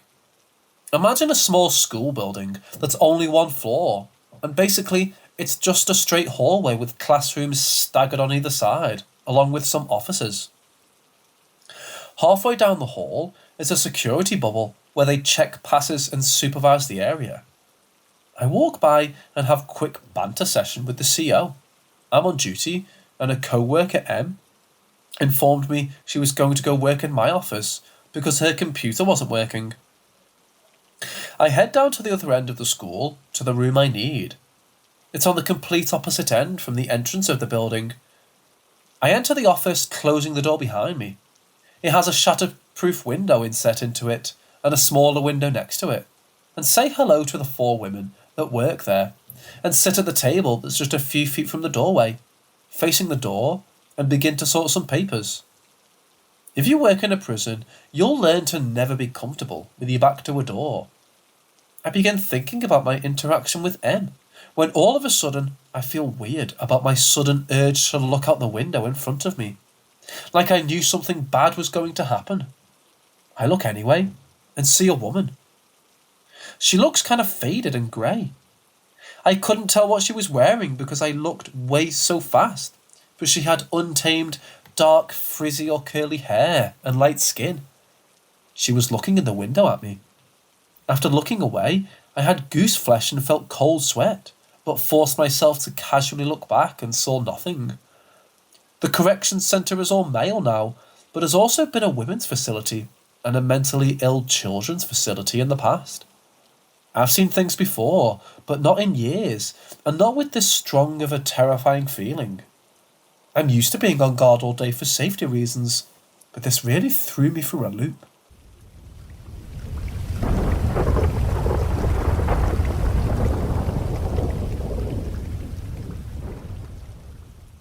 Four years back, I started my architecture journey and enrolled into this college, which was in the outskirts of the city that I live in. There, I was allotted a hostel room on the 5th floor of the block. I, being an insomniac, never questioned the lack of sleep as a sign of anything paranormal. But there my insomnia wasn't normal. I would feel a trance-like state whenever I was about to sleep. Even when I slept, and when I was at the peak of my sleep, I felt my pillow pulled upwards with a certain force, waking me up. I shrugged this on the pretext that I used to be really tired, but it got really intense when a friend of mine reported the same thing happening to her.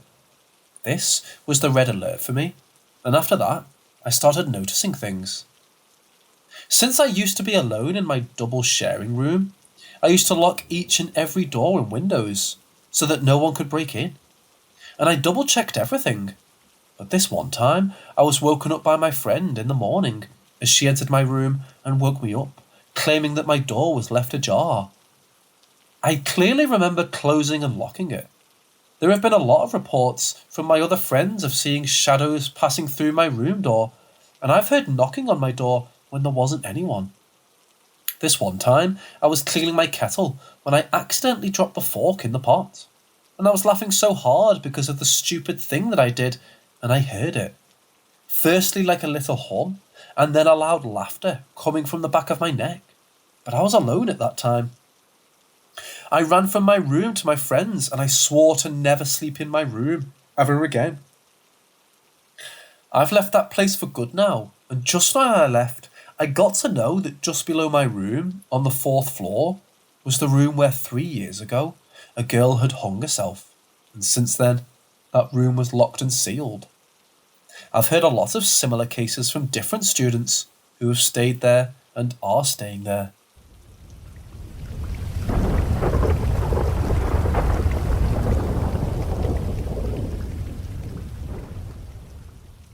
Where I work is in the middle of nowhere. It's smack dab between a massive field, corn, and the highway. 2 factories, 1 trucking company, and a place to rent farming equipment are the only buildings around. Then, nothing for miles. Sometimes you can see car lights going by on the highway at night, past the overgrown field. I always wondered why they didn't just use the empty field for a cornfield. The factory I worked at was huge, so I understood the reasoning for putting it in the middle of no man's land, because it wouldn't fit anywhere else. To get to my job, I need to drive straight down a road for 5 minutes, passing by the empty field. People tend to speed down that stretch, even though the road really needs to be repatched and small potholes filled in. You would think after 2 years of having to drive that route, I would know each bump and hole to avoid, but I still hit them. Driving down the road in the pitch black night, I made the rookie mistake of lifting my coffee cup from the holder, trying to drink it, when I hit a bump and spilled the drink over my lap. "Oh, perfect," I said to myself in the dark car slowing down. I put the coffee back into the cup holder and stopped at the end of the road. You could only turn left towards the factories and other buildings. Turning right, you drove into the field.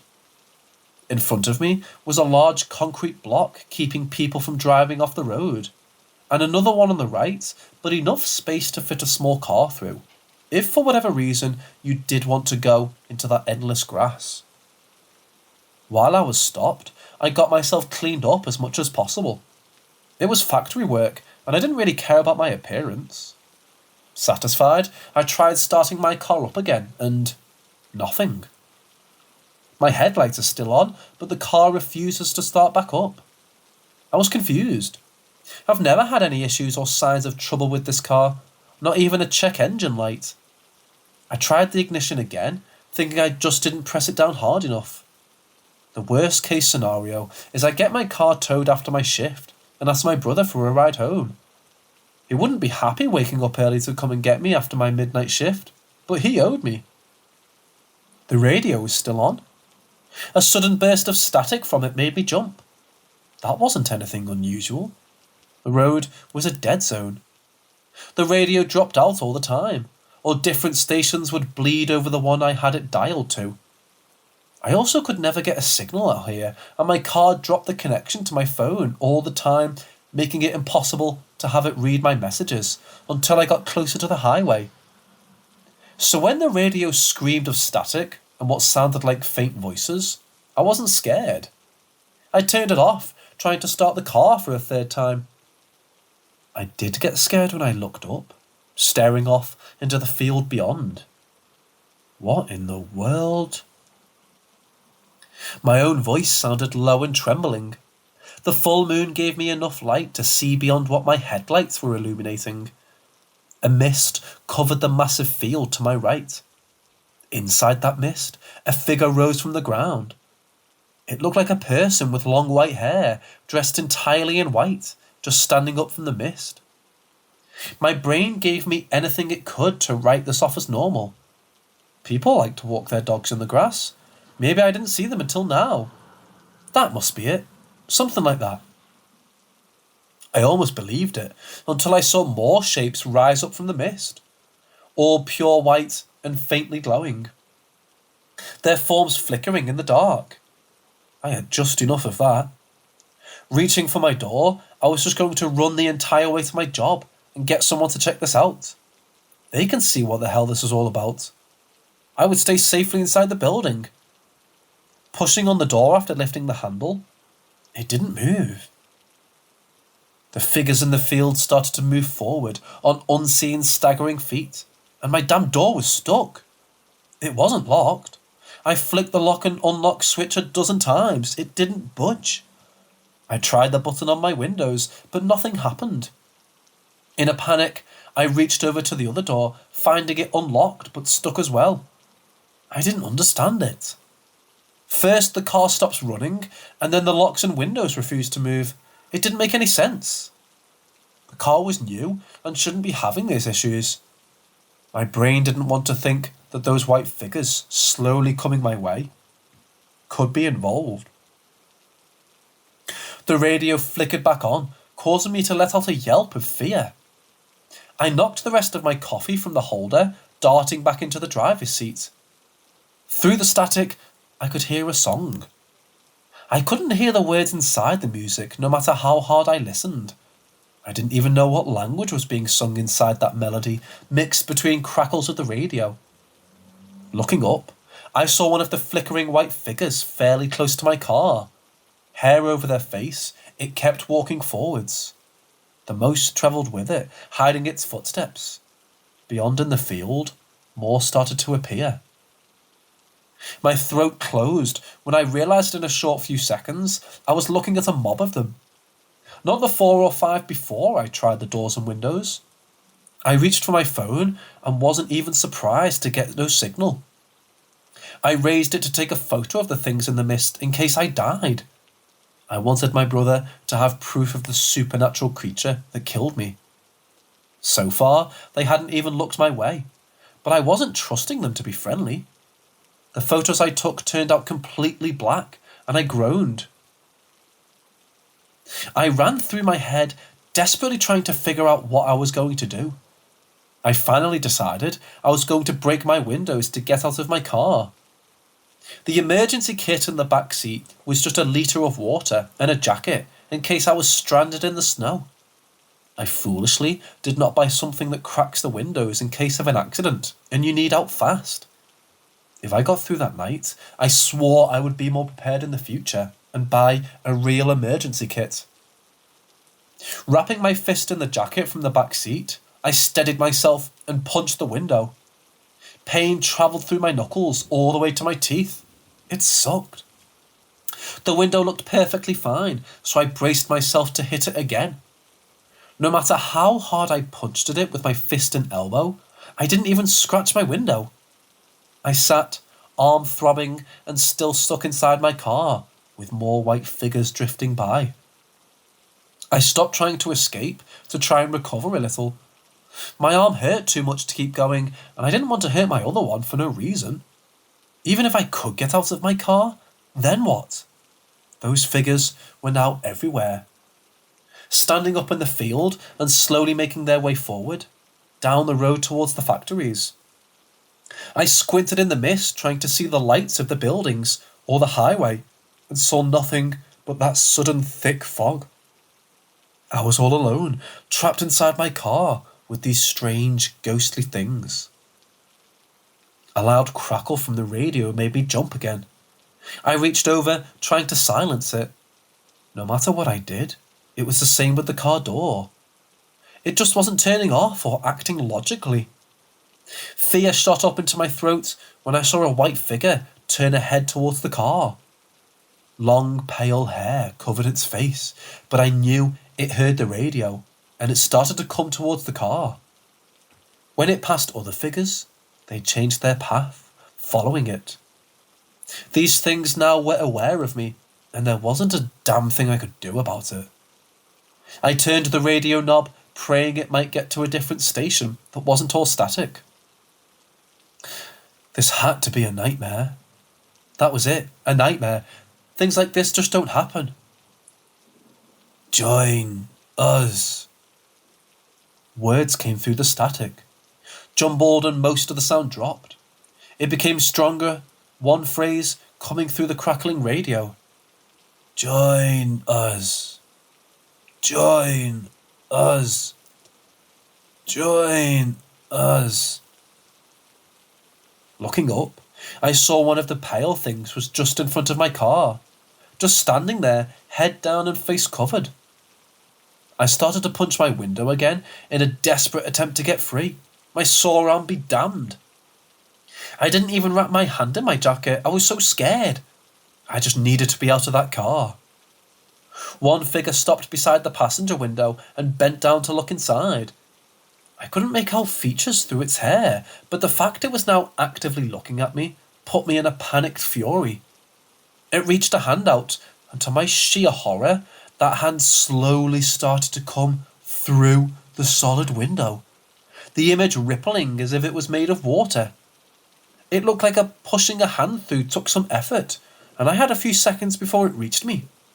Still, I fought trying to get out, panic taking over any kind of rational thought. It pushed one arm first, then its head. Another arm came through, and it braced its hands against the inside of the door to try and push its body the rest of the way through. All while that horrible static kept getting louder and louder. I was focused on that figure. I wasn't even aware of the one on the driver's side window until it was too late. Icy cold hands grabbed at me. So cold it felt like they were burning through my uniform. I screamed until I just couldn't scream anymore. It pulled its hands away, taking something with it. My arm stayed, but something white came from my skin. The figure kept a grip on it, trying to pry out whatever the white mist was from my body. I felt so cold, my muscles freezing up. I pulled back, my strength fading. I didn't know what was happening, but I knew if it fully pulled that white from me, it would be all over. The moment before I exhausted all my willpower, I snapped forward and heard an ear-shattering crunch and twisting sound. My car was thrown forwards, back spinning out of control. I blacked out from the impact of something hitting my car from behind. I wasn't sure of how long I had passed out. When I woke up, head spinning and in such an immense amount of pain, I thought I was dying. A co-worker was yelling at me through a shattered window. Blood dripped down my face. I could barely keep my eyes open. Still, I looked around to see no mist or no white figures walking around.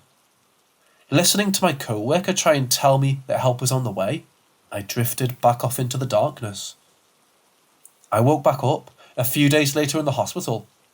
I had a few things broken, but I was alive. Cops came in to ask me what happened on my side and explained what they knew. My car was stopped on that dark road with none of my lights on. My co-worker was flying down the bumpy rough road, driving at highway speeds. According to him, he saw me far too late and slammed into my car, sending it into a few spins. No one understood why my airbag didn't go off or why I was even stopped in the first place. Being tired and knowing no one would believe me about the figures, I lied and said I didn't remember. From how hard I slammed my head against the steering wheel, they took it as a valid answer. My co-worker felt so terrible about nearly killing me, but I forgave him right away, as long as he drove slower on dark roads at night. I haven't figured out what happened to me on that field or what those figures were, and honestly, I don't want to know. After I recover, I'm going to find a job in the city, where most streets are lit up at night time.